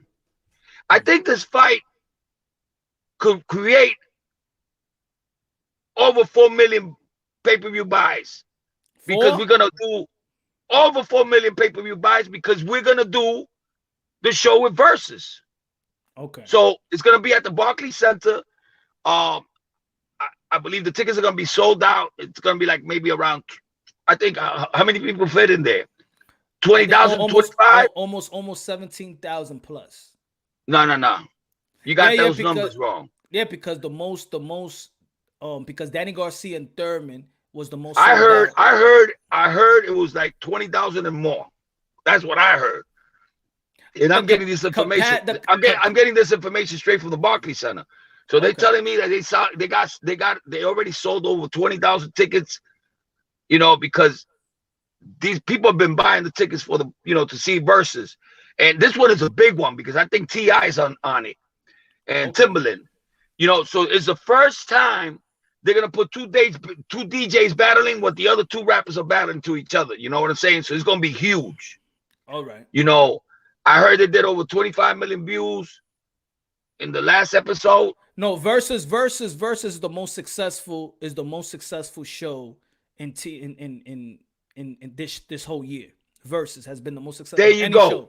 And for God to fucking have stopped my son from fighting in June and fucking in July and August and all this shit is because he wanted to fucking put him in a big stage, bro. Bro, that fight alone is like if he fought 3 times this fucking year. Yeah. That's the way I see it. And what Ryan Kavanaugh is telling me, and he called me up and goes, yo, all I want to do is, because I believe in your son. I think he's the biggest thing that ever happened since all the greats. You know what I'm saying? And I believe he's the one. Yeah. He believes in us. Well, he bid. Yeah, so I respect him for that. And I told him, Ryan, you should have called me a long time ago. Let me talk to my son. I'll make this shit happen. But you got to give me something. You fucking got to give me something before I talk to him. Yeah. So, because my son is not gonna go for it, bro. You know, he wants to see you fucking serious. So you gotta do something for me. And I gave him some things that I needed. He made it happen. Before I talked to my son. My son saw it, he didn't even think twice, bro. He fucking grabbed the fucking contract and sent it right to him. And the deal was made. Okay? I know a lot of motherfuckers are flipping off the fucking bed. That Joker, what's his name? Alabi from TMT with a big fucking nose like this. Leonard Alabi. He goes, I'm gonna buy October 4th just because I want to see Jennifer Lopez. Mm. And then he puts all fucking laughing faces. Yeah. Laugh at this, motherfucker. You know what I'm saying? We coming. We coming. The And only we're coming thing, big. but when you say 4 million, I think eso es 4 million, bro. Tú dijiste 2 to 4 million. 4 million is a lot. Listen, bro. if we could break records, bro. If everything's done right, the production and everything, because you know they're gonna have it at Barclays Center. They've been having it at the Hula Theater in Madison Square Garden, but it got a little bit too crazy, too many people, you know, and it was kind of like, you know, even Fat Joe said he couldn't even bring his peoples in. That's how fucking hard it was. That's how hard it is to get in, you know. But then you got these jokers talking like, you know, foolish about us when I never disrespected the man in any way. Yeah. You know what I'm saying? None of them. You know, we just try to live, bro. We just try to eat. You know, and for him to say that about my son and laugh at him, you know, that's not good, bro. He's a kid. He's trying to make it. You know, so I don't like that about them. I think that my son is gonna do big numbers in this fight, and I just want everybody to understand that we're coming.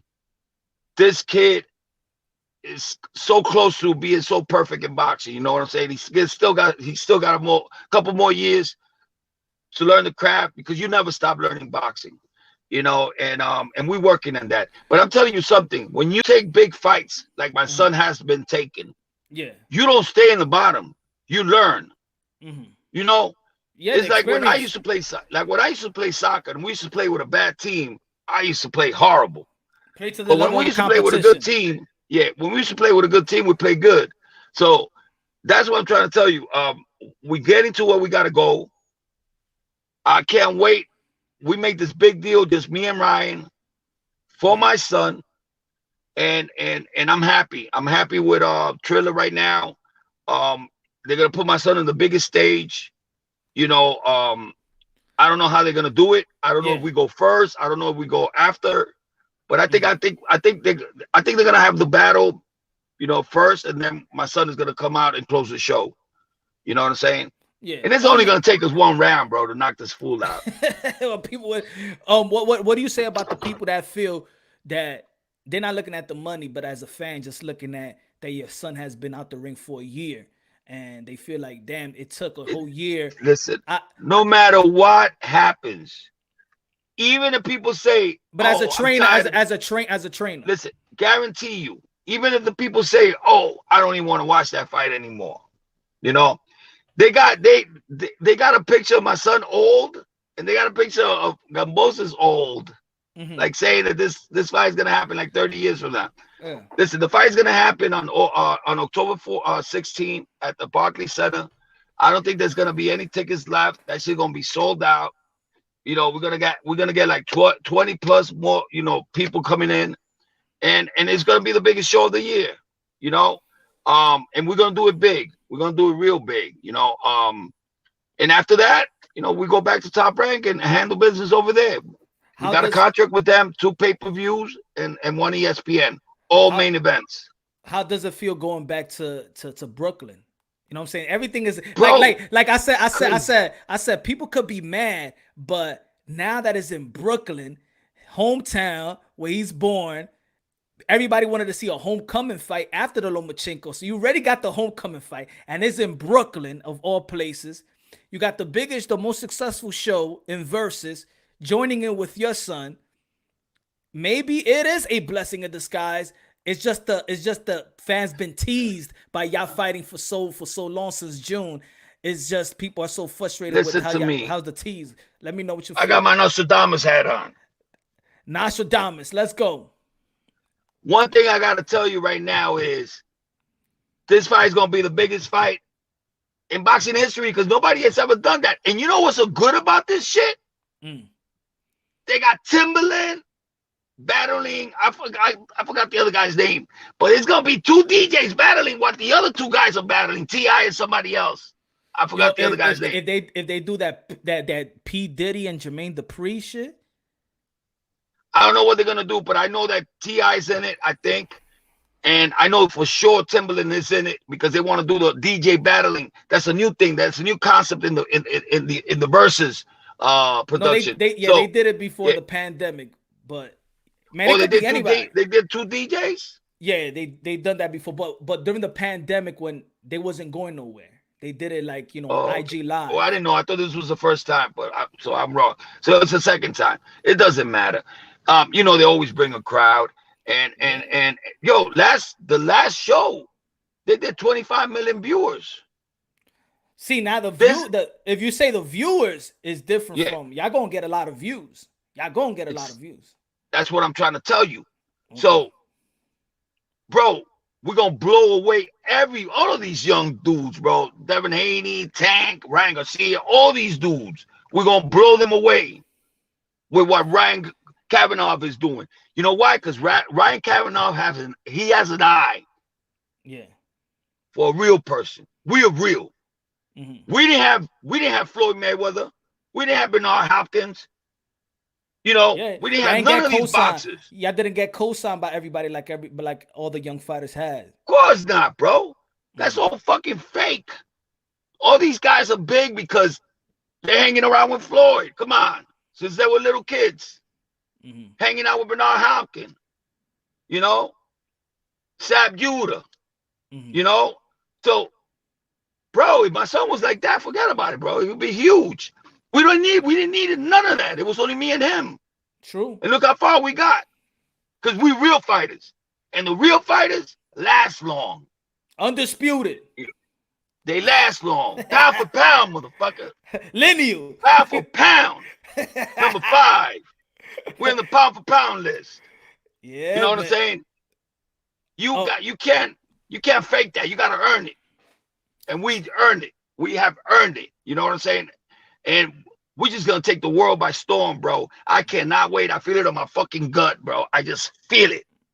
Well, I'm gonna but it's so easy to take it. Look, it could be It's people. easy. There could be people out there that don't want to agree with you. But to be honest, whether they're your haters or your supporters, everything that you have said has come through fruition. That's why you Nostradamus. Just look at the hat. Everything that you have stated come through fruition. So, hey, I'm gonna sell a lot of these shits.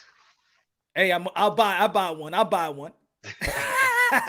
Yo, but what I'm trying to tell you, man, is just a blessing. And when I got that call from Ryan, I was like, I fixed the shit in less than 20 minutes. I told him what I need.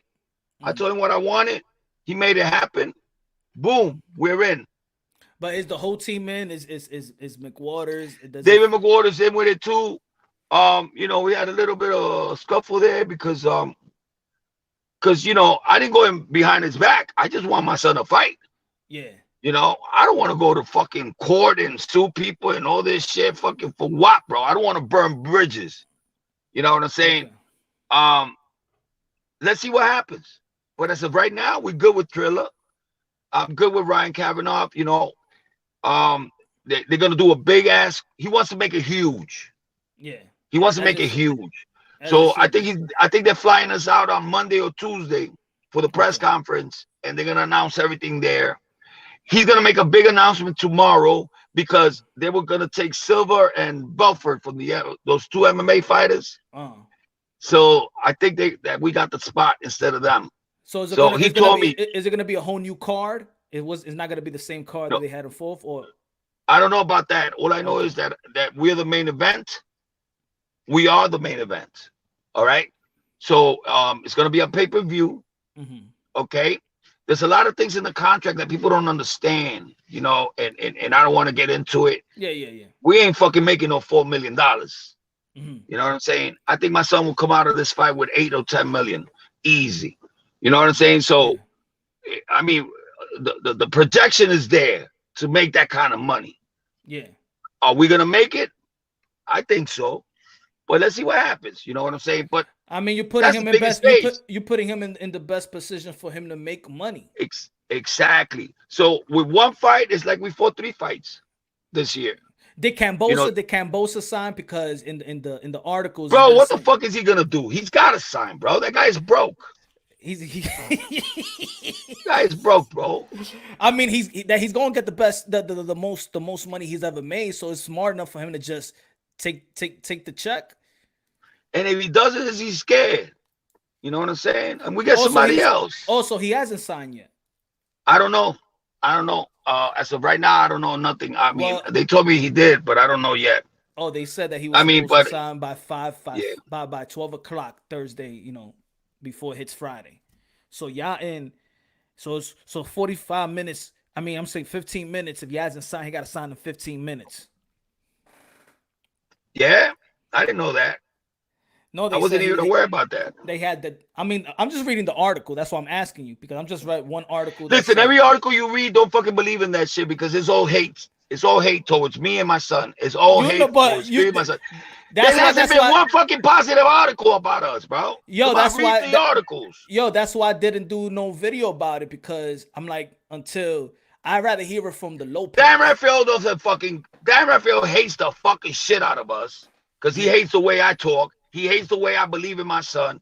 You know what I'm saying? The guy hates me from the first minute he fucking saw me. You know, and I like that shit. I love it. I fucking love it, because if people don't like you, it's because you're doing something right. You know, and all the shit is like, oh, this shit is this shit is like crazy. These guys are never gonna fight. This is all bullshit. You know, listen, God stopped them from doing all these dates that we had. They stopped it for this. This is what God wanted. And when I saw that shit, Versus, I was like, that's what it is. That's what God wanted us to go. You know? And Brooklyn. Come on, bro. I'm gonna see all the fucking guys that I used to look at. I used to look up to when I was like, you know, 17, 19, home. 18, back in the days, bro. They're gonna be walking around with us everywhere, you know. So it's just a blessing, bro, just to be on the spotlight and to have my son just do the best, you know, what he is, the best in boxing. Yeah, man. You know, and Brian believes 100% that he's the next big thing in boxing. You know, you're never gonna see us fighting Tank.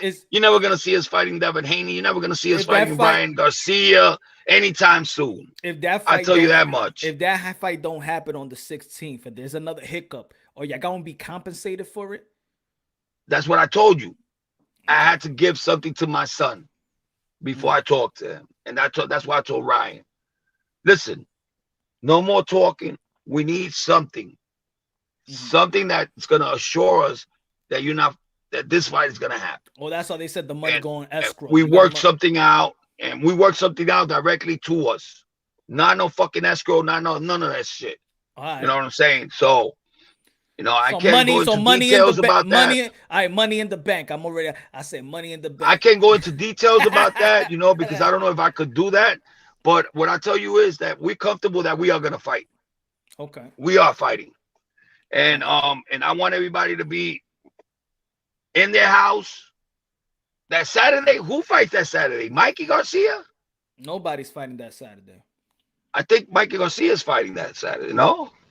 I don't know. I haven't. Somebody told me about something that he's fighting somebody. I don't know. Yeah, but I'd rather see Teofimo Lopez. I'd rather see Teofimo Lopez. No, that's what they told me. They told me that nobody's gonna see that shit. Boxing. Let me see who fights. On the 30th. No. I'm sorry. On the October 16th. Or they already said. They already put it. ESPN already put that y'all fighting on October 16th. Okay. So on the 16th, yeah, Mikey Garcia is fighting versus Sandor Martin. Who the hell is that? I don't know.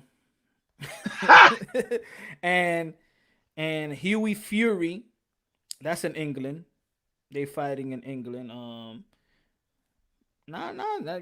That's a good date. The 16th. Nothing really could clash with y'all. Nothing could really clash. That's what I'm telling you, man. It was perfect, bro. And I look, I got people that tell me everything, and I knew it was only Ryan Garcia fighting on nobody. And that's why I took the fight. I was like, this is perfect, baby. We're gonna take over, bro. Yo, no matter what the hell happens, all right? Because I see that shit like a freaking opening. You know what I'm saying? Like when you come in and do your little opening act, Yeah. Like Tank did. Like he looked like a zombie when he came in, like doing the Michael Jackson, and he looked like a zombie walking in there. Yeah. Entertain. You see some entertainment. So that's the same thing I see with Versuz. You know, we're just getting the people to come in. We're gonna fill up the fucking Barclays Center, and my son's gonna go to another whole different stage, bro. You know, Ryan told me that this shit could do 5 to 10 million pay-per-view buys because of Versuz and my son together. It's just a perfect combination, bro. Eso es mucho. Bro, yo, eso no es mucho. Remember, that's not a lot. That's not a lot. We did almost 5 million views on ESPN. Was the highest ratings that we did. It was free TV. Yes, it's okay. But out of those 5 million people, at least 2 million of those people are hardcore fans that love my son. At least. You know, this is this is our first pay-per-view event. And we're gonna show the world we ain't gonna make 150,000 people. You know what I'm saying? we're gonna ram that shit. That's 100%. I'll take my hat off. I'll never wear this shit again. This shit I will never wear again if we don't make more than 150,000 people, which we're gonna ram that shit. You know? We're going in the millions, baby. Mira, pero ya gente cree que no tú eres loco. No more A side, B side. Get the fuck out of here. My son is the fucking A side. You know? I think your son is the A side, in my opinion. Of course he's the A side. He has accomplished more than any motherfucker than all of these young guys. Facts. Pero con ahora te mando a decir que tú eres loco con esos números, porque esos números es... esos números es bueno, loco. Que hablen mierda. I don't care. Listen, I'm happy. If he does 2 million and above, I'm happy. Even 1 million is good. You know what I'm saying? But look, Mike Tyson. Any million is good. Mike Tyson and Roy Jones Jr. did 1.6 million. There you go. And that's like, you know, it's not record setting. That's royalty. Yeah. That's royalty. Pero con 5 y 10 millones, eso es. Listen, it doesn't even matter to me, bro. I'm just telling you what Ryan told me. Do I care? I don't give a damn about that, bro. I just want my son to fight. You know what I'm saying? Do I care? Yes, I do. Because there's other things in the contract people don't understand. Okay, that's what I was saying. You know, at the end of the day, everybody's gonna know how much he made. It's gonna top every youngster out there. Every newcomers, my son is gonna top them off. He's gonna top them off the chair. Like that shit's gonna like spill over. I know that he probably be like, it doesn't matter, you know, I'm still going to train. But how does it feel going to training camp and then there's a date and then they change the date? Like how because any camp has you got a schedule with your son. Listen, I'm not gonna tell you my secret, but I'll give you a little hint. I don't kill my son. Okay. That's it. I don't kill my son. We know how to stop. We know how to go. We know how to go on. We know how to go on fast speed, medium speed, and low speed. You know, so we know how to break it down. You think y'all still? One thing I'm gonna tell you, my son never leaves a fight in the fucking in the gym. Okay. He brings it in the fucking ring. You still think that y'all could fight this year after this fight? Remember, y'all wanted to fight. He wanted another fight in December. But all the slots are fucking taken. Yeah, you got Comey versus Lomachenko, and then you got Crawford against Porter. So, you know, and we got a contract with Top Rank, so we can't make no fight. In the beginning of January, we could fight a Barbosa or, you know, like a 140-pounder. But my son doesn't want to fight after December. He wants to just be with his son, you know. He's gonna be born in November. I hope he's born on November 12th because that's my birthday. All right. Bro, the legacy. The saga continues. The legacy lives on because he's a boy. That's what's up, man. It's the next Teofimo Lopez. His name is. Hey, by the way, I'm gonna say his name. Teofimo Liam Lopez. Everybody. All right. Liam, like from William. So Liam. Hey man, that's a blessing, man. And también always congratulations to you and your family, man. I can't wait, bro. This is the best year of my life, bro. In 2022 is gonna be even bigger. I guarantee you, bro. After 2 this- fucking pay-per-view fights and mandatory because it's on the contract. Main event, pay-per-view. After this, Josh And I want Taylor. Haney. I want fucking Haney, bro. For real. Please give me Haney. So you No. so next year y'all want Haney. We Y'all can't want do Haney November. next. Y'all, Or Josh Taylor. We'll take Josh Taylor. It doesn't matter. do you, you know, think that We could do a tuna fight with Barbosa. You know, as an Barbosa. ESPN. On ESPN. And then we do the last 2 pay-per-views at the end of the year. You know? With big names. Josh Taylor. You know. Whoever. I don't want to say no other names because to me the biggest name out there is Josh Taylor. That's the guy we want. That's the guy that has the 4 belts. And that's the guy I want my son to kick his fucking ass because he's running like a bitch. Why y'all want Devin Haney? What's the reason? We just want to shut everybody up. The thing is, we wanted to get him in December. That's not going to be possible. Okay. You know, and I don't want my son. I don't want to push my son at 135 no more. You know, I think it's y'all right. want We're Devin ready. Haney- We don't got nothing to prove anyway. We don't got nothing to prove. If we do Devin, it's just to shut everybody up. We don't want that bullshit belt he has. We already got our 4 belts. My son is undisputed. Mauricio Sulaiman said it. All the haters that say he is not undisputed, it's just people that fucking hate us. You know? So But I in the think books, we are undisputed. When they call him out, listen to the fucking word. In the right corner. You know, 4-time world champion, undisputed, Teofimo Lopez. You're gonna hear that shit all the time. So how the fuck is he not undisputed? You know, but I don't listen to that shit, bro. You know, that's all fucking crap. Who is in every organization? Who's on the top? Teofimo Lopez. Thank you. That's what I gotta say. You know, all those fucking belts that fucking Tank has, garbage. Regular belts. How come he doesn't challenge us? Right?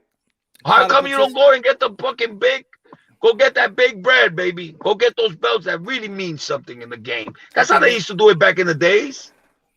They're not doing that shit no more. What do you think about Devin Haney versus Maxie Hughes? Who the fuck is that?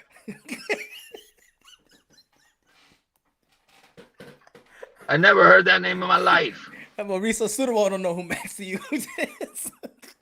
Oh, you gotta be fucking kidding me, bro. He's the IBO. He's the IBO champion. The what? Did you say IBO? Put a new organization in the fucking planet. Oh my god! They put a new organization just for Devin Haney. IBO. The IBO, yeah, it's Devin. They feel like that's good. Wait. It's the IBF, the WBC, IBO, the belt that Triple G IBF. Has, the IBF is not a major, is not a sanctioning body. Oh, that's why I don't know what the fucking IBO is. What the fuck you doing to me, Punch? Yeah, no, I'm telling you the truth. He's the IBO champion. And it's Devin Haney versus they trying to get the Maxie Hughes fight. You're in the Bronx, right? I'm telling you. I might get you in, bro. I might get you in. I like you. I might get you in. Hey, yo, that's what I'm thinking about. They should go in there to Bellevue Hospital. No, I'm saying I might get you into the fight. Oh, of course. Yeah, you already know. Yo estoy ahí, mi hermano. Tú me necesitas a mí, eh? Credential, baby. Yeah, man. Need that, man. Right, like who the fuck is this guy? Mr. Right, Shine. That's my motivation right there. You gotta let him in. Let's go. Yo, y tú tienes tu comida también allá. When y'all rehydrate, y'all be going to eat that good food from Brooklyn. Yo, you saw that shit that Ryan put up? That motherfucker's crazy. that I sent to you. Put it up. Put it up. The one that my son is doing backflips. What in the Instagram?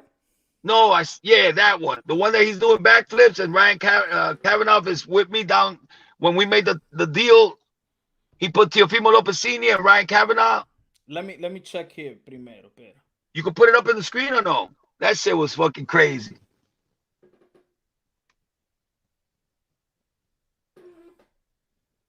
You know, people think about money all the time, bro. It's not about the money, bro.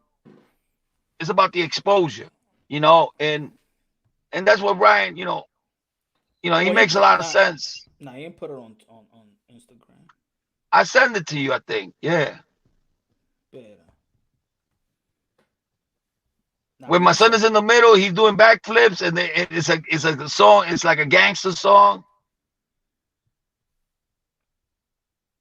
Hold on.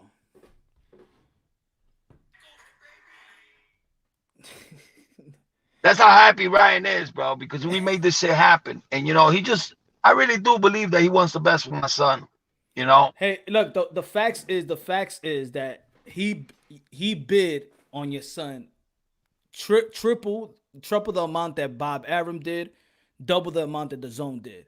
So we know what you're saying is facts. That yeah, and another thing, we might do a series with him. You know what I'm saying? We're in negotiations with that too. So I got to talk to him about that shit when I get to see him on Monday, on the press conference. But that's good. That's good. It might be Monday or Tuesday. Yeah. So you told me already. Business does work like that. You know. You have given your son the power to now, you know, run his business, and McWaters is his manager. But sometimes you have to also step in, you know. I had to step in, bro, because you know what? I knew this wasn't going nowhere. I knew that Ryan was gonna default on this fucking shit, fighting on October 4th. I knew he was gonna fucking agree to other fucking terms.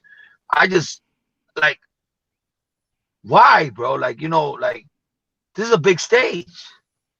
You know, Versuz is the #1 show in fucking, I don't know, in the whole world. I don't know, bro. Like, they got big numbers, bro. They got like 70 fucking billion streams. Like, bro, you don't even think about that shit, bro. We get the same money. Plus, we get extra on the side for the pay-per-view fights. And then the amounts of people that are gonna watch it, man. More sponsors for your son. That alone, bro, it's just priceless. Like, you can't even think of like you can't even think about nothing better than that. And I told my son, you know, fuck the money. Like I told him with Lomachenko, fuck the money. After Lopez, man, you beat this dude, bro. You're gonna have anything you want. Anything you want, and it's happening. And it's happening. We just hope as fans, as fans, that the fight just happens in October 16th. It's gonna happen, brother. Trust me, it's gonna happen. Because I don't think Triller's gonna lose money if they don't. Because it's not that, you know what I'm saying. We just want to see your son back in the ring and not. Bro, everybody does. He's even the haters. He's beautiful to watch. He's beautiful to watch. He's beautiful, bro. Even the it's haters. Like you just go to another fucking world when you see him fighting. Yo, you don't see nobody on the cell phones. You don't see nobody talking to nobody. Everybody just putting their fucking eyes like open. Like, when is he gonna fucking drop that bomb? That's what we want to see. You know what's funny? That the people that say that they're not gonna watch the fight already doing videos about your son saying that they're not gonna watch the fight. So don't capitalize off your son. That's the biggest fight of the year, bro. That's the biggest fight of the year. Come on. It's just a platform. Who gives a fuck? You know, we had to fight this dude because they were gonna take the belts off us. You know, like, people don't understand. It's a fucking business. You know, and the guy's not bad. I think he got a better record than fucking Devin Haney. He beat 2 world champions or something like that. So, you know, the guy deserves a fucking chance. IBF fighter, strong, 19-0. Solid fucking fight. You know, let's see what he got. You know, but I predict a first round knockout. It won't go past 3. It definitely will not go past 3. You know, my son is just too strong, bro. I don't know where the fuck the pounds go, bro, because he's at 143 and looks like a freaking monster. You seen his videos? Yeah, of course. Of course, I put it up. Oh my God, bro. Like I see him in this, Yo, like 143. That's it. He's on. Bro, he took pictures with Caleb-Plant today because he trains where we train at City Boxing. And so you saw some report out there too in Cali and Hendry. They out there in Cali. Or no, we in Vegas. We in Vegas. Okay. We in Vegas. Yeah, I haven't seen none of those guys. So you know, we get along with Caleb and we get along with Canelo. You know, we have love for both of them. Yo, so let the best man win. What you think about that press conference? The Canelo. He got good instincts. You know, he pulled back right on time. Yeah. That was a good old Brooklyn slap boxing. There you go. You know, but Canelo pulled back really fast. That was good, man. I was surprised. I know. You know, he's getting better every day. You know, so let's see what happens. I think that I give both of them a chance. I think that if Caleb-Plant has a lot of stamina and keeps away from Canelo, and cracks him every time he tries to get in and shows a little bit of respect, he could win this fight. Yeah. But I believe that Canelo's a little bit too much for him. He cannot go in there, you know, thinking that he cannot win. He cannot go in there like that. Yo, that's a good lineup for boxing, though. You got this weekend, you got Anthony Joshua Usyk. Then you got Deontay Wilder, Tyson Fury. Then the following weekend is your son in Kambosos. Damn. Beautiful. Boxing is good for the people that's talking about boxing is good, man. We're good right now. We're good right now. And then after that, we're good right now. We're good right now. We're good right now. And I think they're just going. I think the Mikey Garcia fight, they're going because they think they have the Mexican fans and everybody's gonna just watch him. I believe that we have a lot of Mexican fans. I think that the love that Canelo gives us, you know, helps us a lot. Yeah. I think that a lot of people acknowledge who my son is now, and I think we have a good crowd, you know, with the Mexicans. I just want to see a full fucking arena because that just sparks of my son. You know, I know my Checo fight would have been better if it would have been with a crowd. Yeah, you know, I think it would have taken. The adrenaline would have been pumping. I think my son would have been a little bit more fucking aggressive and fucking knock him out early. You know, even though he had to run to try to get him, but I think he would have knocked him out with a crowd. You know, I think he needed that because that spikes him up. You know, and that's what a lot of people are saying, that let's see how Lopez does, you know, with a Lomachenko, with the best in the planet without a crowd. And we show the world we on our zone, bro. We don't give a fuck if there's a crowd or there's not a crowd. He was poised. He did exactly what he was supposed to do. He outboxed the best boxer in the world. And we won unanimous. You know, and people don't want to give us the credit for that, but it's okay. You know, man, that's just the way it is. Once you're a great fighter, man, you're gonna get the hate. That's what it is. It comes with it, and then y'all very outspoken. That's it. Everybody gonna want to watch the downfall, so everybody gonna be watching. But listen, you know what? In a way, I like it, bro, because I don't want the shit to go in fast mode. You know, I want him to learn that he has to be humble, and the shit will come. Yeah, with good time. You know, and good timing is good timing. This is good timing. This is perfect timing. That's why I grabbed that fucking phone and I told Ryan, let's make this fucking shit happen. Let's stop fucking bullshitting each other. I want some guarantees before I talk to my son. You know, and I made that shit happen. That was glorious, bro. I should have been there taking pictures of that fucking contract because that's just the beginning of what's coming. And nobody was doing that shit with 16 fights, bro. Nobody. You can name me one person that has won 4 world titles with 16 fights. Nobody. Floyd was still fighting fucking bums, bro, at 16 fights. Low level competition. Low level competition. We ready, bro. My son is a lion. We're coming for the best. We don't want to wait. We don't care about no fucking old. After this fight, I want T.O. and Josh Taylor. That's what we're going for. I'm looking for that fight. I But we wanna see can't all- get him because he's running like a pussy. I Oh wa- no! Oh no! He still got a settled business in the 135 division. Fucking pussy. Fucking pussy. Bro, he's scared, bro. Yo, I want to see 10 belts on the line. That's what I want to see. 10 belts. It's gonna happen. It's gonna happen. We're gonna get the Ring magazine for his ass and all the fucking belts. Yeah, And, that's what I'm saying. and I go to England and fucking beat his fucking ass or wherever the fuck he's from. Because when was the last time we seen two undisputed but two lineal going at? Never. I don't think it's ever happened. I mean, like, with all the In belts history? and the lineal In boxing history, I don't think it's ever happened. I mean, we could check the, but I don't know, no recollection. I don't think it'll it's be the ever first time happened. because y'all both got 4 belts. Y'all got the lineal. That's 10. That's 5-5. It'll be the first time. It has never been. It's never happened. You know. Punch. Yeah, man. I think that's great, man. That's great. I want to see that. I want to see that fight, and I like that your son is y'all calling for that fight too. Because who's calling out Josh Taylor? Listen, we want to fight the Nobody. best. We want to fight the best. We want to fight the best. And I'm telling you, bro, my son cracks this boy. That boy's gonna be still talking that shit. Mm-hmm. That style he got, fucking bending down and coming in, man. That's the perfect style for my son. Anybody that comes to my son is gonna get knocked the fuck out. Mm-hmm. You know. And we don't mind if you run too. We'll get you too. We'll win on points. It doesn't matter. Either way, we're always gonna win. Ain't nobody in this planet could beat my son. And I said that shit a million times, bro. And people still fucking question it. Still question. We beat the best boxer in the world. Still question it. We beat the Matrix. Still question it.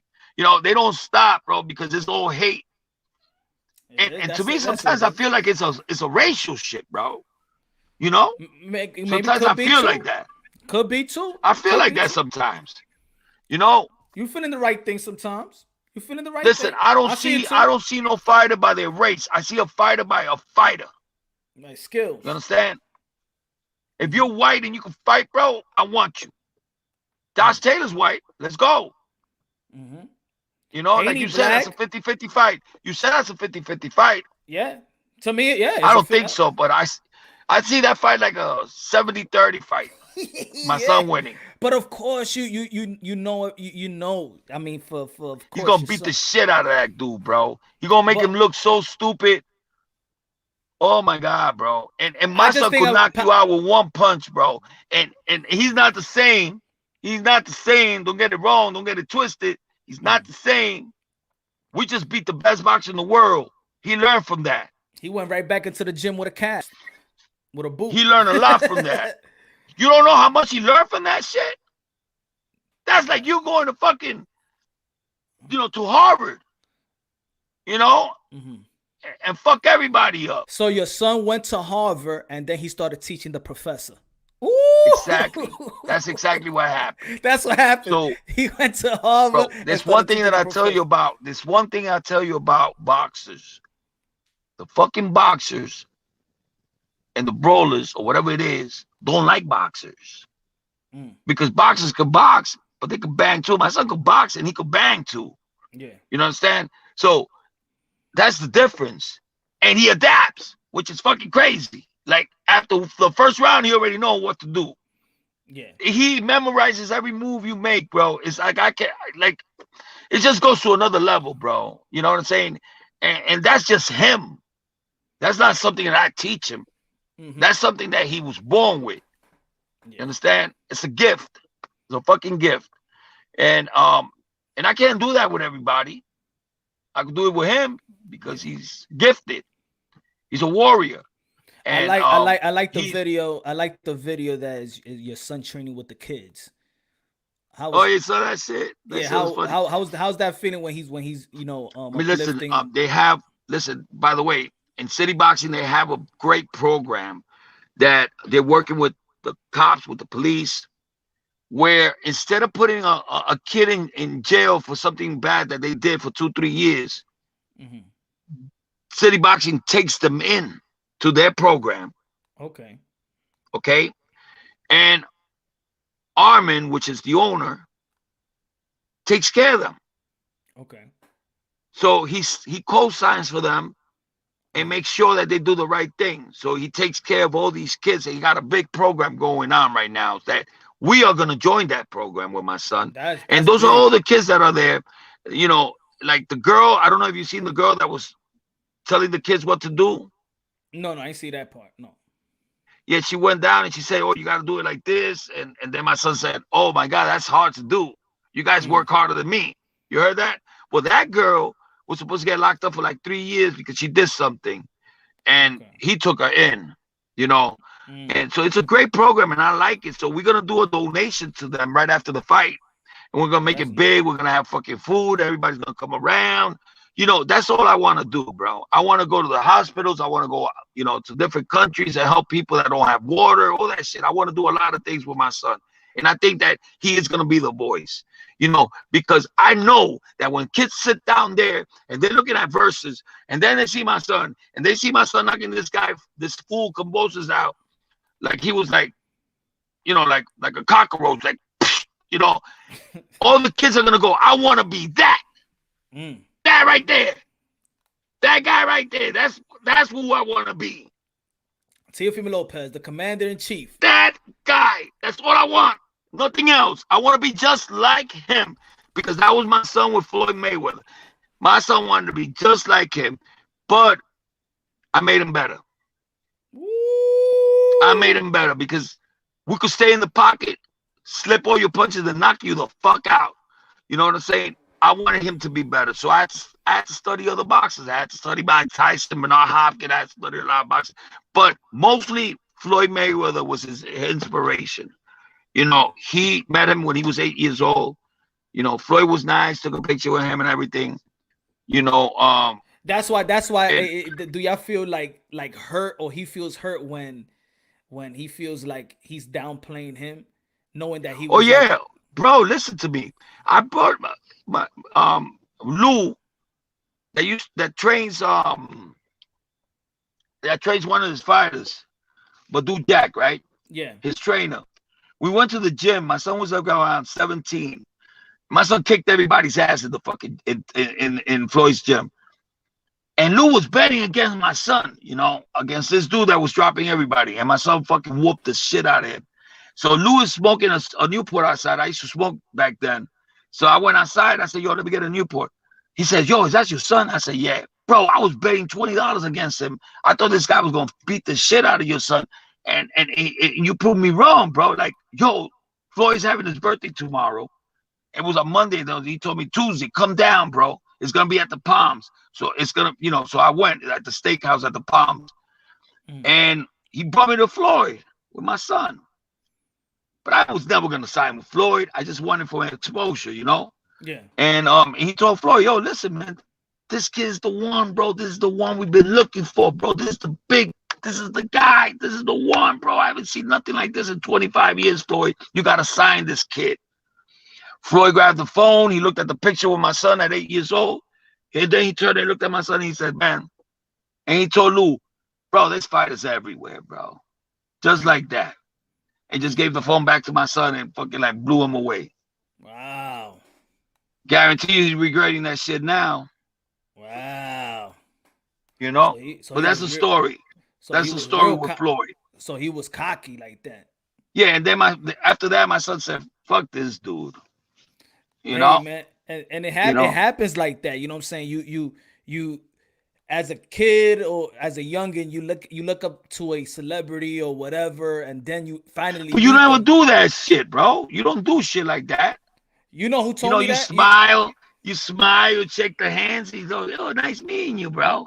Yeah. We'll talk about it later. Okay. Yeah. Bye. Yo, you know who felt like that too when he first meet him? Henry, the guy that I'm working with, that he was sparring with your son, Henry, the Dominican kid, Martinez. Yeah.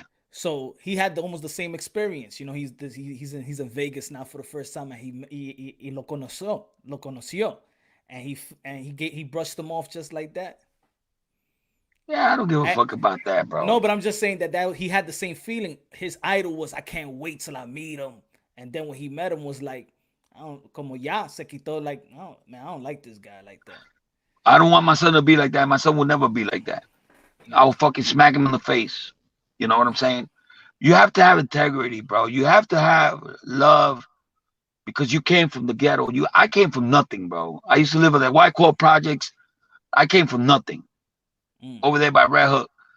And then we moved down to St. Mark's Place, which is right next to the White Claw projects, right there down in Brooklyn. Up.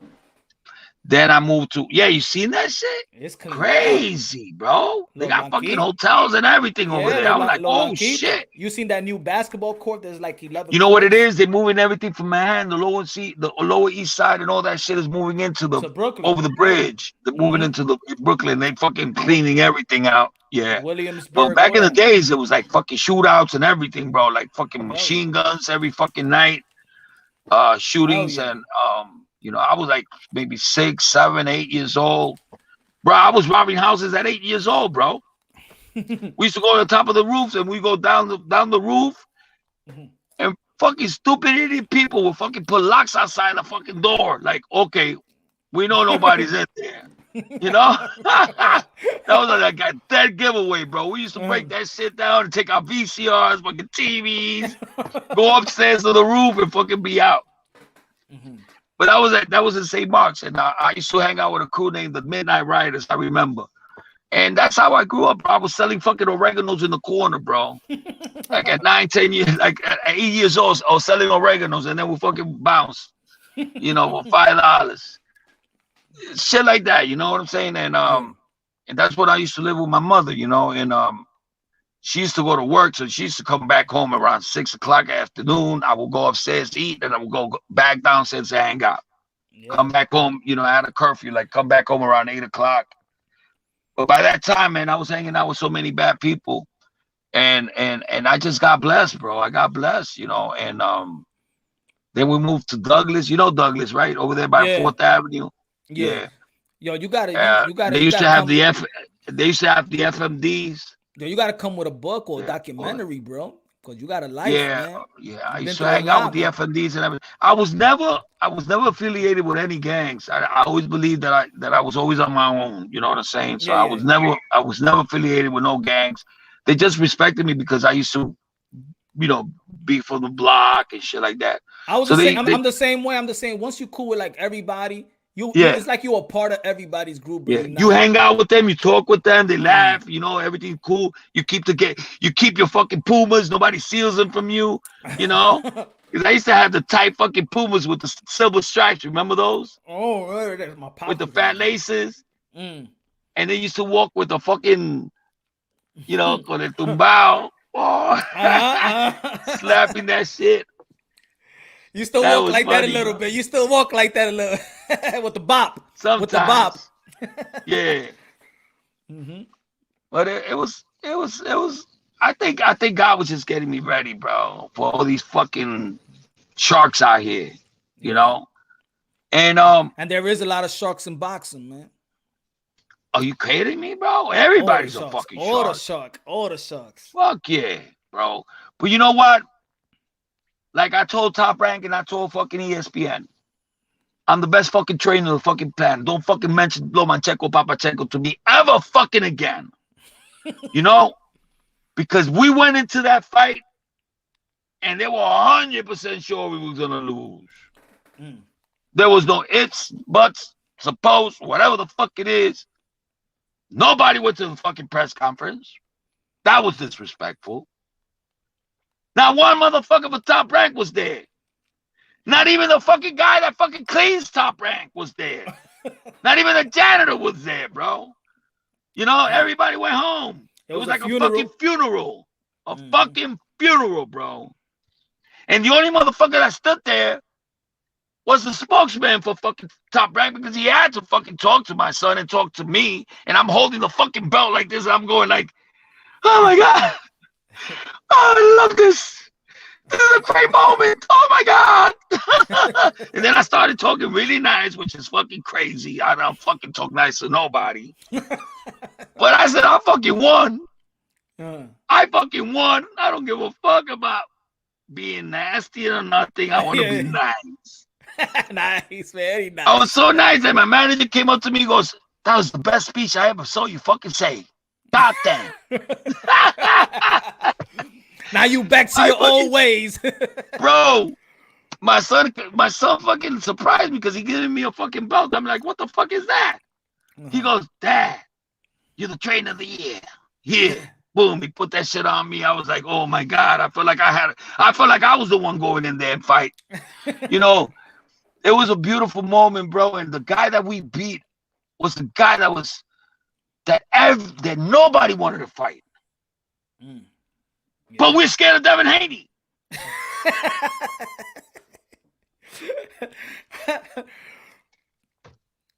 God figured, bro.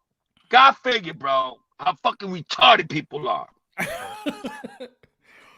Oh, he's gonna Devin Haney. Well, he fought the best fucking fighter in the world that nobody wanted to fight. My son ain't scared of nobody, bro. These idiots gotta get that shit together, bro. We coming here to take it over. Yo, we fight whoever the fuck we want to fight. I put my son in there with anybody. Yo, people are content. People are content to be idiots. That's the only way. And we make it look so easy. We make it look so easy. That's why they always say, "Oh, okay, Lomachenko had a bad shoulder." My son had a fucking bad shoulder too. And a fractured foot. Mm-hmm. And his shoulder was fucked up. You know, which they were working on a lot that whole week because he couldn't even throw a punch. And we're not complaining.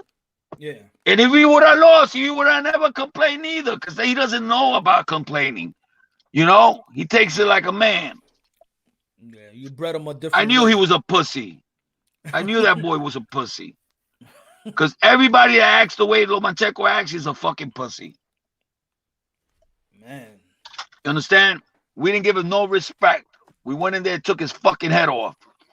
And he's lucky he didn't get knocked out. You know? Because he ran for fucking eight rounds.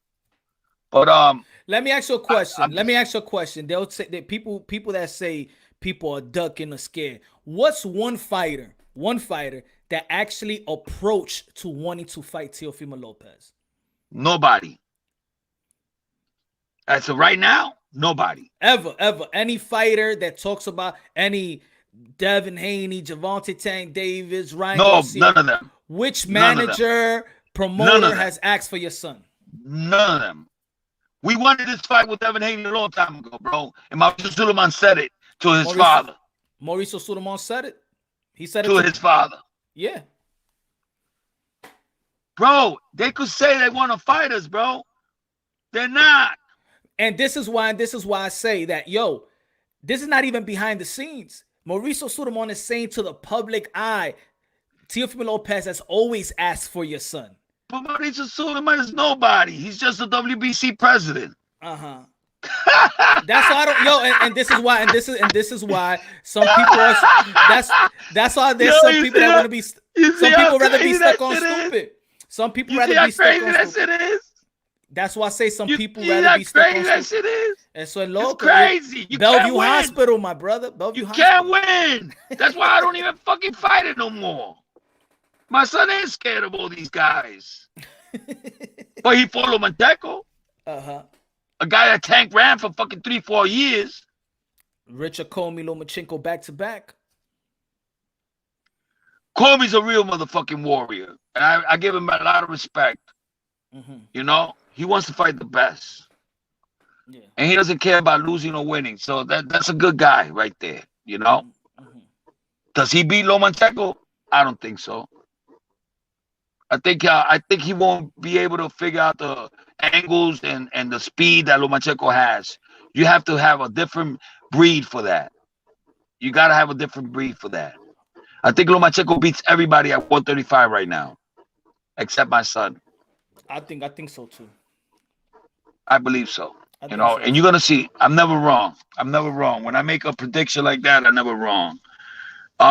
Is it gonna be a hard fight for Loma? Maybe in the first 3-4 rounds. You know, but he'll start fucking catching him like he did Nakatani. I predicted that fight with Nakatani. Remember, I told you he was gonna knock him out in the 7th round. I knew it because that's not the same Nakatani we fought. Yeah. Man, you predict everything right, bro. I don't. I don't. Sometimes I'm wrong. No, not everything. I haven't been wrong in a while. No, I'm saying, but not that everything right because you predicted a knock. I'm saying that even you predicted the Wilder. Yeah, that one was. That was a big prediction. I hit it on the nose, bro. You said 7th round knockout. Fury. I said it. You said it. That's what I'm saying. You predicted, and it's gonna happen again. No, it's gonna happen again. It's gonna happen again. So that's what I'm saying. You predicted the Nakatani and Lomachenko. I predicted that one too. Which other one? The Wilder Fury. Your son. My son. Well, I always predict my son's fights. Those are easy. No, there was another fight that you.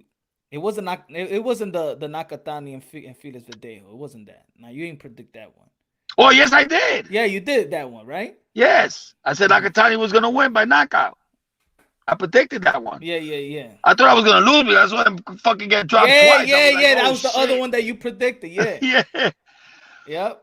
You know, it's just I don't know, bro. It's just I get these fucking messages from him, bro. It's crazy. Like I predicted him knocking out Comey exactly how he did it. Ask my son. I told him, listen, he went and sat down in the 2nd round. I said, listen, he's gonna come aggressive in this round. I could feel it. All right, you're gonna drop him. When he gets up, I want you on his fucking ass and don't stop until the fucking referee stops it. What? Bro, exactly what happened. What? It's like it was like I did a what you call it, a tripster, and it was a fucking like a movie, and they did exactly what I said that they were gonna do. And you know why I said that? Because I knew nobody had dropped Comey, and I knew Comey had a good chin, and I knew my son was gonna crack him because he was gonna be careless, because he was gonna come in there, you know, trying to knock him out, trying to go crazy. You think that's what Kambosos is gonna try to do? The same thing. Hell yeah. Fuck yeah. It's going to go in there. Oh, you know what I'm saying? You know what I'm saying? Because these guys are all fucking, I could see it in their eyes. I could see it in there. I know when my son's going to kill you, bro. I could see it in your eyes because you're scared. I could see it. You can't lie to me. I'm from the streets, baby. I could read eyes. You know, and I told my son he's scared. You got him. We got him. And my son knows it too. And I said, I know, Papi. I could smell his fear. I could smell it from here. You know? And my son don't take your eye. He don't take his eyes away from your ass. He fucking, when he looking at you, he gonna fuck you up. Because when the bell rings, he's coming to get you. That's the difference. We don't throw that fucking lazy slap, that lazy jab. I'll fucking hit my son in the fucking head. He throws a fucking lazy jab. We throw that fucking hard jab. Rap! Right here, motherfucker. I'm right here, motherfucker. Rap! Rap! They feel that shit. You know? And then want to do something. Crack! He's a beast, bro. I wouldn't go in there with that motherfucker. Even if they give me $2 million motherfucking dollars. Fuck the $1 million. You can keep that shit. Yeah, I ain't getting no concussion. What you think about Anthony Joshua, Alexander Usyk? I think I give Anthony Joshua the head. I think he's gonna win the fight. Okay. Is he gonna knock out Usyk?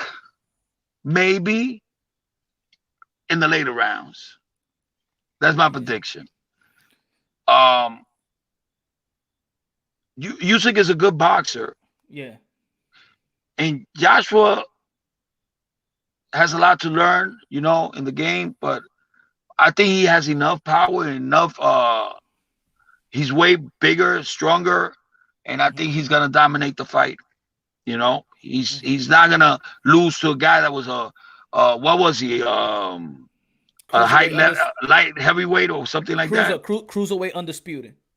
Okay, but heavyweights is another fucking game. It's another game, bro. You know, you're not gonna receive those punches that you receive as a cruiser that you're gonna receive as a heavyweight. So I give the edge to Anthony Joshua.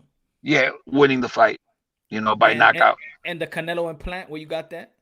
Oh, I got Canelo. You know, stoppage or I got him in stoppage in the later rounds. I think that if Plant goes in there with a fucking game plan and he ain't scared of him, he's got a chance to. You know what I'm saying? Okay. And I told him that today. You cannot go in there scared. You got to go in there believing you already beat him. That's the only way you beat Canelo. You can't go in there thinking that you're going to beat Canelo and you're going to be scared of him. Or scared of his power or scared of his body shots. You know what I'm saying? So he does he have a chance? Yes, he does. He's a big boy. Yeah, and he knows how to box. And you know, he doesn't have that restriction, you know, the IBF, you can't rehydrate more than 10 pounds. There's a unification bout, so he could rehydrate. It's almost like your son. IBF, he only could rehydrate, you know, when you 10 pounds. My son could never go past the 10-pound limit. Yeah. So now, not like Devin Haney that went up like 24 pounds to fight Linares. Okay, people don't know about that. Now that was the Gamboa fight. He went 24 pounds. Oh, in Gamboa fight too. No, he did it with Linares too. He did it with Gamboa. He did it with Linares. Mauricio Sulaiman said it. Okay. Mauricio Sulaiman said. Why? Because they gotta put it in their heads. I'm way bigger. I'm way bigger. There's no way this little man could beat me. And they put that shit in their heads. It's fucking. It's what you're cheating, bro. That's cheating. And still can't knock him out. And Linares almost dropped him. You're never gonna see my son. I swear to my mother, bro. You're never gonna see my son go to a corner like this. You know what I'm saying? Yeah. Oh my God, that was horrible, bro. He's chinny, bro. I told you. I knew he was. My son fucking almost killed him in sparring. You know, it was really sad, but let's not go there. That was about 3-4 years ago. My son is not the same fighter anymore. You know, my son went to another level. One thing about fighting is you always go to another level. Yeah. These guys stopped already. They're having problems at 135. What do you think is going to happen when they go to 140, 147? They're going to get killed. And that's because your son is actually fighting competition after competition. Exactly. So you get better. Exactly. You know what I'm saying? Okay. You know, not only that he's getting better, my son does better with bigger guys than he does with the smaller guys because he got to lose a lot of weight. Yeah. He'll be comfortable at 140. You see what he's done to Ugas, what he's done to Porter, what he's done to all these guys in sparring. And that's sparring. Imagine him with fucking 8-ounce gloves, bro. With no headgear, no nothing. Huh. That's what you want. Scary. That Josh Taylor fight. Josh don't want nothing to do with us, bro. I guarantee you. We're going to look for that boy after this fight. Let's see what he says. And it's easy to be made because we were the same fucking company. And that's a fight that I know Bob wants. You know? So, enough is said, you know, no matter what we do, no matter if we beat King Kong, they're going to say that he had a bad night, you know? So, all these people are, one thing I learned about boxing is that people are always going to fucking vouch for their favorite fighter. Yeah. The fighter they want to win. Doesn't matter if they know my son is going to kick their ass. Oh, Devin Haney, he's scared of Devin Haney. Oh, he's scared of Tank. Oh, he's scared of this guy. You know, when we fought the man to become the man, and that was Lomachenko. And I give Lomachenko mad respect because that motherfucker will fight anybody. Yeah, you know what I'm saying? Yep. He'll fight anybody. He's still looking for Tank. How come Floyd don't fucking make a fight happen? When Lomachenko got no fights that is on contract, nobody calls his name. As soon as he signs a contract, then everybody wants to call, oh, I'll fight Lomachenko. Oh, I'll fight You seen that Lomachenko. shit, right? And that shit happens all the time. I'm waiting for somebody to call out his name. Y'all already beat him. I'm waiting for I think a fight with Lomachenko and Tank will be big. Hell yeah. You know, a lot of people watch it. That's something that should interest TMT. Mm-hmm. They should go for that. You know, that's why you have a promotional company, because you want to fight the best to become the best. So you know what I'm saying? Mm-hmm. Instead of giving names that people don't fucking even understand and they don't even know, just to get a regular belt. You know, because he's 3-time regular belt champion. Yeah. Because the last time I checked, you know, my son is world champion on all the belts, so he can be the champion. Yeah. With the WBC, IBF, or whatever it is that he won. He's a regular champion. He should be calling y'all. He should be calling y'all. Thank you. But he knows that my son is going to destroy his fucking career. Mm. And then Floyd's not going to be able to go out there and fucking talk to people, whatever it is, because my son is going to destroy Tank. Mm. And Tank knows it too. Why they scared of us, bro? Why Floyd got to come on a live TV and say, we need one more fight? If I say that shit, bro, oh my God, they will eat me alive. Mm-hmm. Oh, I knew it. He was scared. He needs another fight to fight Tank. You see that? Mm-hmm. You know? They will be pointing a finger at me. Yeah. No, we want him now. We don't want no fucking tune-up fight. We want him now. We could fight him right after fucking Kambosos. We could fight him right after that. Yo, that's and we why could do that 140. He just fought at 140. He got a belt at 140. We could do a mandatory. That's why people be like, yo, but Punch, but why you don't check the Lopez? Check him on what? Check him on what? If He's the only one that's doing. He's the only one that's doing old school, baby. He's the only one that's doing old school back in the days, bro. They when motherfuckers were fighting with real motherfuckers. Matter of fact, I should just check on y'all and be like, yo, why y'all fighting the best? I mean, do what everybody else is doing, man. Come on, just get the money and fight. Forget about legacy. That's the way I think people want me to check. Be like, challenge the Lopez. Yo, fight for the money. Forget about legacy. I mean, that's just a piece of belts. It doesn't mean anything. You know what they told me? You know what I heard from a guy, and I was like almost started laughing. The guy comes up to me, he goes, yo, why don't you give your son some fucking bums so he could fucking knock them out? And that's all that people care about. That's all that people care about, just knockouts. Give him some bums so he could knock them out ugly and then fucking everybody go crazy. Mm. Then I started thinking, wait, that's what Tank does. No, I don't want that for my son. Mm-hmm. We're looking for the glory, bro.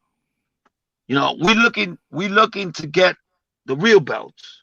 Yep. Why fight for regular belts? Don't make no fucking difference. It's like you lying to people, bro. Mm-hmm. Yep. Why would I tell my son, okay, you know what? This time, let's just go get a regular belt. Let's go backwards. I like going backwards. I want to go backwards. Let's go fight Devin Haney. I want to go backwards. Yeah, that's why I asked you. That's what I want to do. I want to go backwards. That's why I asked you the question. No, you know what? We are ahead of the line. We're about to eat right now. You know what? Let these guys go first. Let's go back in the line again. Mm-hmm. Like, people are so fucking stupid, bro. Like, why would I want to fight Devin Haney when I have Josh Taylor? I don't see nobody else calling out Josh Taylor. Look, that's a good fight, right? But if I'm hearing the Lopez calling out Josh Taylor, what? There is no point of going back. If I'm a fighter, look, I'll say myself, I'm a fighter. I'm in Teofimo Lopez position. I'm going after Josh Taylor. I want glory. I'm going after Josh Taylor, or I'm going to 140. I'm not. Thank you. I'm not gonna dictate my career to shut some people up to go backward. I'm going forward. Listen, I think Tank is scared of my? Now say this. Do you think? Yeah. Now say this. You want me? You gotta come.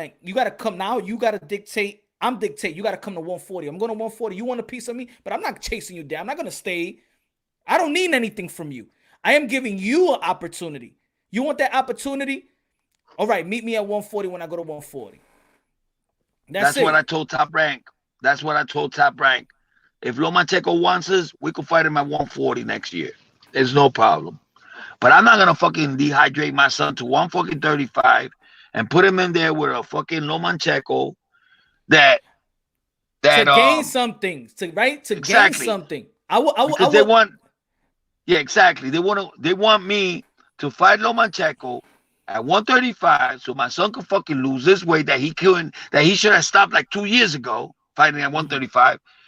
To fight Lomachenko for what? He got nothing to offer except money. Who got something to offer? He got nothing to offer except money. He don't got no belts. So you know why my son told him, go get belts, motherfucker. The same way that he fucking told us to go get a belt. And we went and got it from Comey. Now you go get all the belts. Oops, y'all got exactly. Wait, so I'm gonna tell my son, let's go backwards. You know why? Because there's a lot of haters out there that want us to go backwards. So we gotta go backwards. Fuck you. We're going forward, baby. And after that, in 2023, we're going to 147 and taking all that shit too. That's like you buying a good house. You finally made it out the hood, and you go buy a house, and then the people be like, yo, but get an apartment in the projects. Mom at home. It's funny, bro. It's just so funny, bro. But you know what? I love it because it's all hate. I like the hate, but at least make the hate make sense. Doesn't make sense, bro. Because haters will never make sense. Haters want what haters want. Mm-hmm. You understand? And I'm not giving them what they want. And they still gonna fucking hate. And they still gonna watch. And they still gonna pay. Because the more haters I have, the more haters are gonna fucking pay for my son to see him lose. Which is never gonna happen. You understand? Punch, I love you, bro. I'm gonna go inside. Do you think, my brother? Man, we trained really hard today, bro. I put some flicks out there. You saw them, right? Yeah. From today, you saw me going like jumping around, jump around, jump, and get down. I see when you slide on the thing. Jump. My son comes up to me and goes, yo, you high? I said, no, papi. I'm high on life. I'm high on life. You know, I had a great time today, man. It was beautiful spending time with my son and having him back, bro. You know, supporting me, being 100 with me, and it's a blessing, bro. It's a blessing. Me and my wife and God made the best fighter that ever lived. I believe it.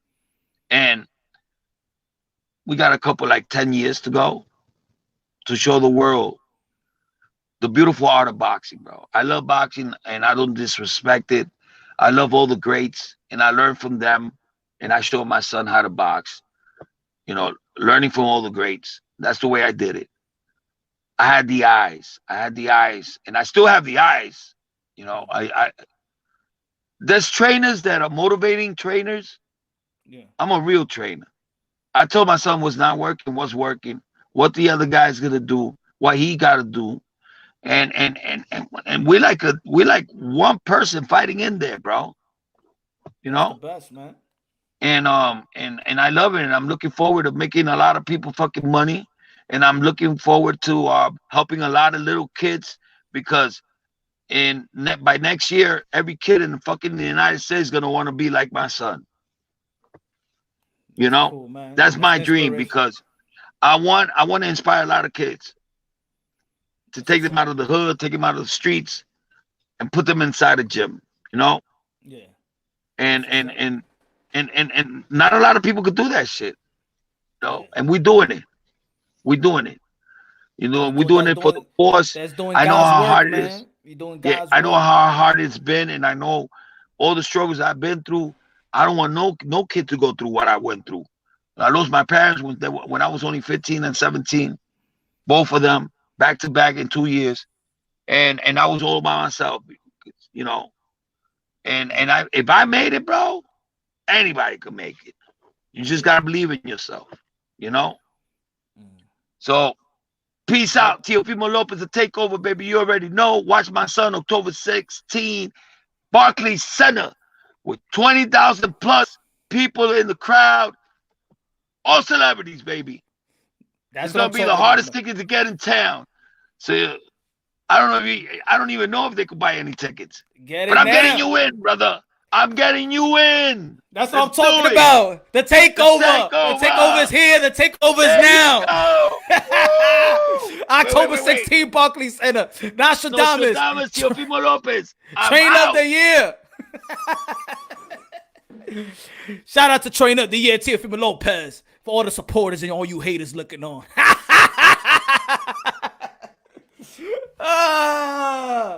October 16. People mad. They mad. Oh, man. Like the energy, man. This boxing, man. This the energy we need in the sport of boxing, ladies and gentlemen. Yo, but, man, I hope everything works out, man, with Triller, man. Please, man, let this thing work out. Let's October 16th. Let it be the last day, please. Can it be the last day y'all switch up? It's a great day. Ain't nobody in the way. Barclays Center could be a match made in heaven, man. Teofimo Lopez back in Brooklyn, hometown kid. Brooklyn, New York. Barclays Center, packed crowd. The best show in the best show on TV, on apps. The most successful show, Versuz, with Teofimo Lopez. I think it's a match made in heaven. I hope the stars align themselves and it actually come through fruition. And for you haters that be like, this ain't pay-per-view, then don't buy it. For you who love the sport of boxing and see something special, see the undisputed lightweight king back in the ring, you buy that ticket because I know you're going to watch the fight. The people that say ain't going to watch the fight, I know you're going to watch the fight. I know for sure. And for the boxing content creators that hate on it, I know you're gonna make a video about it before the fight, during the fight, after the fight, and you're gonna capitalize off it too. So you know it's worth it. If you don't think Teofimo Lopez is worth it, I dare you not to talk about it. But you are. Teofimo Lopez, the commander-in-chief of the lightweight division, the commander-in-chief, the leader, the captain of his generation, lightweight king, pound for pound, lineal champion, undefeated. It's the way it is, man. Hate it or love it. Hate it or love it. Y'all already know, subscribe to the channel, hit the notification bell, get my updated videos. Y'all already know, Punch Run Boxing, a.k.a. La Dobo, el sazón, el borracho, el pastor del boxeo. Dímelo, mi hermano. Good night. Got it.